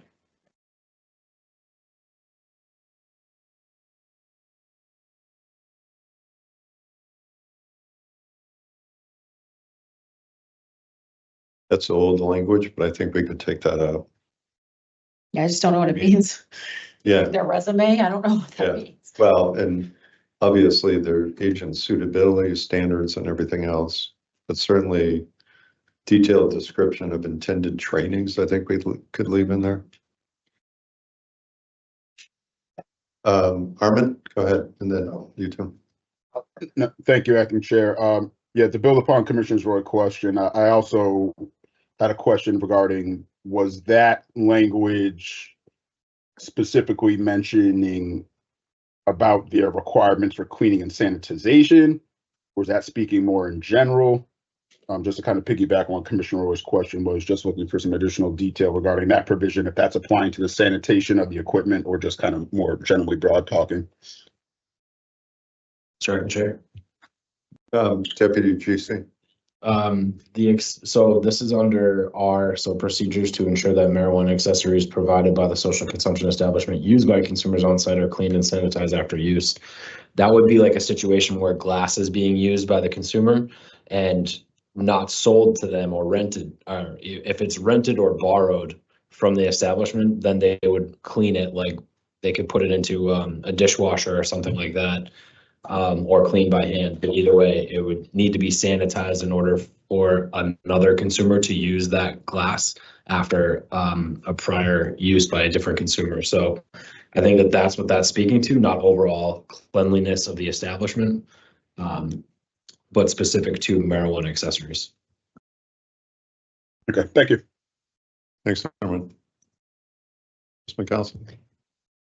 Thanks, Acting Chair. And I was looking at the regulations too to see where else this is this specific requirement. I was just going to suggest where we're talking about, we amended the RBT requirements and included ones that are specific to social consumption establishments. So if we're talking about intended trainings, obviously those would be the intended trainings. And I would say that in 500-101, under application requirements, in the management and operations profile, et cetera, we already include very similar language here. So I definitely defer to my friends over in the legal department in terms of whether or not this is necessary language to include here as well, or if we want to maybe differentiate in terms of like intended trainings to supplement required RVT or something along those lines. But just a suggestion as we're considering this.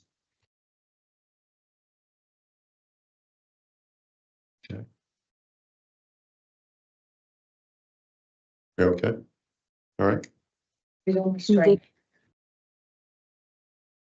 I'm good. Oh. So did you have a recommendation? Not a recommendation at this time, Acting Chair. Just wanted to raise that as we were thinking about the language in R. Okay, Striking of qualifications. we're striking out of qualifications. Or actually, we're just striking out qualifications, detailed description of intended trainings for marijuana establishment agents who will be employees. Yes. Good catch. Okay. All right, I'm going to move on to 3, limitations on sales. 8A, social consumption establishment agents shall only sell marijuana or marijuana products to individuals in an amount not to exceed the limitations of 935 CMR 500-143, 500-144, and 935 CMR 500-150 4A and B. Unconsumed or partially consumed marijuana or marijuana products that are packaged by the social consumption establishment in a sealed and exit bag may be removed from the marijuana establishment by the consumer. Deputy GC, you just want to walk us through what those references are in 140 and 150? Those are 140 is the limits of retail sale. 150 I'm blanking on. Give me one second.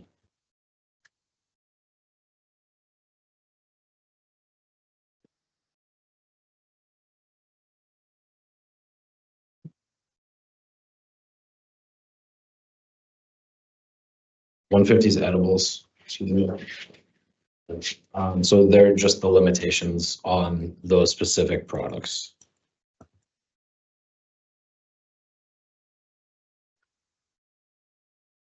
So 143 is again limitation on sales, right?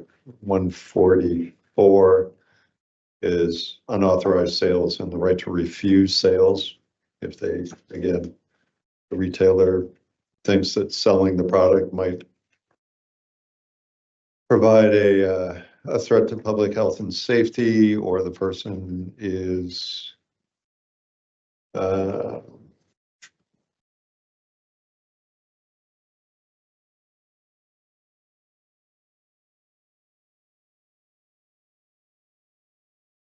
and obviously speaks to you can't sell nicotine or alcohol as part of the social consumption establishment.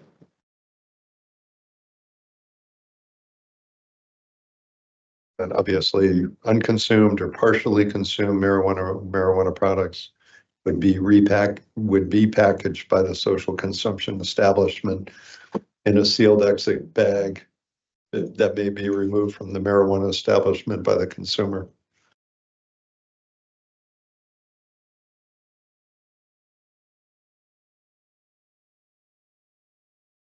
Some of that was obviously existing language, right? Correct. And we determined to strike resealable because we want to make sure that they're not leaving, that patrons are not leaving with an open container. And so we wanted to make sure that it was sealed upon leaving. So we'll have to work out exactly how that looks, but ultimately we would like to ensure that the patrons are, again, leaving with a sealed bag. So quick question, if I went and bought a retail item and I decide I'm going to stay and somebody packages up as they do now at a retail establishment, staples it closed, I decide I'm going to go in the consumption lounge and consume part of it. The idea would be that they'd have to have procedures to show that when I do get ready to leave, that the bag gets resealed. That's correct. And it's a policy decision for you all as to whether you want to allow someone who bought at retail to then be able to go over to the consumption space and consume there, or if you want to prohibit that ability. So as of right now, I think that the way it's drafted, I don't think that would be allowed, but we can. Oh, I see. making the bad example. I'm buying something at the social consumption establishment. It isn't bagged up. I am consuming it. Then whatever I have left, I take it back to the counter and they put it into a closed bag for me or a sealed exit bag. Exactly. That's how it's drafted right now.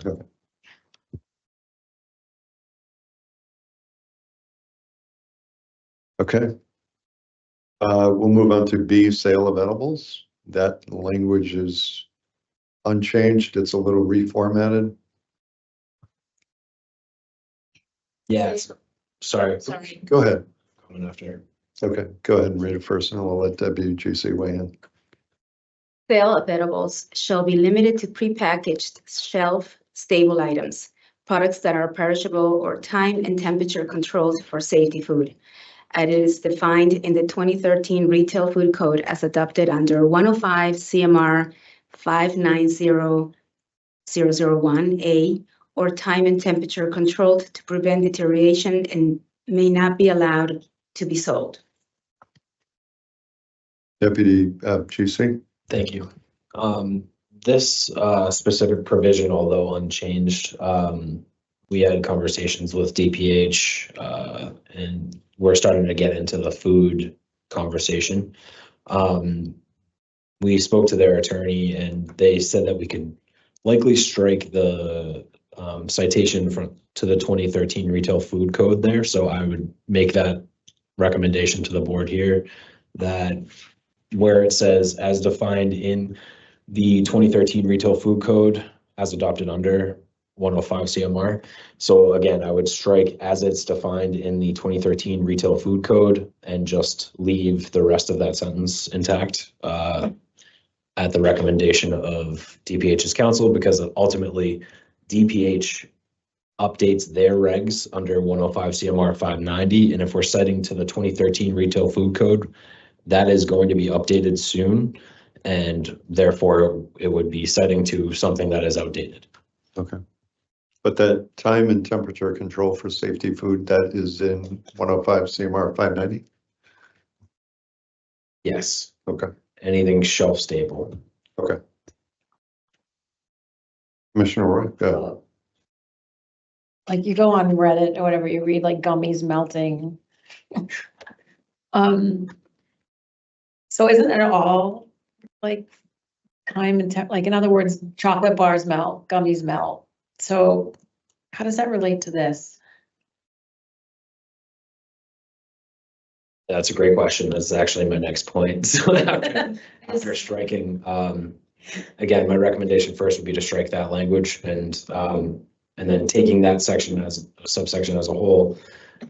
Shelf stable is one of the things that I wanted to raise with you all, because I know there are some people advocating in the public for us to open up the food space here, and we are dealing with constraints coming down from the federal government related to food inclusion with cannabis here. And so it's a very tight balancing act to try to include food here. And so that's something that the working group really wrestled with this entire process. It was definitely one of the most difficult areas to try to bring into compliance here. So the recommendation that I have for the board is, when we're talking about infusion, the bright red line that has been told to us is that no live infusion can occur. And that's partially because we need to get our products tested before they can go to market. So you can't test a product if it's being infused in front of the consumer. So shelf stable, going back to it, I'm sorry. I'm sorry. Go ahead, you finish your thought. I'm sorry. I just got. I'll let you go, Commissioner. All right. No, I'm just thinking when you said that, but if the product is tested, so let's say it's a tincture, so that's already been tested. So if you go, okay, so if it's, just trying to think that, like if you were to put it in olive oil, what would you put in the olive oil to make it infused? A tincture. That's what a tincture is. Yeah, right. So I'm just trying to think of Like if the cannabis product that goes into the food has already been tested, then what's the complication? Before that product would come to market, it would have to be tested. Again? I think the food would have to be tested, but I'll defer to other folks that have more experience there. I think Phil has his hand raised. Phil, go ahead. So one of the problems we run into is not just the testing requirement, but also dosage and public health and safety. So like with your example with the olive oil, there are scenarios where that might be fine. The olive oil is tested. We know like in an ounce of it, there's 5 milligrams. We give you a little cup that is exactly 5 milligrams and the consumer puts it on top of whatever they're going to eat, or they're going to dip their bread in there. We know your dosage because it's been tested and we are receiving a limited dosage, and the consumer puts the food and the thing together. That's the scenario that's contemplated with how this is put together. The reason that sort of the live infusion is problematic is if I take that olive oil and I try to cook with it, now it's far less precise because some of the THC is burned off. The THCA, once exposed to heat, turns into THC. So now the actual concentration in your food may be significantly higher. It could also be significantly lower depending on how long you're cooking it.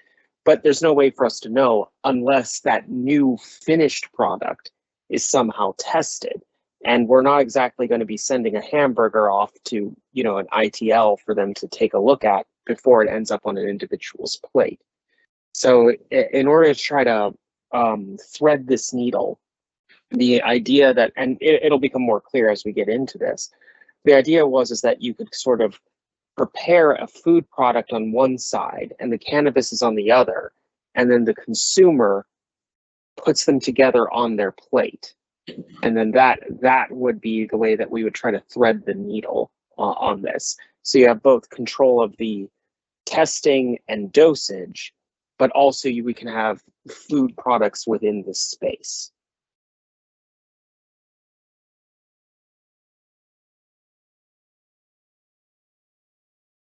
Thank you, Phil. Okay, move on to, Enforcement Council, go ahead. Thank you, Acting Chair. I just wanted to ask EGC Baker a question just about the citation that's in here. Thank you, Chief Jones, for highlighting this as well, just to double check. But as we're striking the language in this, and I understand you had conferred with DPH's counsel as well, who advised on this change, but as we're looking at it, I just moved away from the tab.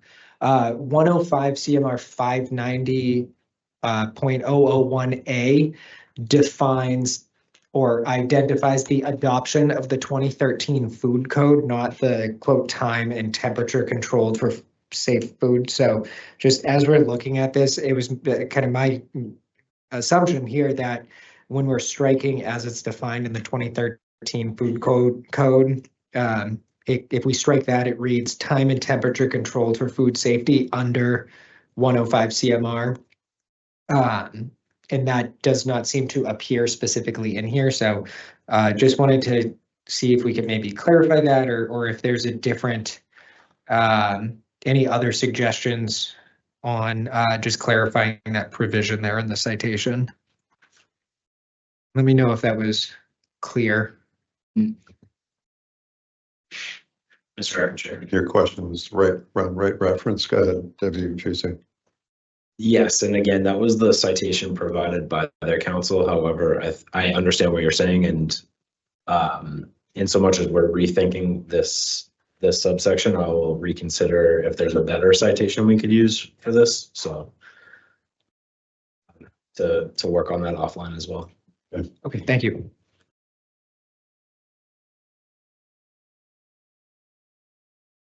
Okay. Moving down to new letter C. Go ahead, Ivana. C, sale of beverages, notwithstanding 935 CMR 500-105-6C2C, social consumption establishments may sell beverages in a single serving or multiple servings.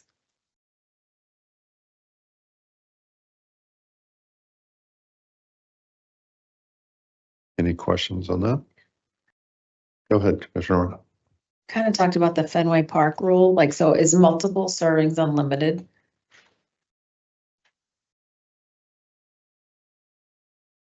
The only statutory provision that would be restricting us here would be that we're not allowed to create regulations that go above 10%, or I'm sorry, 10 milligrams for a serving.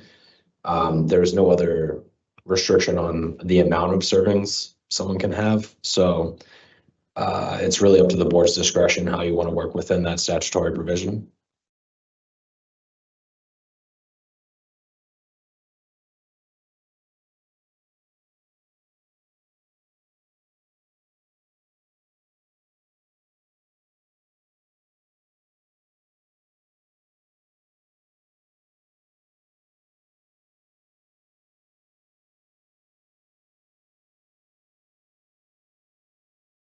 We need language like as long as daily limits are not exceeded at the end of that. And it's Yeah, I'm not sure kind of that understood, but I'm not sure that that's necessary because 3A just above that does limit it. Limit the overall amount. What is it, like a big gulp? What are we selling? Again, this is the board's discretion on how you would like to see this. But I see enforcement council has his hand. go ahead, Enforcement Council, and then I'll turn to you, Council. Thank you, Acting Chair, and I apologize, I got a ping, so I apologize if I'm in the wrong spot here, but if we're referring to 3C here, the sale of beverages and allowing beverages to be sold in single or multiple servings. One thing that I just want to raise as well is that this may have implications beyond this one provision. So right now, marijuana product manufacturers are limited in terms of the potency of edibles that they produce. So if we're making a change here, that's also going to have kind of downstream effects, or I guess upstream effects, relative to product manufacturers, the edible potency limits that are implicated there. Currently, each single serving is limited to 5 milligrams with a plus or minus 10% variance on there, so 5.5 technically. If we're allowing multiple servings, I understand in the kind of tincture example that we were discussing previously, that if there's a, this would allow them to sell multiple servings of a tincture, and then that could be infused into a drink after the fact. But if we're talking about like pre-canned seltzers, this is just a little bit more logistically complicated given our existing regulatory framework and the restrictions that are placed on licensees, than just allowing multiple servings. I can see stemming from this, licensees reaching out to ask if they can start producing 10 milligram, 20 milligram, 100 milligram seltzers, how that would affect the current marketplace. Also, we're kind of considering would adult use or marijuana product manufacturers be able to produce these? Would that be limited to medical marijuana treatment centers that do not have a similar limit? But again, when we're thinking about that, those are really limited to patient access. For adult use consumers, that 5.5% or 5.5 milligram, excuse me, limitation applies. Tinctures are different, but when we're talking about beverages here, as beverage is a defined term, that would still have that limitation. So I wanted to raise that as the board's considering this policy allowance. Commissioner Roy. To that point, do we need to define serving? Because are we talking about milligrams? Are we talking about ounces of fluid of the beverage? Like, what is the serving? Like, I don't even know what that means. Acting Chair, if I think I can help to clarify that a little bit. Sure. I see your hand, Philip. Hang on. So Commissioner Roy, it would be, where I would refer to that would be in 500, 150, which is our edibles section. And so under subsection 4, the dosing limitations, that provides that the kind of restrictions that I was just discussing. And under 4A, it says for a single serving of an edible, 5.5 milligrams of active THC. And then they also include limitations for the total package as well. So that's where I would look to in terms of defining a single serving. I think our focus would be on the serving of THC as opposed to kind of the fluid ounces of the beverage. Right, so for a single serving, 5.5 milligrams. Do we need to be like more specific in this line? Like based on, let's go to the meeting book.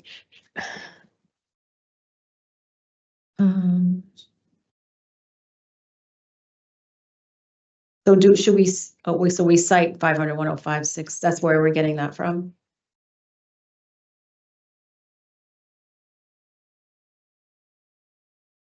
Like, that's a different citation. Yeah, Commissioner Wright, I believe that's, so earlier, I forget if it was yesterday or yes, I believe it was yesterday, when we were discussing a section and we noted that kind of once we get down to the 141 provision, we would need to have an additional conversation. I will pull that up right now as well to take a look.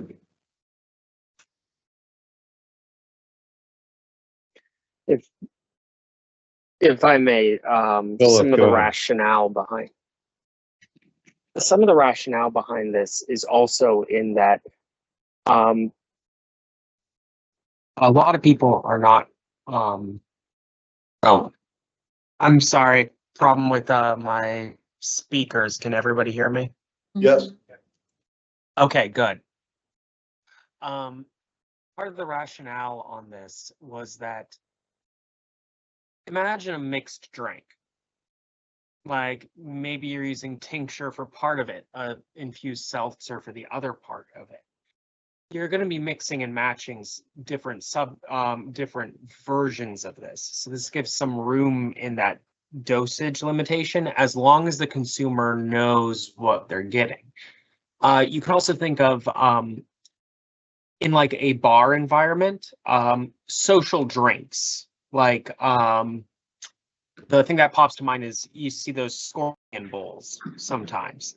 That is a lot of alcohol, more than what a normal one individual probably should be consuming, but it's intended for more than one person. So it's kind of leans into the social aspect of this as long as the consumer knows what they're getting, which is captured in other sections of the regulations.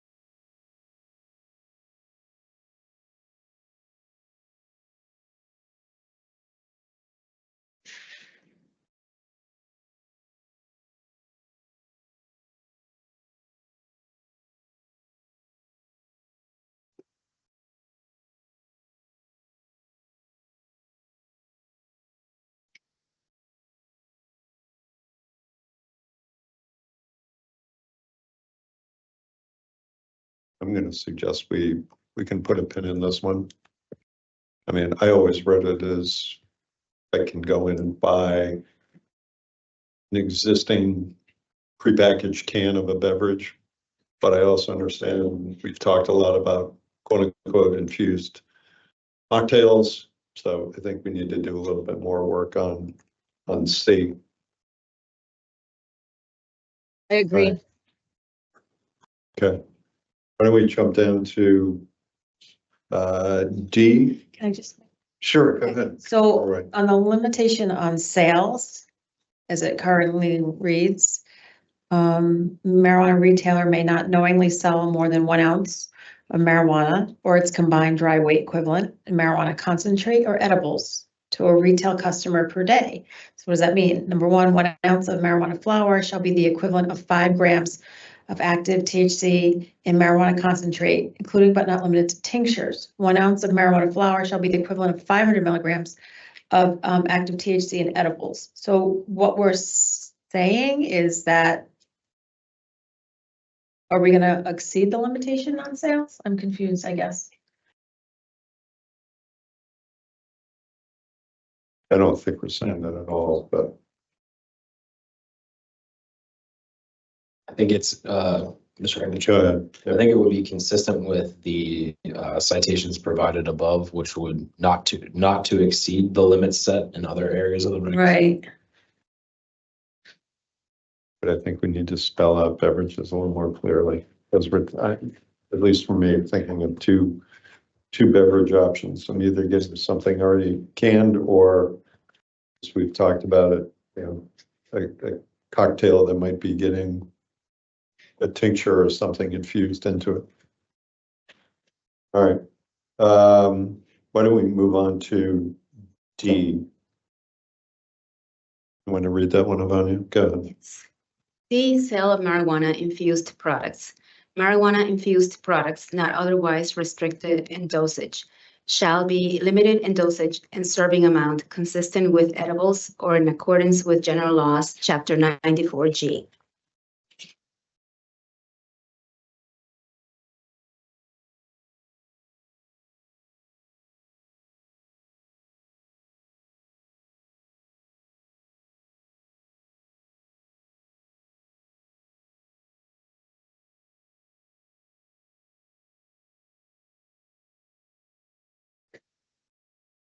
Any questions on D?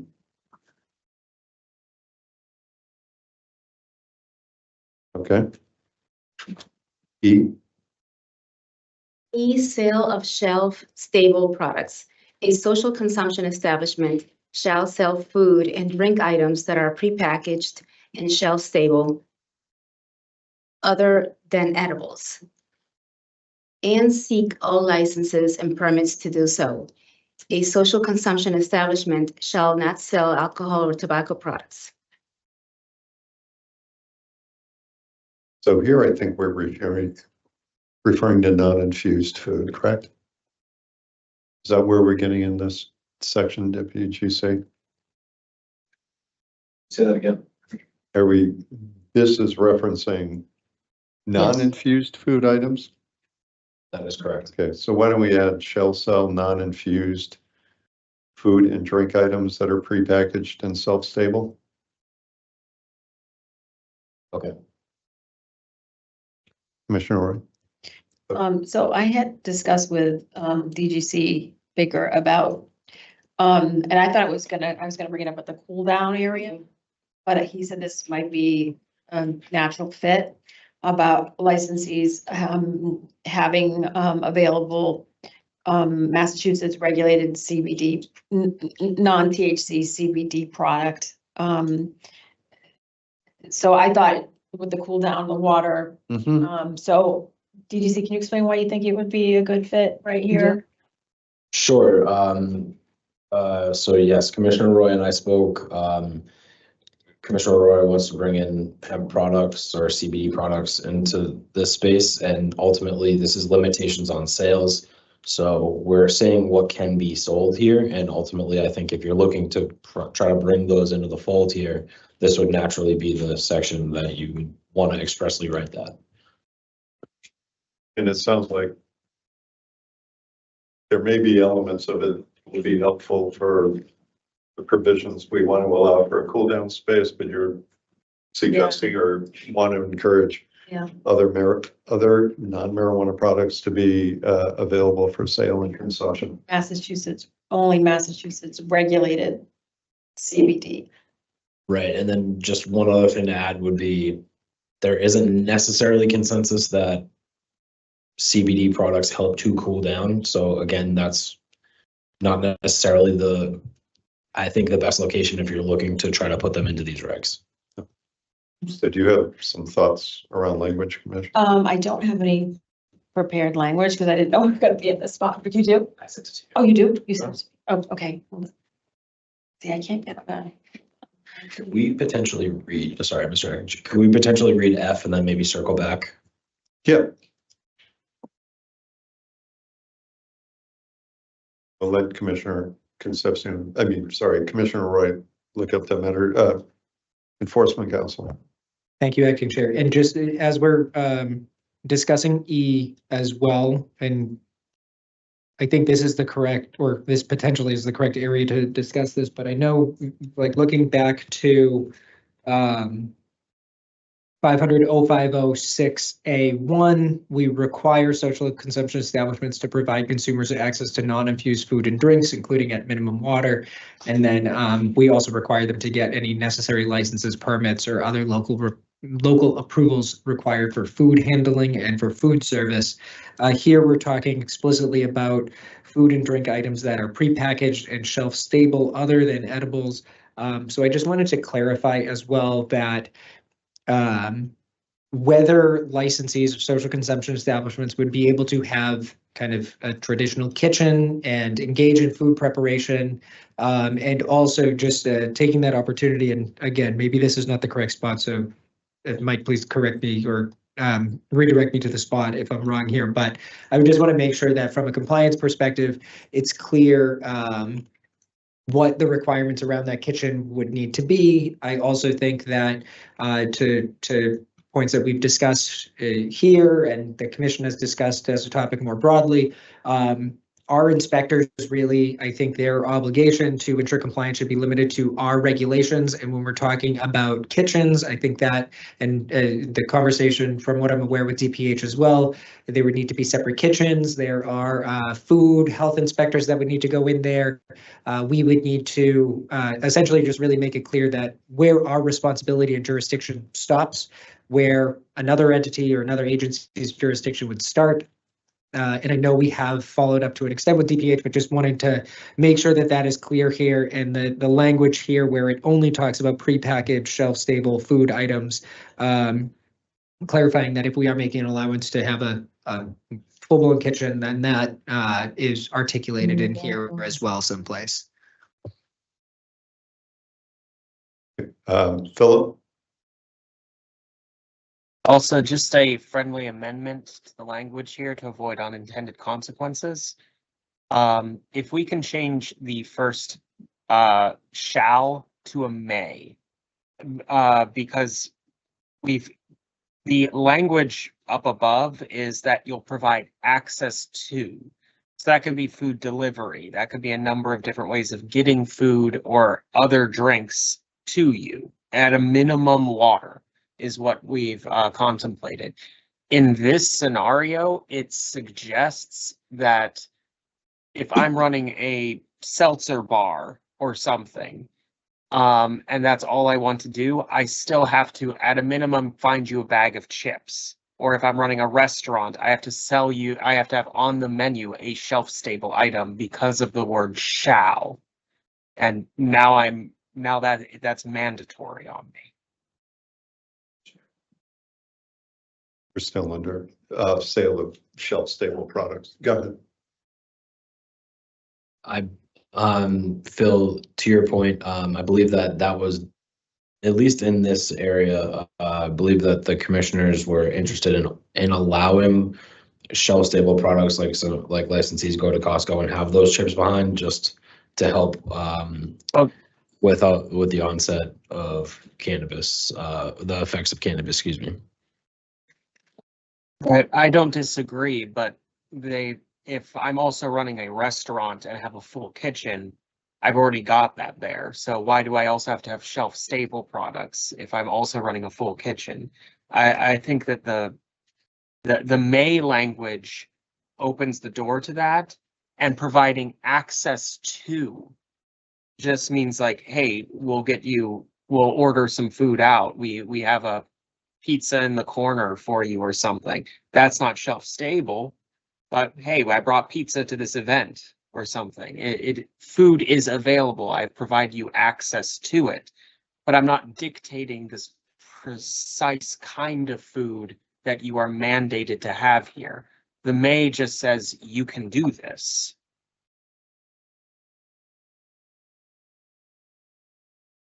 Just my comments on that section. Director, go ahead. Yeah.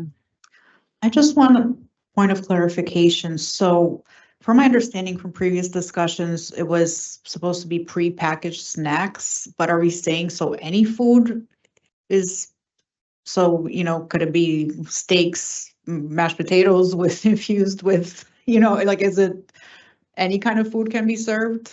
Any kind of food. Any kind of food? Okay. And or delivered.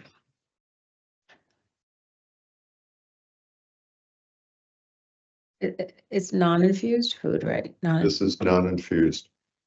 So then why do we say other than edibles?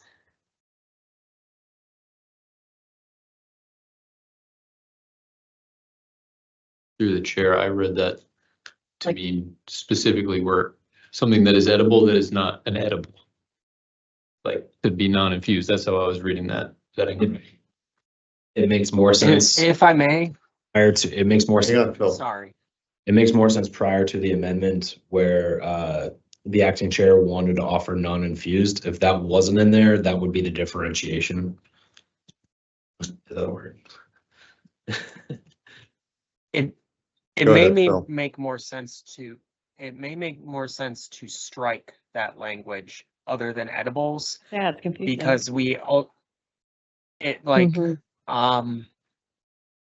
because by law, as soon as you add marijuana to something, it ceases to be considered legally food.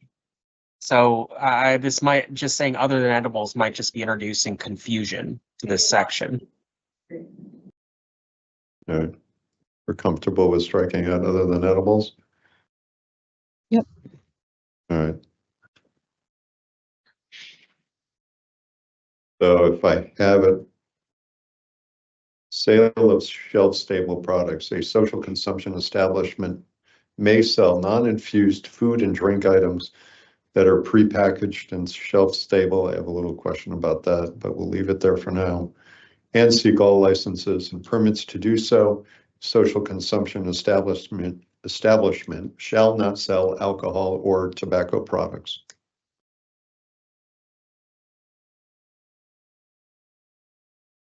Commissioner Roy, go ahead. So at Thanksgiving time, there's a company that makes infused cranberry sauce. It's prepackaged.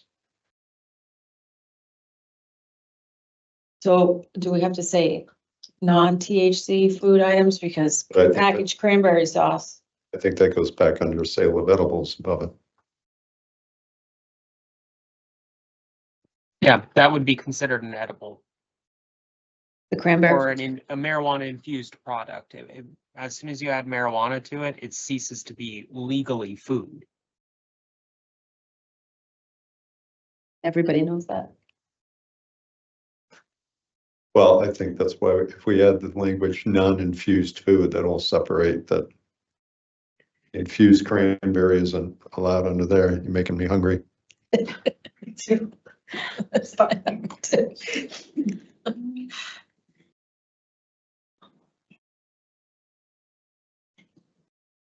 Non-infused food and drink items that are prepackaged, but non-infused.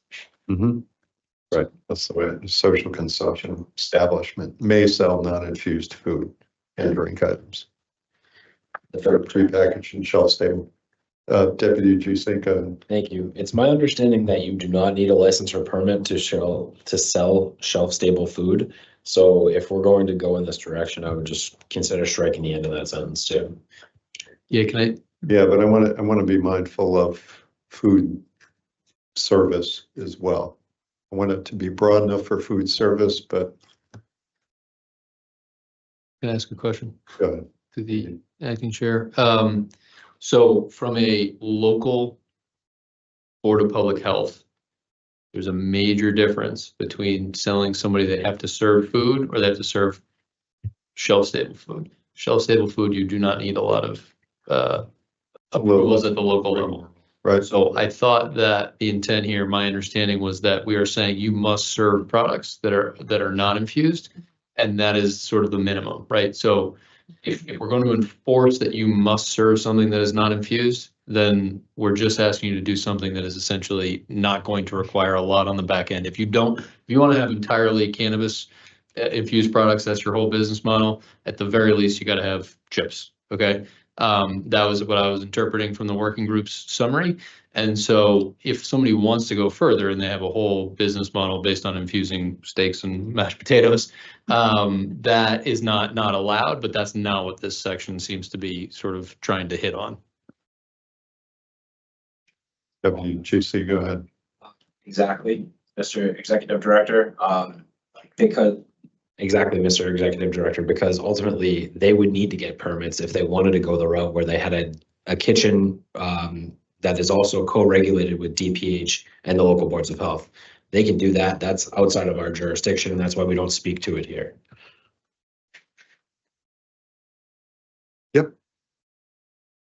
Thank you. And I just wanted to speak as well, when we're talking about shelf-stable food and the permits required or not required for that, I will also just add in that it's kind of a general commission policy as well that was established under the previous executive director, that our interpretation of our regulations, and consistent with prior discussions by former commissioners as well, our licensees are really limited to the activities that are expressly permitted by their licenses, and to avoid kind of additional confusion and requirements by our investigators to be responsible for other regulations and laws that are outside of our jurisdiction, that as a general matter, we do not allow licensees to sell food, snacks, uninfused products. They're limited to branded goods, limited to those marijuana accessories, items that are specifically outlined in our regulations. So I would just want to clarify too that this allowance here is specific to social consumption establishments, and just because a permit might not be required, licensee should not expect that they are able to sell other non-infused food items. And I know that is one suggestion that we have passed along as well, in terms of potentially adding or clarifying that expectation in our regulations too, because there was a policy that was established under the former executive director. And just wanted to kind of point out to that specific provision too, or that specific understanding on our end, when we have received some pushback too. So clarifying language would definitely be helpful for our enforcement or for compliance purposes. Do you have any thoughts on language, or you want to share a recommendation? Yeah, we've spoken about that. I believe that Deputy General Counsel is going to raise that as a policy point for the board to consider as well, because that can obviously be changed one way or the other at your discretion, but that is the current policy position. Okay. All right. Chief, go ahead. Yeah, if I may, Acting Chair, to add on to what Enforcement Counsel just mentioned here, this goes back to the conversation about lottery, when there was a request for that. We provided the opinion of the former executive director related to this. And I think that's why it would be timely while we're on this topic to flush that out even more, considering that we're also getting pushback from the licenses when we issue a notice related to this. Okay. All right.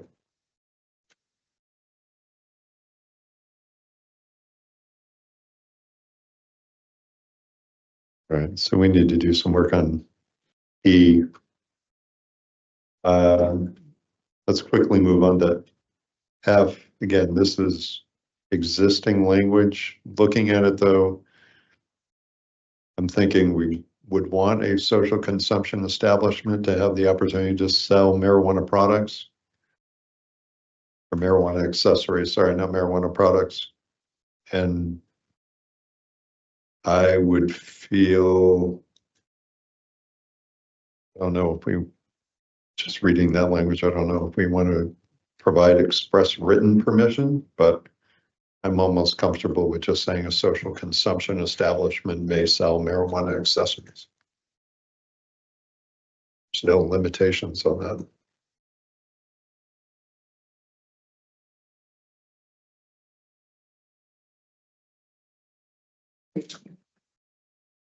So F, which reads, social consumption establishment may sell marijuana accessories.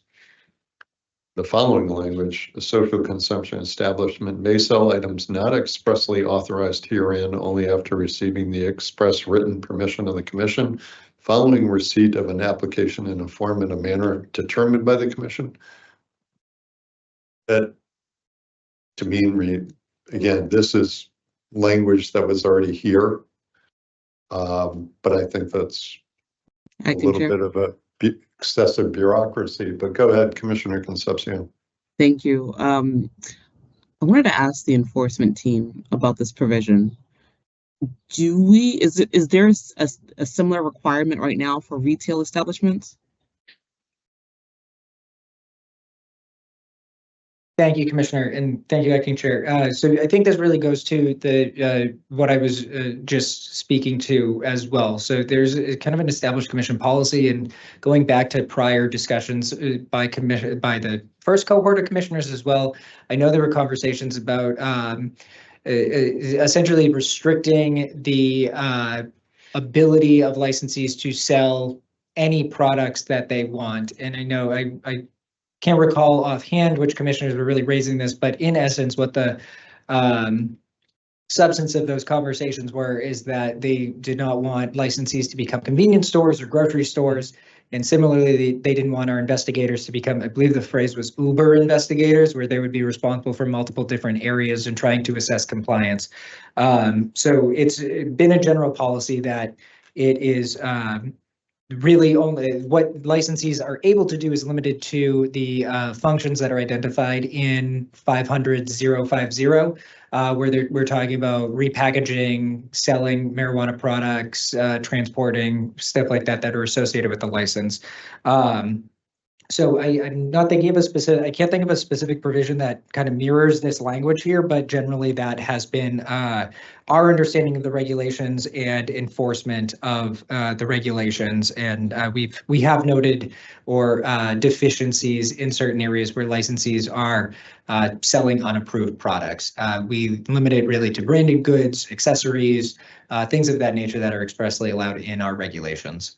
I understand that, and I'm aware that accessories are for sale within licensed retail establishments. My question is specifically around any sort of express consent being given by the commission to sell those items. Yeah, and so that is the policy that was established under the previous executive director, that unless the commission is authorizing certain additional sales, like we're talking about the lottery conversation, there's nothing in our regulations that expressly say you cannot sell lottery tickets, but that's not allowed by the regulations. So it's really more of a policy determination by the commission in terms of what the board would really want to allow licensees to be able to sell. The present policy is that we really restrict licensees to what is allowed by that license or what is authorized by that license. And there is really just, we've limited it in that sense. So yes, it is not, unless there was like a waiver that identifies, yes, you can sell this, or the commission has spoken to a certain item or policy or thing that can be sold in addition to what is expressly allowed in our regulations.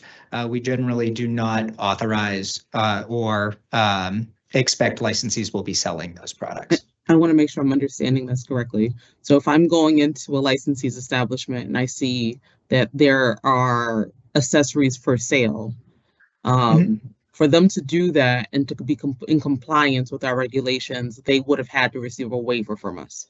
Oh, no, sorry, that's a, no. So our accessories, marijuana accessories, as well as branded goods, those are expressly allowed in our regulations. So we have generally allowed that to be sold in retail establishments.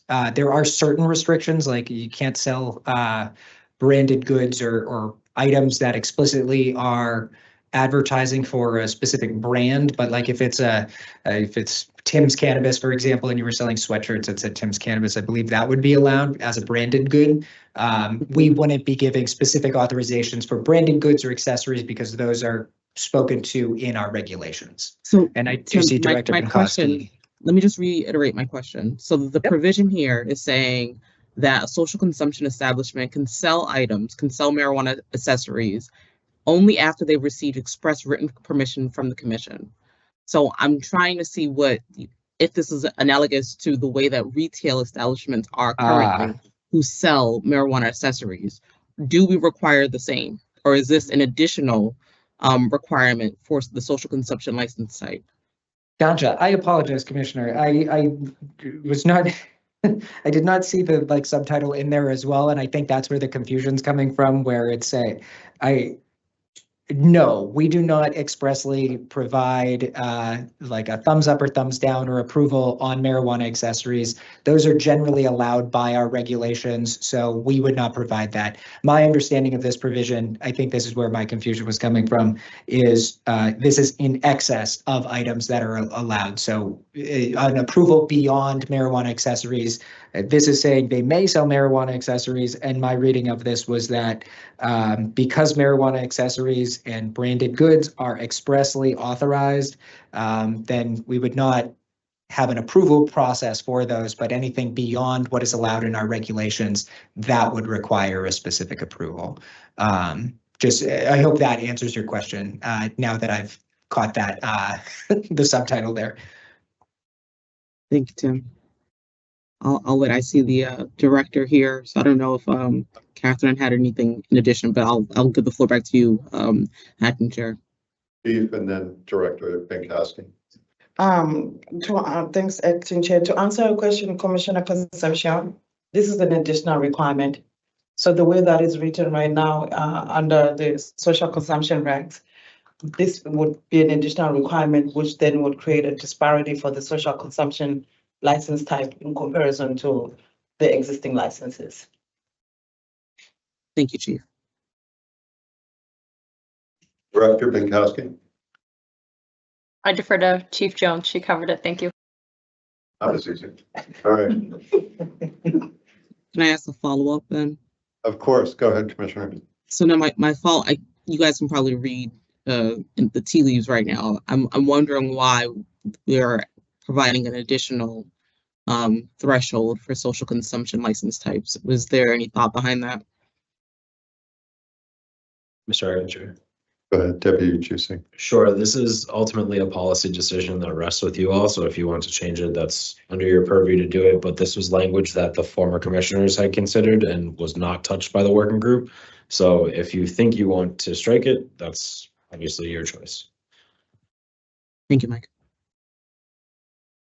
Yeah, I mean, the more I'm reading, I appreciate the conversation, and Chief, I think you raised the perfect example about the lottery question that was posed to us before, and actually thinking through, there are elements of the lottery that are meant to be lingering activities and might be appropriate for a social consumption establishment. So after all that, I'm comfortable with leaving the language the way we have it, because it's not prohibiting sales of marijuana accessories, which we already discussed earlier in terms of sale and use.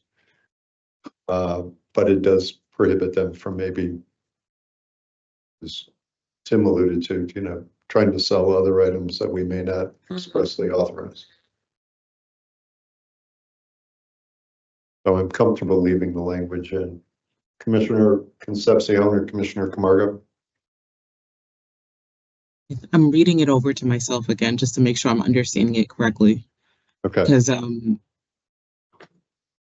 yeah, I just need to read it one more time. Sure. Horseman Castle. Thank you, Acting Chair. And I mean, perhaps one thing that we can do to clarify this is to remove this subheader in here. It seems to be kind of separating the idea of social consumption establishments and their allowance to sell marijuana accessories, which is allowed in our regulations. I would also say that we might want to include branded goods here too, just to clarify. If we're calling out one, we might as well call out the other one. But if we kind of remove the underline here and just consider these as two separate sentences, the first sentence would be providing that allowance, they may sell marijuana accessories as well as branded goods, I would suggest. And then the second sentence is providing that restriction to say you can only sell, or if you wanted to sell items that are not expressly authorized, then you need to receive authorization by the commissioners or by the commission prior to engaging in those sales. I would say the language here is a little, it looks like it was written by a lawyer, not to kind of self-defeat on this, but sometimes the language is a little,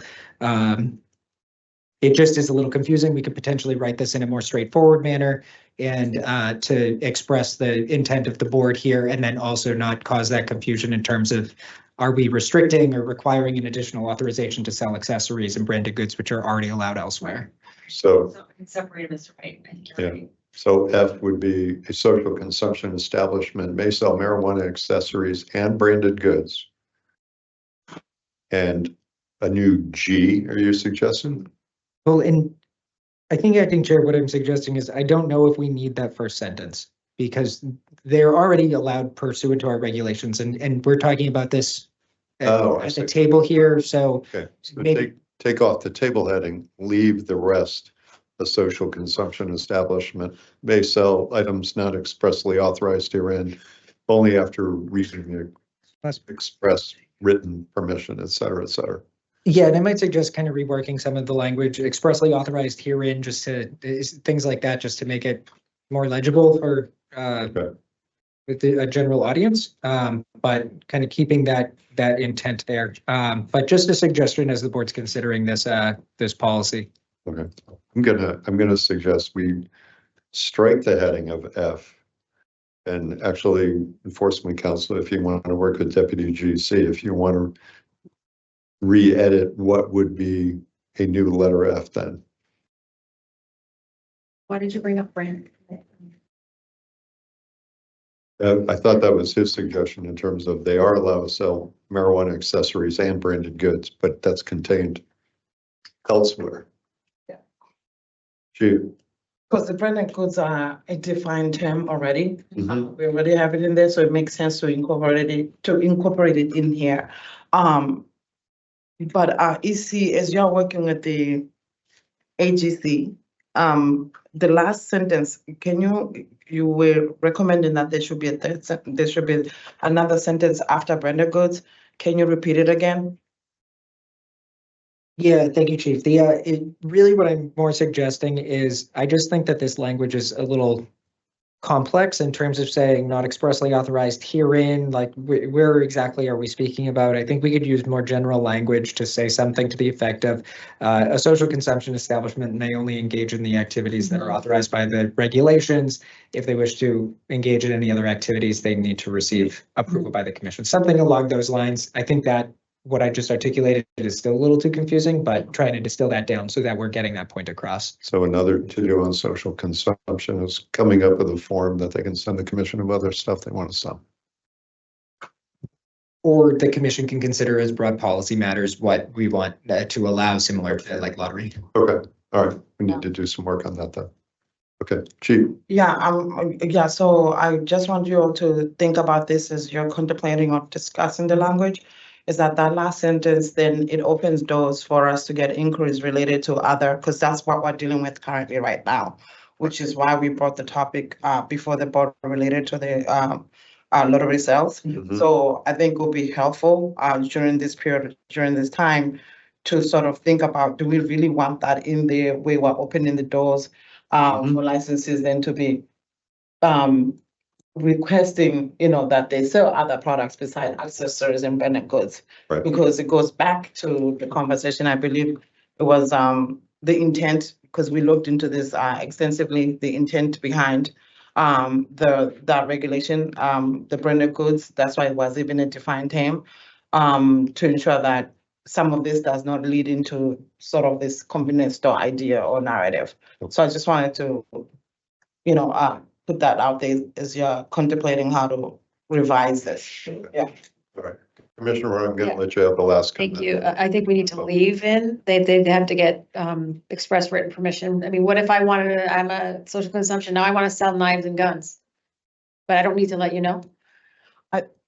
So I think like if they're gonna sell anything, in addition to accessories, branded goods, the marijuana products and the shelf stable stuff, like anything above, we need to know, like, because it could be public health, safety related. I think that. Yeah. You're saying the same thing? Are we saying the same thing? Yeah, I don't have an issue with that. I think the key thing too for consistency, which goes back to why I believe Commissioner Concepcion was asking this question. We need to look in the other sections of the regs. Yeah. To see what did we say, or how is this prescribed or articulated in those sections related to selling of branded goods or, marijuana accessories. That's really, where this is going, right? But I don't recall, because we did a lot of research on this, I do not recall us having language that was just suggested, like by EC Gooding. I don't recall that being in there. So I just wanted to make sure that at least they keep that in mind as they're, revising the language. Okay. All right. I'm gonna stop us for today. We know where we need to pick up. Commissioner Roy, I'll give you one last comment. Thank you. Well, I promise. So if we could just put a pin, I did put language from DGC about the consumer ready hemp. So if we could pick up on that language next time, because DGC feels it's the appropriate place is in this section. So I just want to make a note of that. Thank you, Commissioner. All right, there is no new business that the chair did not anticipate. Commissioner Camargo, would you offer a motion for us to adjourn for today? So moved. Commissioner Concepcion, would you second? Second. Motion made and seconded. Any further comments or questions? Seeing none. I'll do a roll call vote. Commissioner Camargo? Aye, and thank you so much to everyone. Thank you, Commissioner. Commissioner Concepcion? Aye. Commissioner Roy? Aye. And Commissioner Stebbins votes aye, 4 in favor, none opposed. Our next meeting right now is on the docket for May 8th.